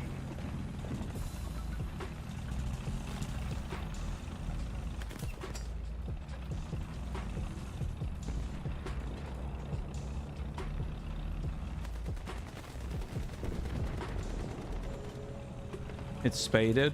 Oh, okay. Been looking at discussions on it, and it seems it got butchered shortly after being introduced way back. That sounds like Gaijin. Anything that's not Russian, of course. Nerf instantly. It's too strong, we must nerf it. But it's performing at an average level for its tier. Doesn't matter, it's not Russian, nerf. Classic Gaijin. Destroy it, it's not Russian.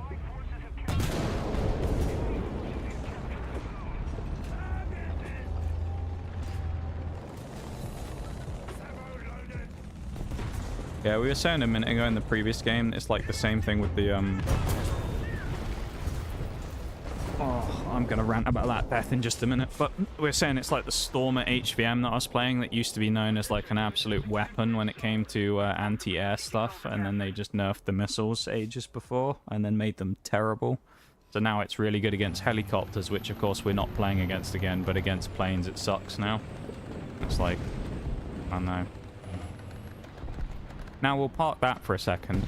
Rant about that death that I just had. How the fuck am I getting killed by a T-64 sat here that early on in the game on fucking abandoned factory? What? You're telling me there ain't anyone else on the map that can crossfire this guy from any spot around? Really? He just drives up the middle of the map and shoots me in the side from there. Like, oh, fuck. Jesus, man. I wonder sometimes about shit in this game. He just drove up the middle of the map. It's like, oh dear. This your... Oh, that's Bob's mess. I'll get to that in a... I'll have a look after stream, actually, Bob. It's an XP gain in Russia for ground and air. That's how much I used it. Now I want my money back. I bet you're not able to get it either. I bet they'll just say, oh, no, you bought it too long ago. I think that's what they should do. They would never do this, because why would any company on Earth... Well, I say why would any company on Earth do this? Why would any slightly dodgy company on Earth do this? Because it'll lose them money. I think if they ever do that, where they do a massive change to any vehicle like that, that negatively affects it, that people have paid for, they should give an option for an exchange or refund when they change it. They won't, because why would they? They'll just say, oh, well, you paid for it, so it sucks to suck. But I feel like they should. Because, yeah, it's a bit scummy.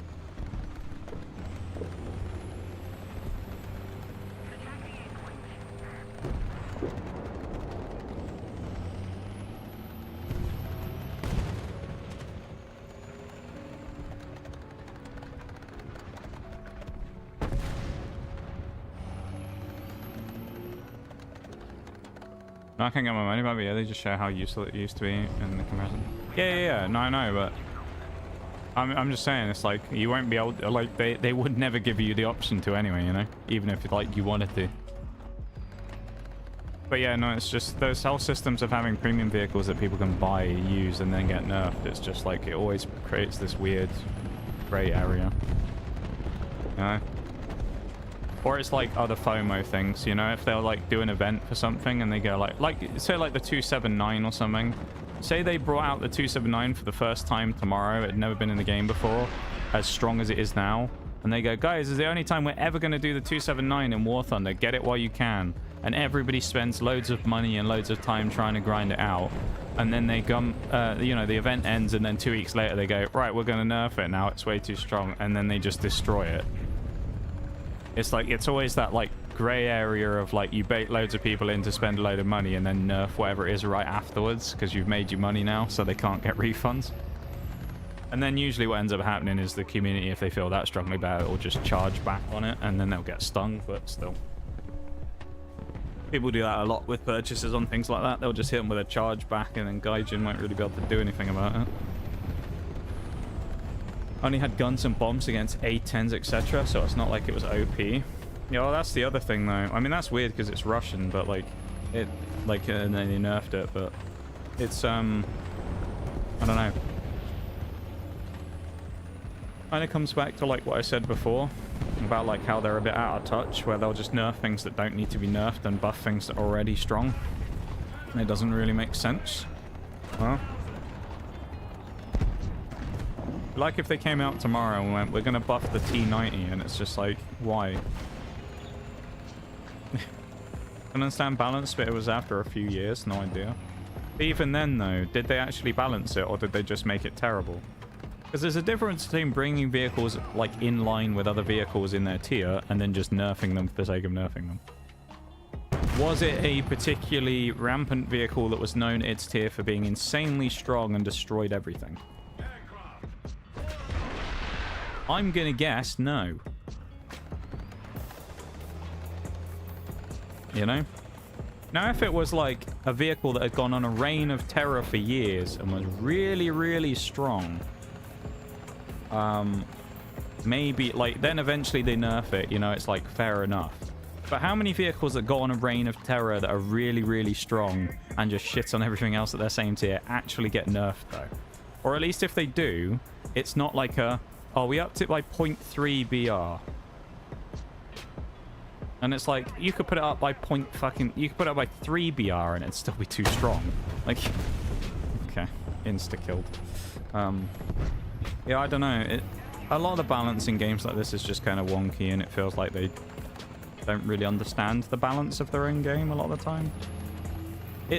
Some of it comes down to like BR tiers and stuff that don't make sense. Like I said about this before, this was one of my big grievances with the when I was doing 8-3 for Britain. Striker. The Striker is trash. Let's not beat around the bush here. The Striker is terrible. It is a trash vehicle. The armament on it is fucking abysmal. The missiles are just bad. Everything about the Striker is terrible, right? There's not really many redeeming things about it whatsoever. The swing fire is better than it, and it's lower tiered. And the swing fire sucks too. But you got the Striker, right? At 8.3. Striker comes in. And it's been in the game for ages. It's just trash, right? And then they bring in the Panzer 2000, which completely different vehicle, obviously, but it's like a modern howitzer type vehicle. And it originally comes in at 7.7. And it's just like, so you have that as a 7.7 TD that's lower tier than the Striker, and it literally just shits on it in every department. It's like, what? How is the Striker at 8.3, and the Panzer 2000 comes in at 7.7, dominates everything at 7.7, and then they go, oh, I know, let's just put it up to 8.0. It's like, in what world is the Panzer 2000 a lower BR than the Striker? And why isn't the Striker been brought down? Like, oh. The Striker's so bad. Like, why is it at 8.3? And the Panzer 2000, which can kill, like, one-shot some every 4 seconds, is a tier... is like a tier under it. How does that make sense in Gaijin's mind? Like... This thing is at 8.3. And this is at 8... Is it, like, how? How? Oh, 5-second reload on a 155mm howitzer, and this thing's nasty. This thing just slaps. And then you've got the Striker, and it's just like this. Oh dear. You just gotta wonder with the BR stuff sometimes. It just doesn't make sense, does it? Let me catch up real quick because I missed a few things. Be interested in trying out missiles, but fuck, doing ground is so draining, and my only nation that's gonna realistically reach jets is Japan. Which isn't going to get any reasonable amount of time. Or which you're not going to get in any reasonable amount of time. I think just stick to what you're doing and enjoy it, you know. Rather than spending exorbitant amounts of time trying to go for things that you don't know about whether it'll be fun or not. I think probably the best bet is just to play the safe game and just try and do the stuff you enjoy, you know. Buff the T90, a lot, even I can't agree with that.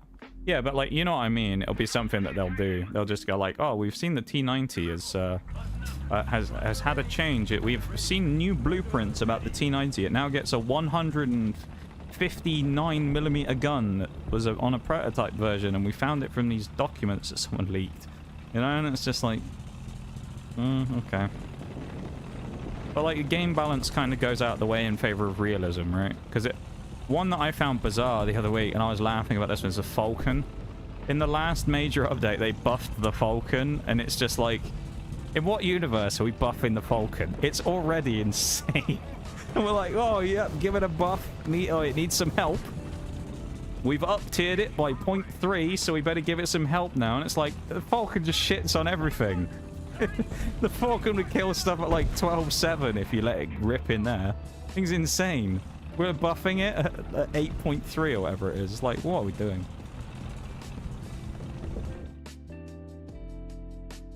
My grievance, it was poor anal hygiene in British armor. Well, sounds like a personal problem there, Balls. I gotta be honest. Balls and teamed, I guess is the pronunciation of that. Byzantine, I guess it could be. Like the Byzantine Empire, I guess.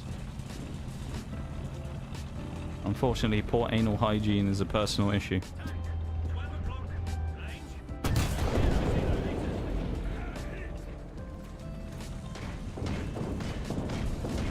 For comparison, when arranging by XP gained, I got 2.29 million XP. The next best I have is 2S3. Oh, you own the 2S38 as well.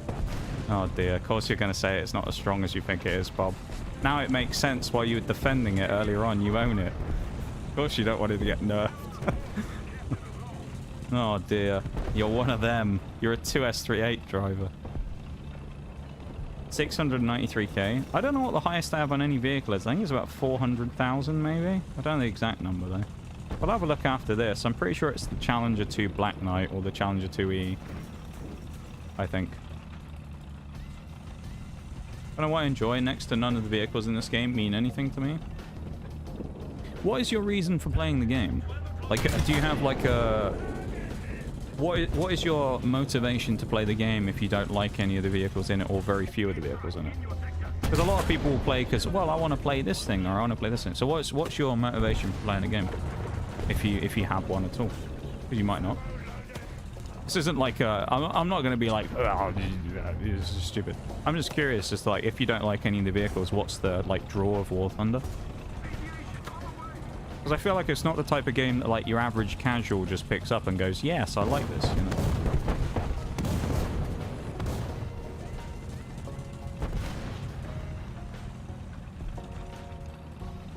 Vulcan's a fucking monster? Yeah, and then it got even better when they buffed it. I think they gave... It was only something small, like an engine power buff, but it's just like... I know realism is realism, but like, what... Why are we buffing the Vulcan? Like, come on. And then I had this talk about this with Bruce the other week, where a few weeks ago we were talking about it, and he was like, yeah, well, realistic game modes, and it's like, yes, but...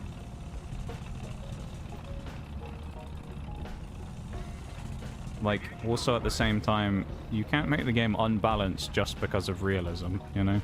To the point where stuff that's genuinely really overpowered just keeps getting buffed, because we found a new document that says it had 5 barrels instead of 1, so we're gonna do that, huh? You know? But as I kind of talked about, it's maybe because I come from different games where balance is more important and Gaijin's not that worried about it over the realism, so I don't know.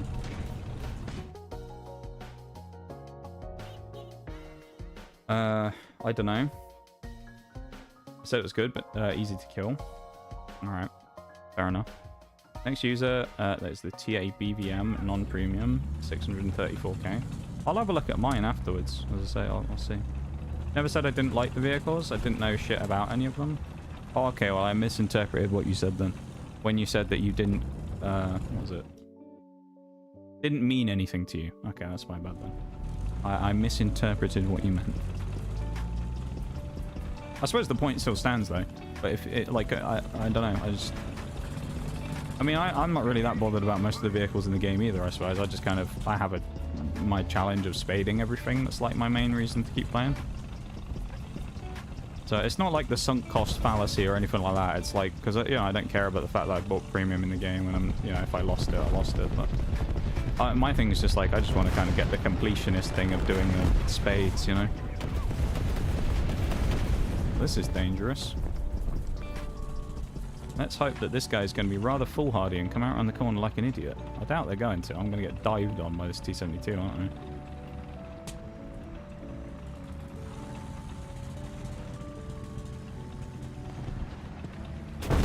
Ooh. Oh, go on, do it. Dive on me. Oh, no, you stole his moment of glory.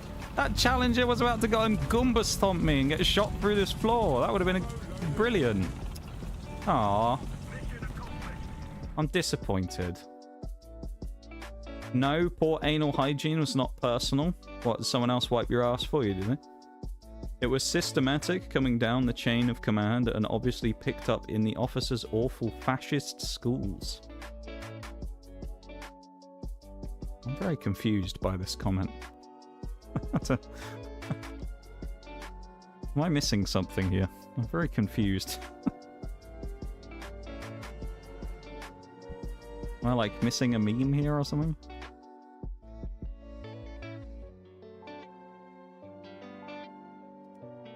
Always been the way I explain the difference between World of Tanks and War Thunder. War Thunder sacrifices fun for realism, and World of Tanks will sacrifice realism for fun. Yeah, but the problem is that World of Tanks isn't fun either.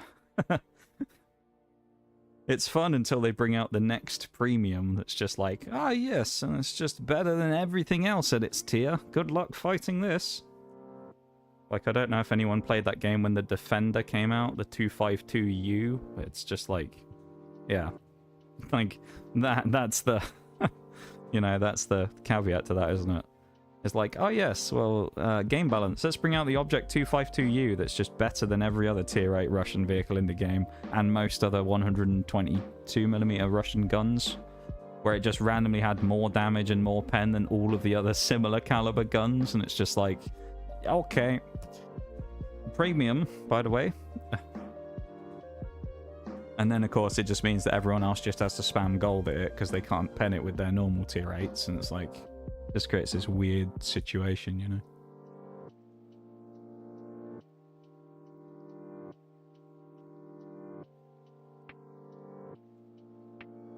I'm paranoid about this fucking package now from earlier. I say it's been delivered somewhere, but I don't know if it's actually been taken in or if it just got left on the doorstep. And if it got left on the doorstep, it's like, hopefully it doesn't get stolen or something. Because I don't know what it's like in the US compared to over here about people stealing people's packages. Oh, yeah, hence the... Okay, fair enough. Hence the in quotes fun, yeah.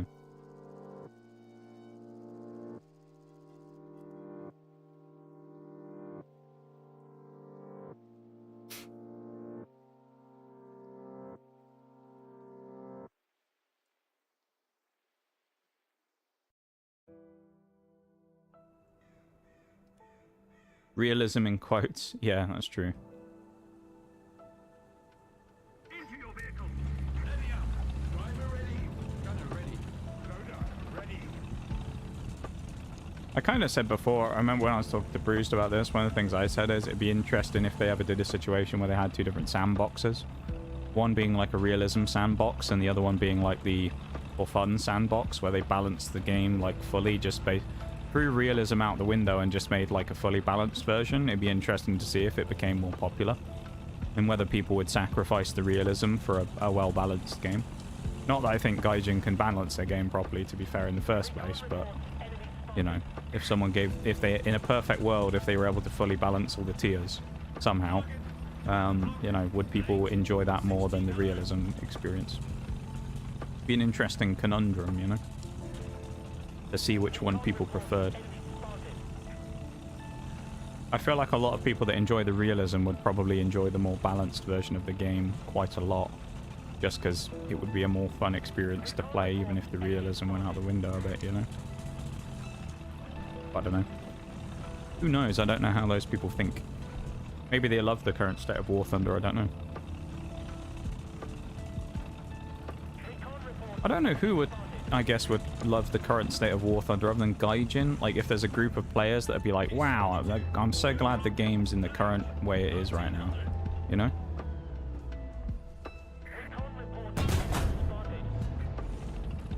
That one-shot, that would have been proper tasty as well. It didn't.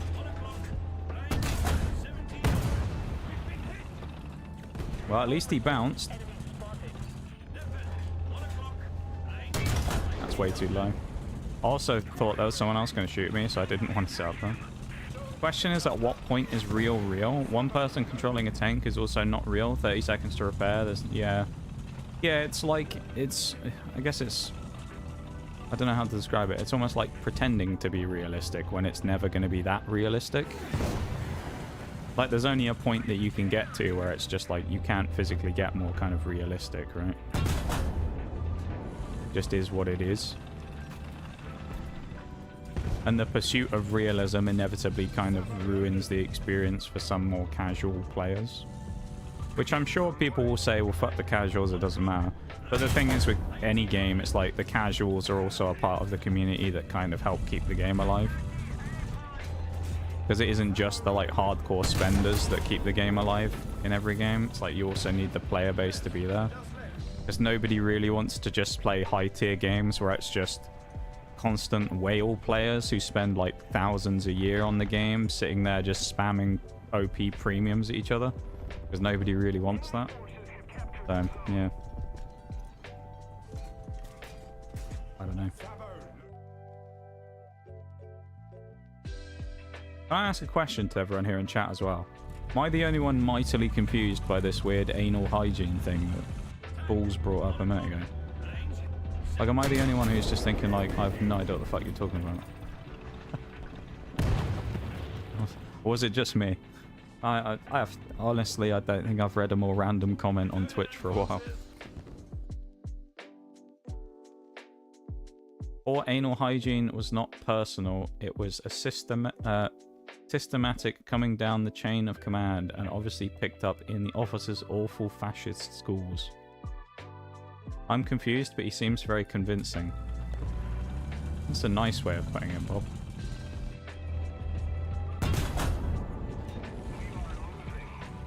I'm just confused more than anything by the ramblings of a War Thunder Twitch person. I don't know.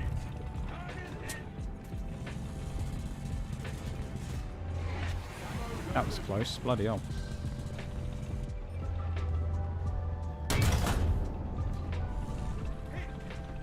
I hit the back of that guy's turret. I think that bounced.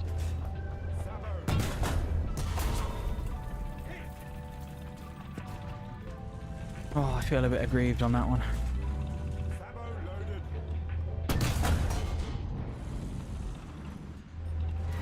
I'm like hardcore paranoid about this package as well. Just like, please. Please don't get stolen. For reference as well, just to be honest, it's not my package. Like, I bought something and sent it somewhere. And I don't know if anyone was in when it arrived, because they're, you know, doing what they do with deliveries, they just did like I've taken a picture of it by the door rather than giving it to someone. So who knows if it's actually made it inside or not, and it's not just sat on the doorstep. And I'm paranoid that someone's going to steal it, because it's just going to be sat there for ages or whatever.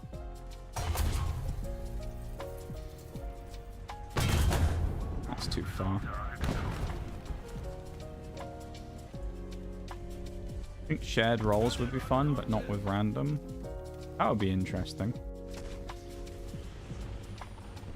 Damn, an XM803 just hit me. Jesus. Good shot, I guess.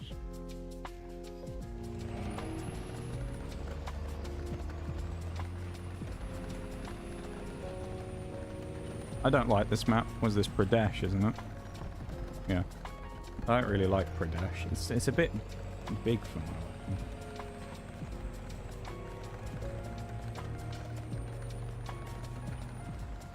A little too campy, because like even with me there, can't really do anything, because in a TTD what do? Drive up the side and like go through the tunnels? Not really a great position to go to, is it? Because then I just get to fight people and like head-to-head ground level, which isn't great. Oh yeah, I'm not hitting this. Oh, maybe I will. First game of helicopters and I'm in the bloody Stormer HVM, and the game's going to end really quickly. Matt was once described as the physical manifestation of AIDS. Is that how it was described, was it? I'd imagine it's as inconvenient as having that affliction would be, to be fair.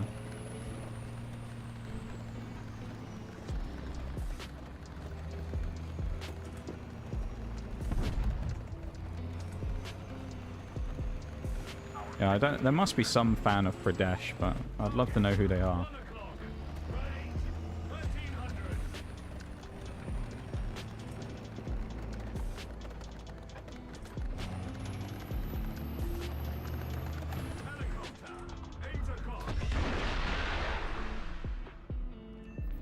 Hey.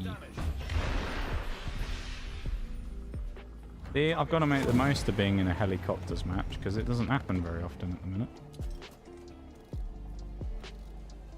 Oh, it's the Knock clan on the other team as well. I kind of hope the enemy team pushes back, but I don't think they're going to, because I think they're stuck in their spawn.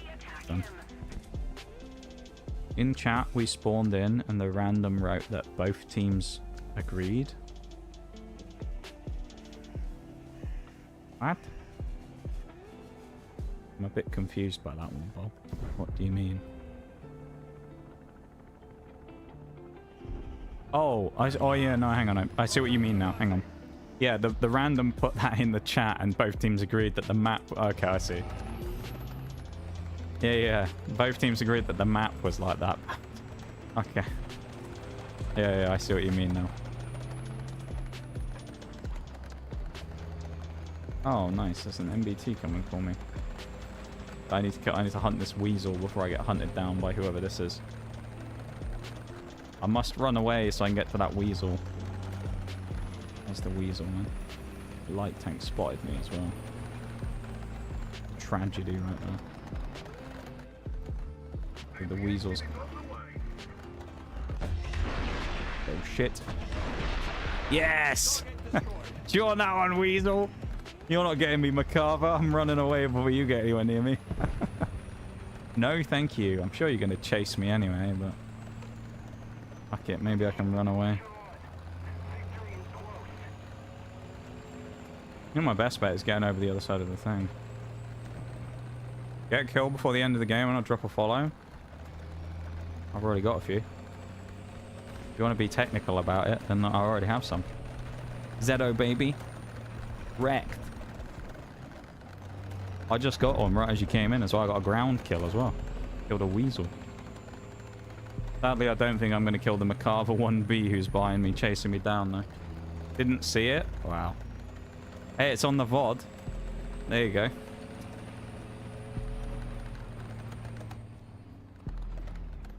Oh, and we skidded out the cap as well. At least we have a T-64 who maybe will help me against the inevitable Macabre, who's probably going to shoot me in the ass. We'll see.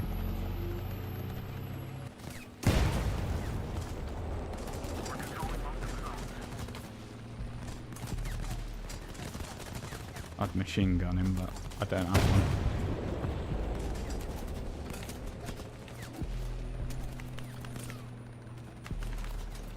So you're telling me I have to wait until you're done streaming to watch you get a kill? Well, you can watch the VOD while the stream's still going if you didn't know.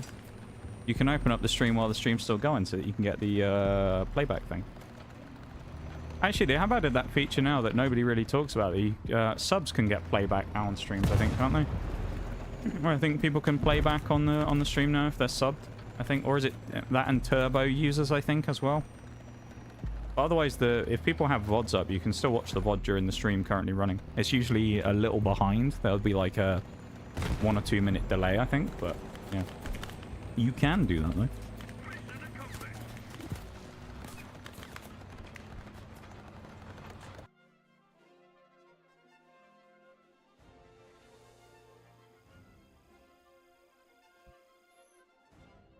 Well, we survived Pradesh.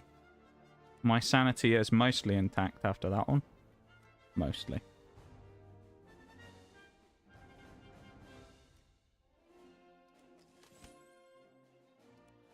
Right, now all we gotta do is the final one, right? And then we get the tank. The, this thing. R400. Don't know if it's any good, but there you go. And then we got this one, which starts tomorrow. So I guess I'll have to do that off stream. Okay. Thank you for being here, though, everybody. I appreciate you guys hanging out, vibing, and whatnot. Thank you for being here. I can't believe what I'm seeing. Thank you for the follow there, Zedo, baby. I see I was able to satisfy your criteria enough to get that cheeky follow. Even though you didn't see me directly get the kill. See, I was convincing with my explanation of what to do. That or you went to the VOD, one or two. I probably won't get a kill this game now. I'll just get one-shotted every time I spawn. Just gonna believe you. Well, I appreciate it. Thank you for the follow. I'm as honest as they come when it comes to streamers. I don't tend to be much of a bullshitter. Some people don't like that though. Sometimes I'm a little too honest for them. Can you stop stealing my aim, Gaijin, please, and making me aim at something I don't want to shoot at, and I can't aim at that guy because I'll be blocked. Oh, the synchronization on the snipe shots then on that guy, that's kind of cool. Welcome. Thank you, Bob. Thank you for the welcome. Bloody hell, no one on the enemy team's getting anywhere near crossing that gap. They're just getting absolutely destroyed. Wow. All of them peaked and none of them just got one shot. I don't know what it is as well, but there's something really getting aggressive around the left-hand side of this rock. Terms 2. actually I did nothing to. Barely even a scratch on that terms T. Oh dear.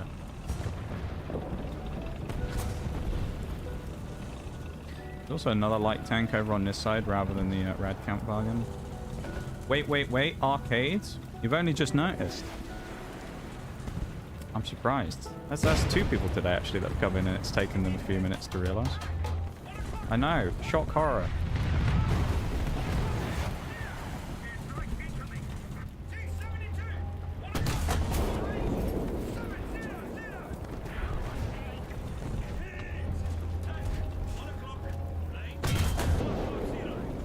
Why though?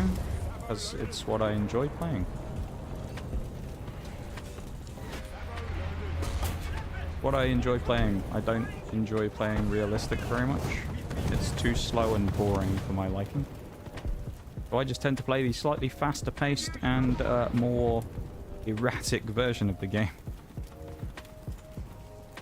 And also, as I was saying earlier, I'm kind of one of those players who's in the unique position where I don't give 2 shits about realism, so I don't like care for the realism aspect of realistic either, which a lot of people do. I just play the game because I enjoy shooting things with vehicles, and yeah, that's mostly it.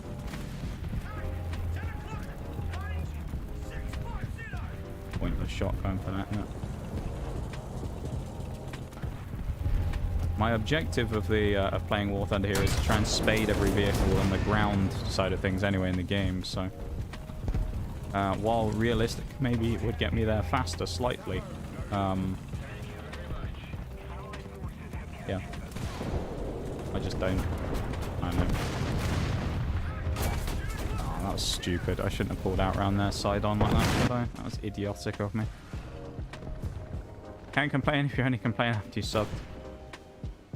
Hey, it is what it is, Bob. It is what it is.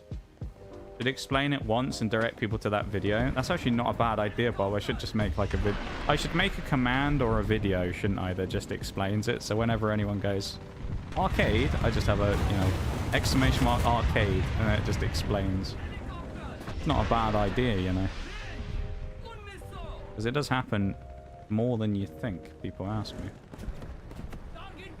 Hopefully you don't feel any differently about me there, Zedo baby, now that you've had this revelation that I'm playing a different playlist. Who knows? Some people do, some people don't. Some people like freak out when they see it. They're like, oh, never mind.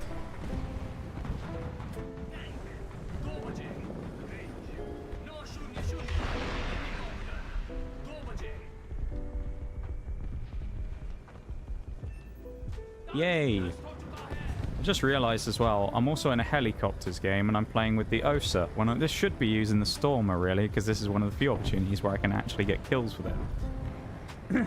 So I'm using this thing instead, because naturally, of course, I've chosen the wrong vehicle to play. So yeah, hopefully there aren't too many more helicopters that spawn, or at least if there are, they blow me up rather quickly, because I don't want to waste time with this thing when I could be using the HVM.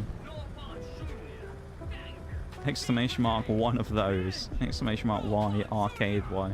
It's actually a good idea though, Bob, to be fair. Because I always explain it every time, and I think, yeah, it's not a bad idea to come up with like a universal just command or something. Because it inevitably gets asked. What normally happens with this, I tend to find it's kind of funny, is we'll go for a period for like a month when no one will ask it. And then in one stream, you'll get like 3 or 4 people that will come in and ask the question. It's like a weirdly... It just sort of happens in waves, you know? It won't happen for ages, and then it'll happen a bunch in one day. Weird how it like backs it all up like that, you know?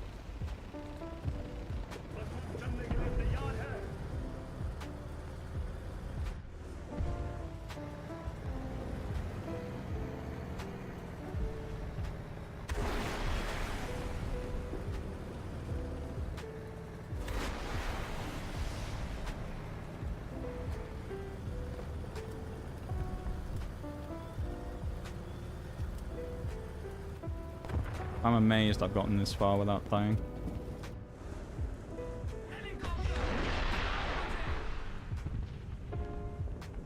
Also, again, love how I can't see my own rockets after I fire them because of the smoke.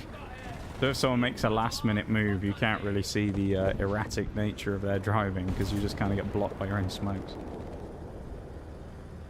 In all that, I missed a stream and my streak is back to 1. I don't remember you missing a stream though, Bob. Twitch does have a previous for fucking it up themselves where they make it so that streaks just die sometimes. Like this was before before we knew you, Bob, but the greatest example of a stream streak we've ever seen was from 2 people, which was from Bevan and Oreo. And both of them had a 300, I think, or around 300 stream streak. Now keep in mind, I stream 4 times a week. So that took nearly a year and a half kind of to build up of being at every single stream. And both of them were in the stream, and during the same not during the same stream, but during the same week, both of them lost their stream streaks while they were in stream. And Twitch was just like, nah, you didn't count today, so we didn't give it to you. And they both lost it. And then it was worse because right after that, Twitch then announced the whole thing that they were going to add it so that if you watch the VOD of the stream or the other thing, if you watch the VOD of the stream or you that's pointless to fire at, but still it's kind of funny. If you watch the VOD of the stream or a clip from the stream, they would then change it so that you could retain your stream streak. And they made that announcement like a week or 2 later that they were going to intend on doing that afterwards, after the stream streaks have been taken away. So. 300 froze out the window, froze phone out the window. Why trying? Yeah, they were the biggest stream streaks we've ever seen dropped in the stream. Of I think it was 200. I think they were both at 295 because they were right. I think it was. Do you know what makes it worse as well, Bob? This will be the thing that makes it even worse for you. What in the fuck? The thing that makes it worse is the stream that they got.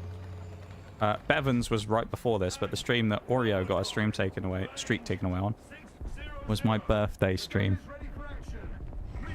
That was even worse. It was on the birthday stream as well. And I was just like, ah, you serious, man.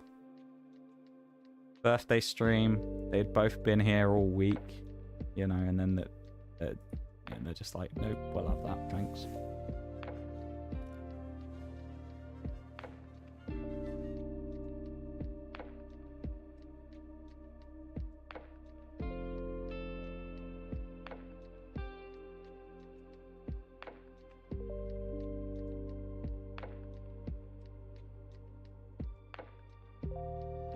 That's crazy. I know, right? Take your XP.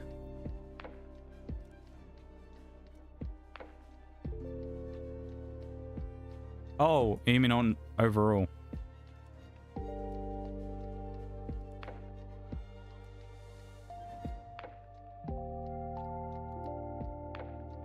$182. I thought it was higher than that. Well, could have sworn it was higher than... Oh, I guess maybe it's unbonused, right? Because if you look at it and you go into here... Of course, this number is going to be different because this wasn't 186,000, was it? This was like 300 plus. So I wonder if what it is it's like that's the raw XP, because obviously this is at 278 and this is at 12.7. Why am I getting called? What? Incoming call?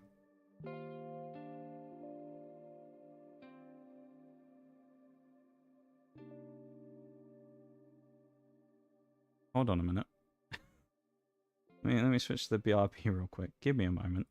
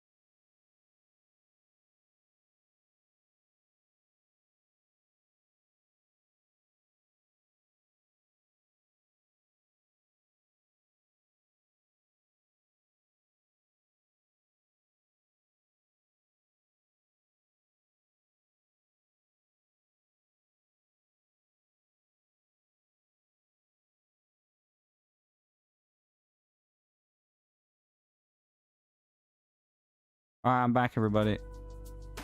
We have a guest right now. Yeah, I'm gonna kill say this hello, special fucking guest. bitch. Oh, you don't have a PNG on screen. I'm gonna put a PNG on screen. That's fine. I don't need a fucking PNG on Special screen. guest here.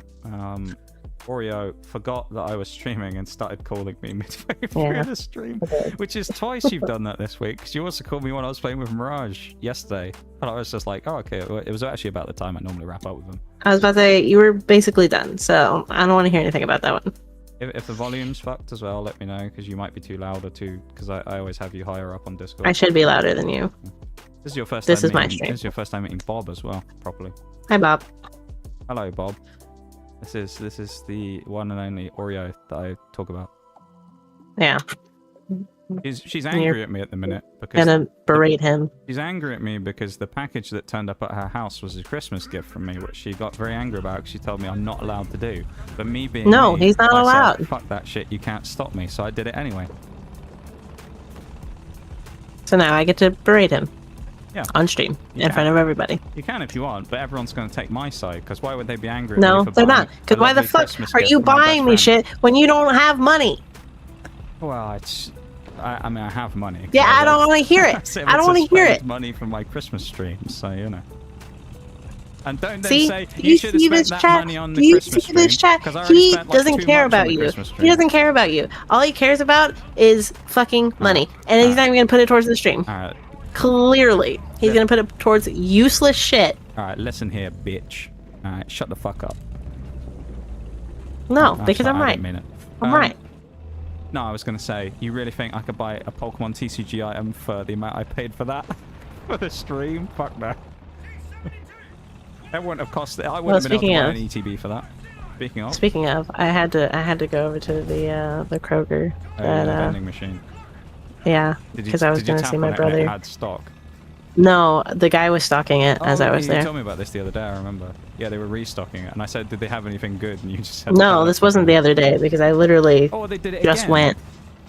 I literally just went on Wednesday. Wait, Wednesday was when they were restocking it. Yes. Oh yeah, no, you were. Unless they've done it twice recently, because you told me about it the other day that you, like a couple of days ago, you told me something about it. Unless maybe it was twice. No, I don't think I did. Christian too. I remember you telling me about it. Because I asked you, as I said, I was like, did they have anything good? And you said, I don't fucking know. I was like, have they got the new stuff? And you were like, I don't know. Probably not. It's much louder than me. Thanks, Bob. Good. I should be. Okay. This is my stream now. The problem is it's because of the desktop audio thing, so I'll have to mess with all my settings to do it. I'll turn you down slightly. How does that do no damage? You got hit by 8.5 fucking kilos of TNT and a missile, and it just went dink and bounced off him.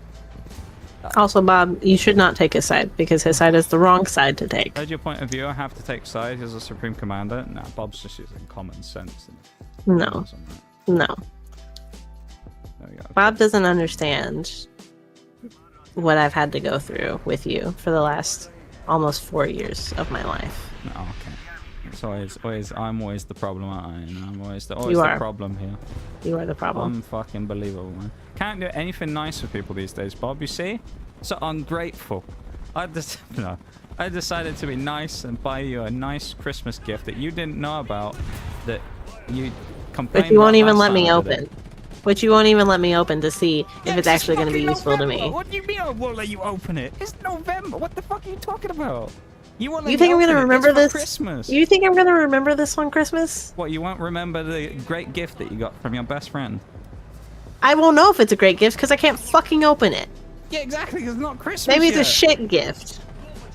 I know it's Did a you good- ever think about I know that? it's a great gift. Did know you ever how think I know about it's that? a great gift? Do you know how I know? How do you know? Because I bought How? it. That's how I know it's a great gift.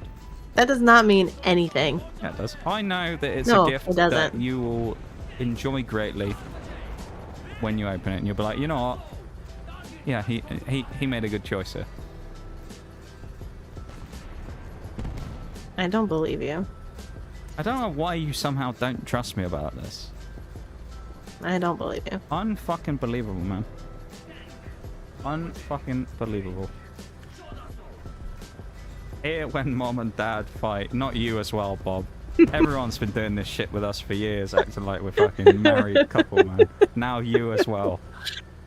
Someone wrote a fanfic, Bob. Or apparently wrote a fanfic about us. We don't know anything about it because it never got mentioned ever again after that. When we went, that's a little bit odd. I'm not sure about that. And we never heard anything about it ever again after that. Yeah, because I was like, as long as it's not like, because they were like, oh, are you okay if I write a fanfic? And I was like, I mean, as long as it's not, I don't know, fucking like weird sexual that's stuff. Really weird. Yeah. They're like, oh, no, but what if it's like, I don't know, you guys are like kissing or whatever, and I was like, why are you writing about that? Said, like, what if it's spicy or something? But yeah, and then just like, and then we never heard about it again. So that makes me think it either got scrapped or it's just like hidden away somewhere in someone's like vault of stuff they never talk about ever again. You know, it scares me either way. But yeah, no, this shit's been happening for years, Bob. Where everyone's like, "Oh my god, you guys a couple?" We played It Takes Two years ago, right? On your stream. Oh my god, we played this shit. It Takes Two. The amount of people that came in and they were on about like, "Oh, you guys are so cute that you guys are playing a game together when you're an actual married couple," and we were like, "Yeah, no." Someone literally came in and was like, "Oh, that's your husband," and I was like, "No, no." It's like, no, unfortunately not. No, we're just friends. We're just very good friends. And then later on when we were playing fucking oh, the prison one. No. Oh. We were playing Power Wash Simulator. Yeah, and that fucking Tayu guy came in, and he was like, he's also the guy who doesn't like talking about the underage people in his chat. He also has underage people in his chat, but I'm not gonna name when they're name, but that guy came in and that is his full name. His full name is Tayu. I'm not gonna fucking spell it because it's fucking dumb. But anyway, he likes to keep minors in his chat, even though his minors are sexually explicit with other people, and it makes the adults uncomfortable. And they go, don't talk about your age. Yeah, that did happen once. But that guy randomly ended up meeting us from somewhere else, and then he came in and said something about how. Yeah, he was like, "Oh my gosh, yeah, I thought you guys were together already." It's like, no, you stupid cunt, we're not. The stream's taking very ranty.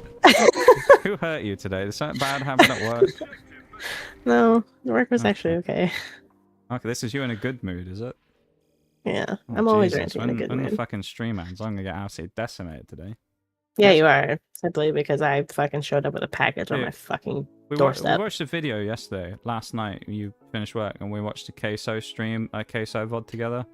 And it was him playing horror games. And one of the things that happened is it was just this random character who picked up a plate of lasagna and fucking smacked their husband with it. And out of nowhere, she just goes, "Yeah, I'd do that to you." And I'm just like, what the fuck? I'm like... Like what? I was like, what's someone done to you today? Who like shat in your cereal this morning or something? Like, what's that about? You just still about fucking hitting me now, are you? Unbelievable, man. You also made some other joke about me, which I'm not going to repeat on stream, but you also said something else, and I was like, okay, no. Did I? I don't remember. Yeah, I can't remember exactly what it was, but it was oh, you can't even remember it. Yikes. Fucking Christ, man. Honestly. See what I have to deal with, man? Honestly, Bob. You see what I have to deal with? You don't even remember fucking shit. The hard life, Bob. Someone's got to, you know, keep an eye on her, make sure she doesn't go mental on people on the internet again. To be fair, it's funny when you do that. I let it happen these days. I join in. I was gonna make a really bad joke there. Oh, yeah. That wasn't gonna be funny for you. It's you who's saying a really bad joke. I'm not sure I want to know what it was, because if you're saying it's really bad, it probably was really bad. It was actually really mean. Was it going to be about how I'm a victim of abuse again or something? No. Oh, okay. This is my abuser, apparently, everybody, as well, just so you know. Yeah, I abuse him every day, actually. Yeah. Good vibes together. Alright, Bob. That's what they say. Bob says that, and we actually hate each other. Could you imagine if the whole time this was actually all just bait and we actually did despise each other? but other than as much as we already do, because I mean we do.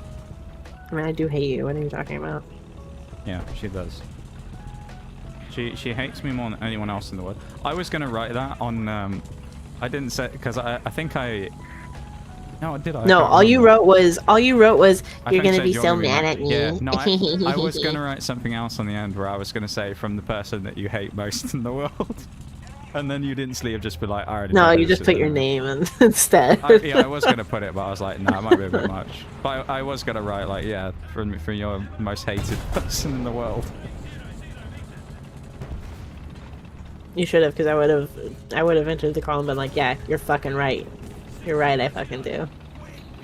Reminds me of this video I watched years ago on YouTube by a person called Ashens, who I've talked about before. And one of his things that he normally does is he goes to a place called Poundland, which is like the dollar store equivalent over here. And he found Christmas cards there once. But they were just like Christmas cards if you're an asshole.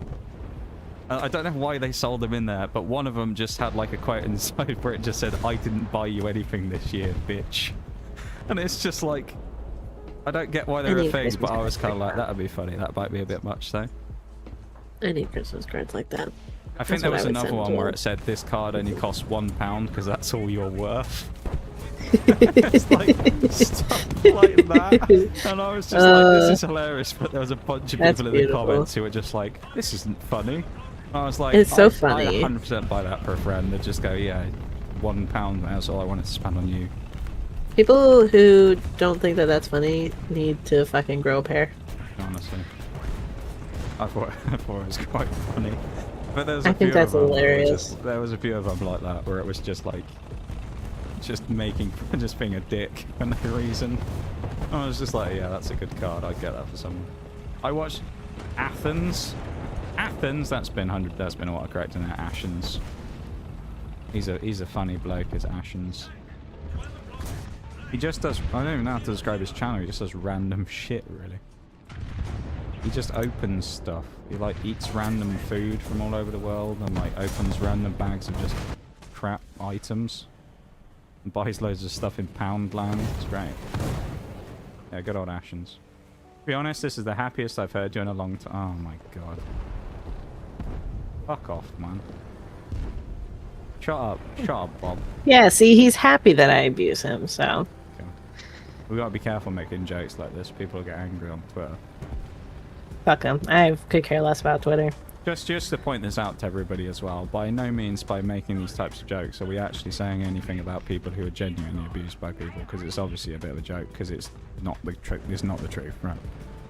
I feel like as someone who has been kind of perpetually abused my whole life, yeah. I'm allowed to joke about this. You get the pass.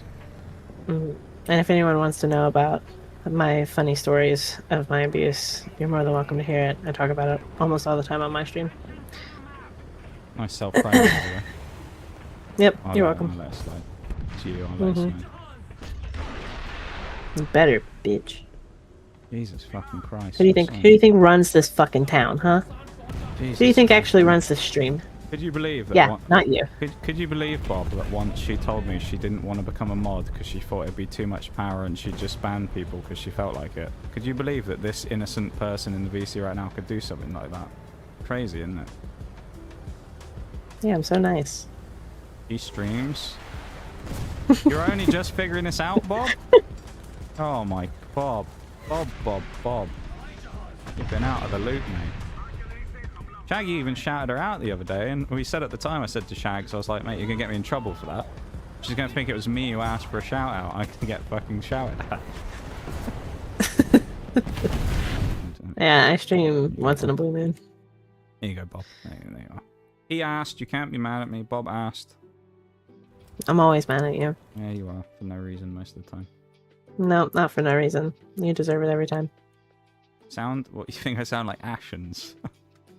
I don't know if I sound like Ashens. I feel like some of my humour is vaguely similar to Ashens. Yeah, eat that, Challenger. I shouldn't have respawned, should I? I'm probably going to play one more game after this, just so everybody knows. Okay. And then we'll wrap up. I also didn't explain as well why you're in the VC, really, did I? Which is that you started calling me, as I say, because you thought I was... Because I forgot what day it was. You forgot what day it was. And the reason that I answered was because I was paranoid, knowing that the package had gone to your house, that someone had stolen it or something, and you were going to tell me that, like, there was, like, a delivery notice, but there was no package at your house. So I was like, oh, shit. I better answer in case something bad's happened. And then, yeah. That was just yeah, like, as soon as you streaming. sent me the question marks, I was like, oh, shit. And I was Yeah. about to type, and then Discord stopped, and then you started calling. I was like, fuck it. Yeah, I was just like, there must be something important, otherwise you wouldn't have called me. And then you were just like, I just forgot you stream, and I was like, oh, okay. Yeah, I literally forgot what day it was. It's fine. It's not like I've streamed on Sundays for the last, like, 4 years or anything, you know. You really think that I know what day it is No. ever? No. Exactly. To be fair, you've also been at work for God knows how long today, so. I've only been at work for 8 hours today. Only 8 hours, I love that. Yeah, that's a normal work day. Yeah, I know. Well, at least they didn't keep you for overtime today. And on Sundays, Well, I you'll mean, be out slightly. I was early. over like almost 30 minutes over, but Oh, no. 30 minutes isn't that bad. Although I know in America they're a bit more, like, angry about people. Yeah, I've seen shit Oh, like yeah, this no, on they take Reddit where overtime. the people will be like, how dare you turn up 15 minutes early for your job? You turn up on time. We ain't paying you for overtime. It's like, just don't pay them then. They're just sat Yeah, that's inside, don't pay why- them. Like, I don't... that's why, as much as I hate it, I work for a corporate company because they have to pay me overtime. So, They are but legally this- required This to is the thing I've because never they say understood. they do. A question about that. Are they Uh-huh. not allowed to do that, where they go, you're in the building, we're just not going to pay you, if they don't want it? Are they, like, legally obligated to pay someone if they're there at the job, even if they're just sat with their It thumb depends up on their the ass in the job. break room? Because It depends on the job, but okay, if we are clocked in and we are overtime, I just read what Bob said. And carry on. it depends on the company, but if you're clocked in and you're overtime, Yeah. they still have to pay you because you were clocked in. Oh, okay, so that's why they don't want to. But they're most likely going to try and cut you early elsewhere, so you don't, they don't necessarily have to pay you more than that. Okay. So Because I've always seen it where I'll just be some angry manager who's like, leave, you can't come in yet. And they'll just say, don't pay me. But I get, yeah, they're sort of not allowed to, I guess. And that's why they get angry about it. what is your question, Bob? You can ask me anything. I'm an Also, open book. that comment, Bob, I just... it's like giving the one ring to Sauron. You're not wrong. It's a lot of power. But then also, there's not many people in the stream that I would trust more than our illustrious mod here either. So I there you like go. to shoot first and ask questions later. So Oh, Bob. I thought you were gonna actually. I was wondering what you were gonna ask then. Have you liked the YouTube stream? No, you I haven't, just 'cause got you were home, just- so now I have Okay, that. that's fair. You were too I'm busy going to desperately right now. attempting to open your Christmas gift from me that you then got angry about when you found out it was from me. So you didn't know it was from me first of all, and then when you figured it out, you got angry about it. You're like, Well, yeah, "Oh, because it only random has my thank you." name on it, so I'm like, what the fuck? What? I didn't order anything else, and I'm like sitting here trying to Well, go through I wasn't like gonna my order it for brain. myself, was I? I put my own name on it. Well, no, but still, like, You should have realized you were fucked anyway the other day when I was like, maybe I'll do that hypothetically, and you were like, you don't even know my address, and I was like, yes I do. Yeah, at that point you should have known that something. You're like, well, I can't stop this now. well, but I mean, like, I can't stop it anyway because you were talking to my dad for like 6 hours. Yeah, it was. We had a great time. We had a great So- bonding moment, me and your dad. Yeah. Me So and your it's dad like- have known each other for a while. Ever since I met you, I basically kind of... Your dad started watching my stream as well. But we'd never actually sat down and had like a full-on conversation before. And we were like, let's just have a VC. And we ended up talking for 6 hours. So, yeah. And I was just like, man, she's such a terrible person, isn't she? Isn't she? Mr. Carroll, as he's known in the stream space. And I was Yeah, he's known like, as Mr. Carroll. your daughter's such a terrible person, isn't she? She's horrible, man. He was like, oh yeah, worst child I've ever raised. She's awful. I was like, yeah. you're right." Actually, I'm the angel child, and I always have been, and I always will be. I will say, in all seriousness, he had very glowing things to say about you. was talking He about- always does. I know he He does. was saying about how great you and your younger brother were. I know. He was Like I telling- said, he was telling me about I'm the the angel side. origin story of his eldest as well, and how he was roommates with him for 7 years, and I was just like, that's not something you hear every day, that, you know, because of the life situation they were in, a dad and son become roommates for 7 years and don't hate each other by the end of it. I was like, damn, takes some commitment right now. We're talking about all kinds of stuff. I learnt the whole backstory of your dad the other day. Mm-hmm. This game is he's had a very interesting life with some of the things he's done. It runs in the family. Apparently. I mean, like, I was when he started talking about how he used to do DJing at a strip club, I was like, what? I was like, Yep, he did. He's done a lot of shit. He was telling me about some of the encounters he had with people as well, where they were being like, he had to throw them out. It's great. He was talking about all kinds of stuff. But yeah. No, he was. We started VCing anyway because I was talking to him about my old man, because he knows about that stuff because I talked to him, and obviously when I went over there in June I stayed with these two, so that's why they hate me even more now, because they had to. He they had to stayed part with me for 2 for weeks. fucking 2 weeks, and I know, I it's wanted to so fucking bad. off him. She did, yeah. She actually planned to assassinate me at the airport before I left. That's the truth of the actual situations. Why don't you guys collab more? Because I fucking hate every part of her existence. That's why. Because I work. Yeah, basically. I work 10-hour days, 4 days a week. She speaks to your dad too. Don't get any ideas, Bob. Alright, calm down. And my days are kind of random, and if I'm not working, then I'm at D&D all day. Yeah. You I'm a fucking stream nerd. on Wednesdays, but then you also do D&D right after stream. But it's before If I I go, stream that 'cause- day. Yeah, if you do. And then If I other stream. than that, most of the time you don't really have enough energy or time in the day to be able to stream any other time, so you just don't. Yeah, I mean, the fact that I'm off this early is kind of unheard of because... Yeah, usually you're leaving home for like another 2 hours. No, well, yeah. Well, Usually I don't yeah, get off on until average. about this time, like right now. But on Sundays we're closed earlier, so Yeah. it's a little different. But I don't work Sundays very often, so Yeah. Which you're probably not that glad of, because you get extra pay on the weekends. yeah, I get paid extra Saturday and Sunday. So And then usually after you get home, you very graciously normally give me some of your time and you come and talk to me for a bit. yeah, you should be fucking lucky that I do that because I don't ever want to talk to fucking anybody, let alone you. Nobody wants to talk to me, that's kind of the point. Oh no, lots of people want to talk to you. You just don't want to talk to them because Well, you're your dad fucking wants lame. to talk to me, so now I'll just go talk to him. Okay, instead. my dad wants to talk to everybody. I'll just hold that against you now every time. You'll be like, My "Oh, dad I'll wants to talk you," to and I'll just everybody. go, "Oh, I'll just My talk dad to your wants to dad then talk instead." to literally every single person under Hey, the he's sun. he's a very social man. We're like He is polar a opposites, me and your dad. very eclectic man. Your dad loves No, talking, and I eccentric man. I'm That's the the word I was opposite looking of for. talking. It's funny, you'd think for me being someone who streams, I would be like a more social person, but I'm really not. No, you talk to me and Mirage, and that's it. See if I'm You don't awake have any when other you friends? stream.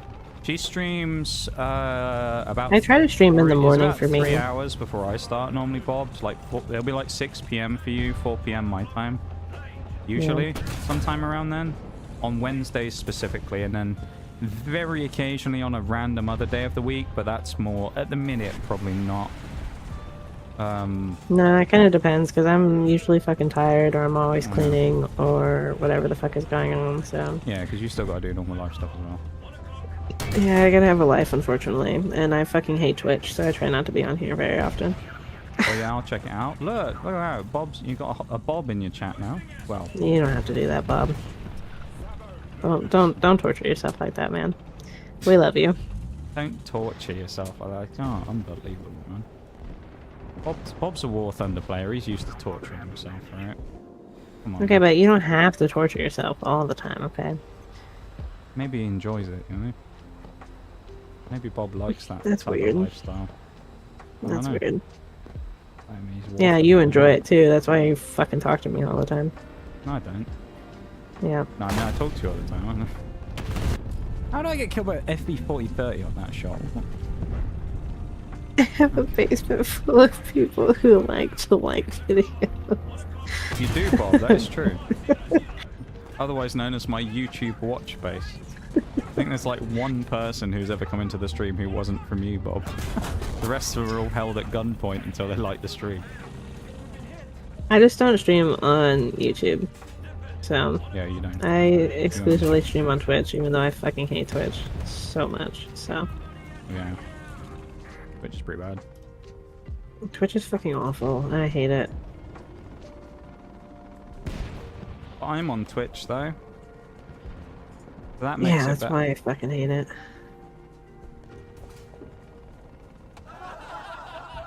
There you go. I've got the obligatory laugh track in.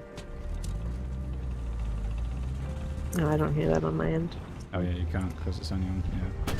Yeah, it's not on Discord. Lol, lol, lol. Shut the fuck up, Bob. Yeah, don't encourage her. Why? I'm funny. No. This is why we don't do things very often, Bob. I've got to get over the last time when we did it, when I just get destroyed constantly for like 20 minutes. No, At least I didn't call you a I'll tell you stain what, on Bob. stream. I'll tell you what, Bob. You want to know something? Well, we were talking about the parents thing earlier. While I was in America, you know what I'm gonna say as well. While I was in America, I decided at one point where I was gonna say hi to my folks back home. So I did a video call with my mum. She was like, "Oh, you call us at some point while you're over there. I want to see how you're getting on and talk about the trip." And I started doing it, and you were there with me. And you were like, I was like, "Oh, I'll put you on call if you want." And you were like, oh, "Okay." Literally, you and my mum just started making fun of me for like 20 minutes. I was like, I can't even get away from my own family if I can doing it to me as well, man. You're just a bad influence on everybody. Anyone who comes Me into and Mom contact with you is are just like, great friends. apparently. Yep. Unbelievable. It's bad news for me. Everyone in my life is just ganging up on me. It sounds like a you problem, to be fair. That's what I said to someone earlier in stream as well. That I was very confused by what they were getting on about. Someone randomly started talking about anal hygiene, and I had no idea what the fuck they were on about. I'm very confused. The only anal hygiene that I know is having to Sounds like abuse. do that We on need to talk dogs. on here. But no, the person just said like the thing I hate about British tanks is the anal hygiene is terrible or something, and I was just like, it's like what? That sounds like a you problem, buddy. And then he just said something about British officers and fascists, and I was just like, okay, whatever you say, buddy. I have no idea what you're talking about. See, But I think this is why I think having I'm not poor good. personal hygiene is a skill issue, is it not? It's a personal problem. I mean, it You can't is, blame yeah. that on Yeah. institutions. They said it was a systemic problem. No, I pointed out to them, what, you can't wipe your own arse yourself or something, is it? Is that the problem? I don't know. I feel like that was just, a Twitch funny person. I just didn't understand their humour because it wasn't actually funny. What you notice about a lot of people on Twitch is they're like, oh, I'm going to come in with a sick joke, and it's actually just the most unfunny thing you've ever read. And they're just like, Well, it's because "Ooh." most of the time these people literally have never left their fucking mom's house before. They're still suckling the teat that she fucking gave birth to them with. Like, of course they're not fucking funny. True. It's a good day. We had we got raided today and had 2 people complain about arcade and no bans. This is true, yeah. Hell yeah. 2 people who didn't realize it was arcade until multiple hours of the stream had gone by. This is actually why I'm not here a lot of the time, because if I was here, then like we would not have viewers, because they would all be banned. Because they would all piss me off, and I'd just be like, okay, I'm done. One of 2 things would happen, I feel like, if you were here every stream, is either it would go way down because everyone would be scared of your tyrannical reign as a mod, or it would skyrocket and they'd be like, wow, this is great. I mean, Bob found it brilliant. He's, Bob did give me an idea, actually, which is he said make a video, but I might just make a link to my reasons for playing arcade, because I get asked it so fucking much. Yeah, I think that's a good idea. Because I'm gonna just say, just do the command. You should give me a script, No. and then I'll read the script, Oh, and then no. you can put the video on, you've got and a then it'll script. just be me. You 100% It'll be me got a- telling them that it they're would- stupid fucks and they need to go get it would fucking just- laid, but that they would- would that never would get actually laid be it, because no fucking woman could ever stand to even want to be in a room with them. Yeah, but see, Says- the caveat to this is to why I wouldn't let you do it as well, as you would say that and you'd make those jokes and you go just like the streamer whose stream you're watching right now, because of course you wouldn't be able to miss the opportunity to sneak that one in there and just have a go at me for no reason, you know? I would never do that.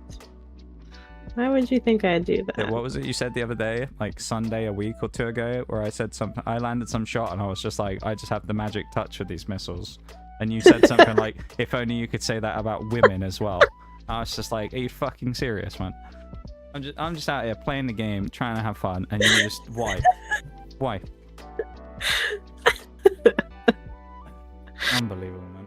That's because I'm just so funny. I was talking about Shags' marriage earlier on as well. It was great. Me and Shags, I was having an insightful conversation with Shags about how being married for a long time, what a lot of people do is they forget about things like dates and stuff that they did when they first met, and that's why people become miserable and get divorced.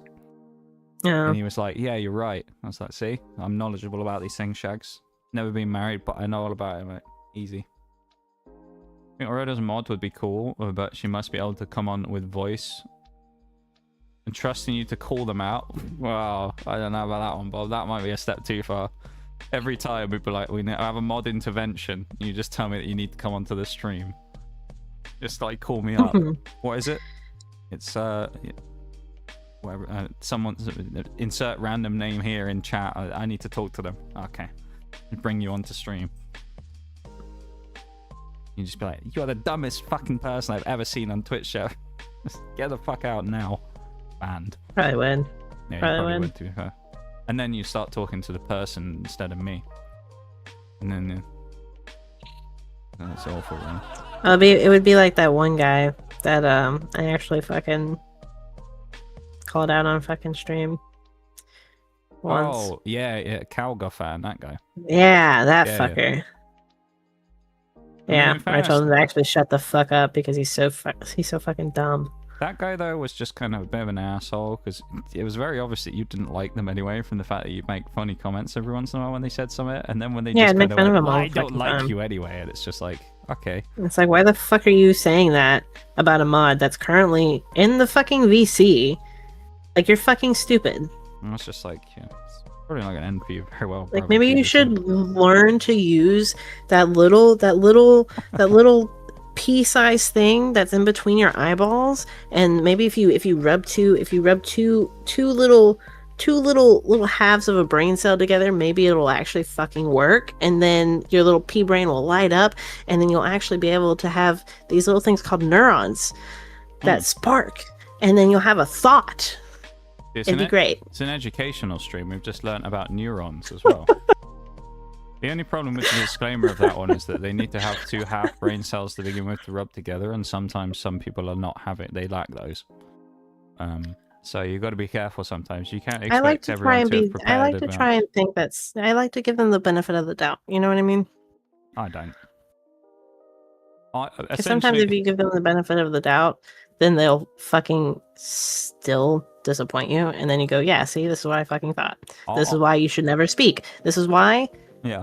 you're the viewer, Uh-huh. and I'm on stream." My expectations when it comes to any interaction in Twitch chat this day and age, when like a new person comes in, and this is nothing against any of the new people that come in, the reason you're still here is because you don't do this. But my whole thing when it comes to Twitch these days is I just assume that anyone who new comes in is about to say the dumbest thing I've ever heard, and I'm going to have to somehow seem like I'm like, oh, yeah, interesting comment, when it's literally just the stupidest statement I've ever read out. And then if it isn't, it's a pleasant surprise, and I'm like, oh, okay, they're normal. And then there'll be someone who will just say something stupid. Like that guy that you were talking about who went, I didn't realize Coca-Cola was in the UK.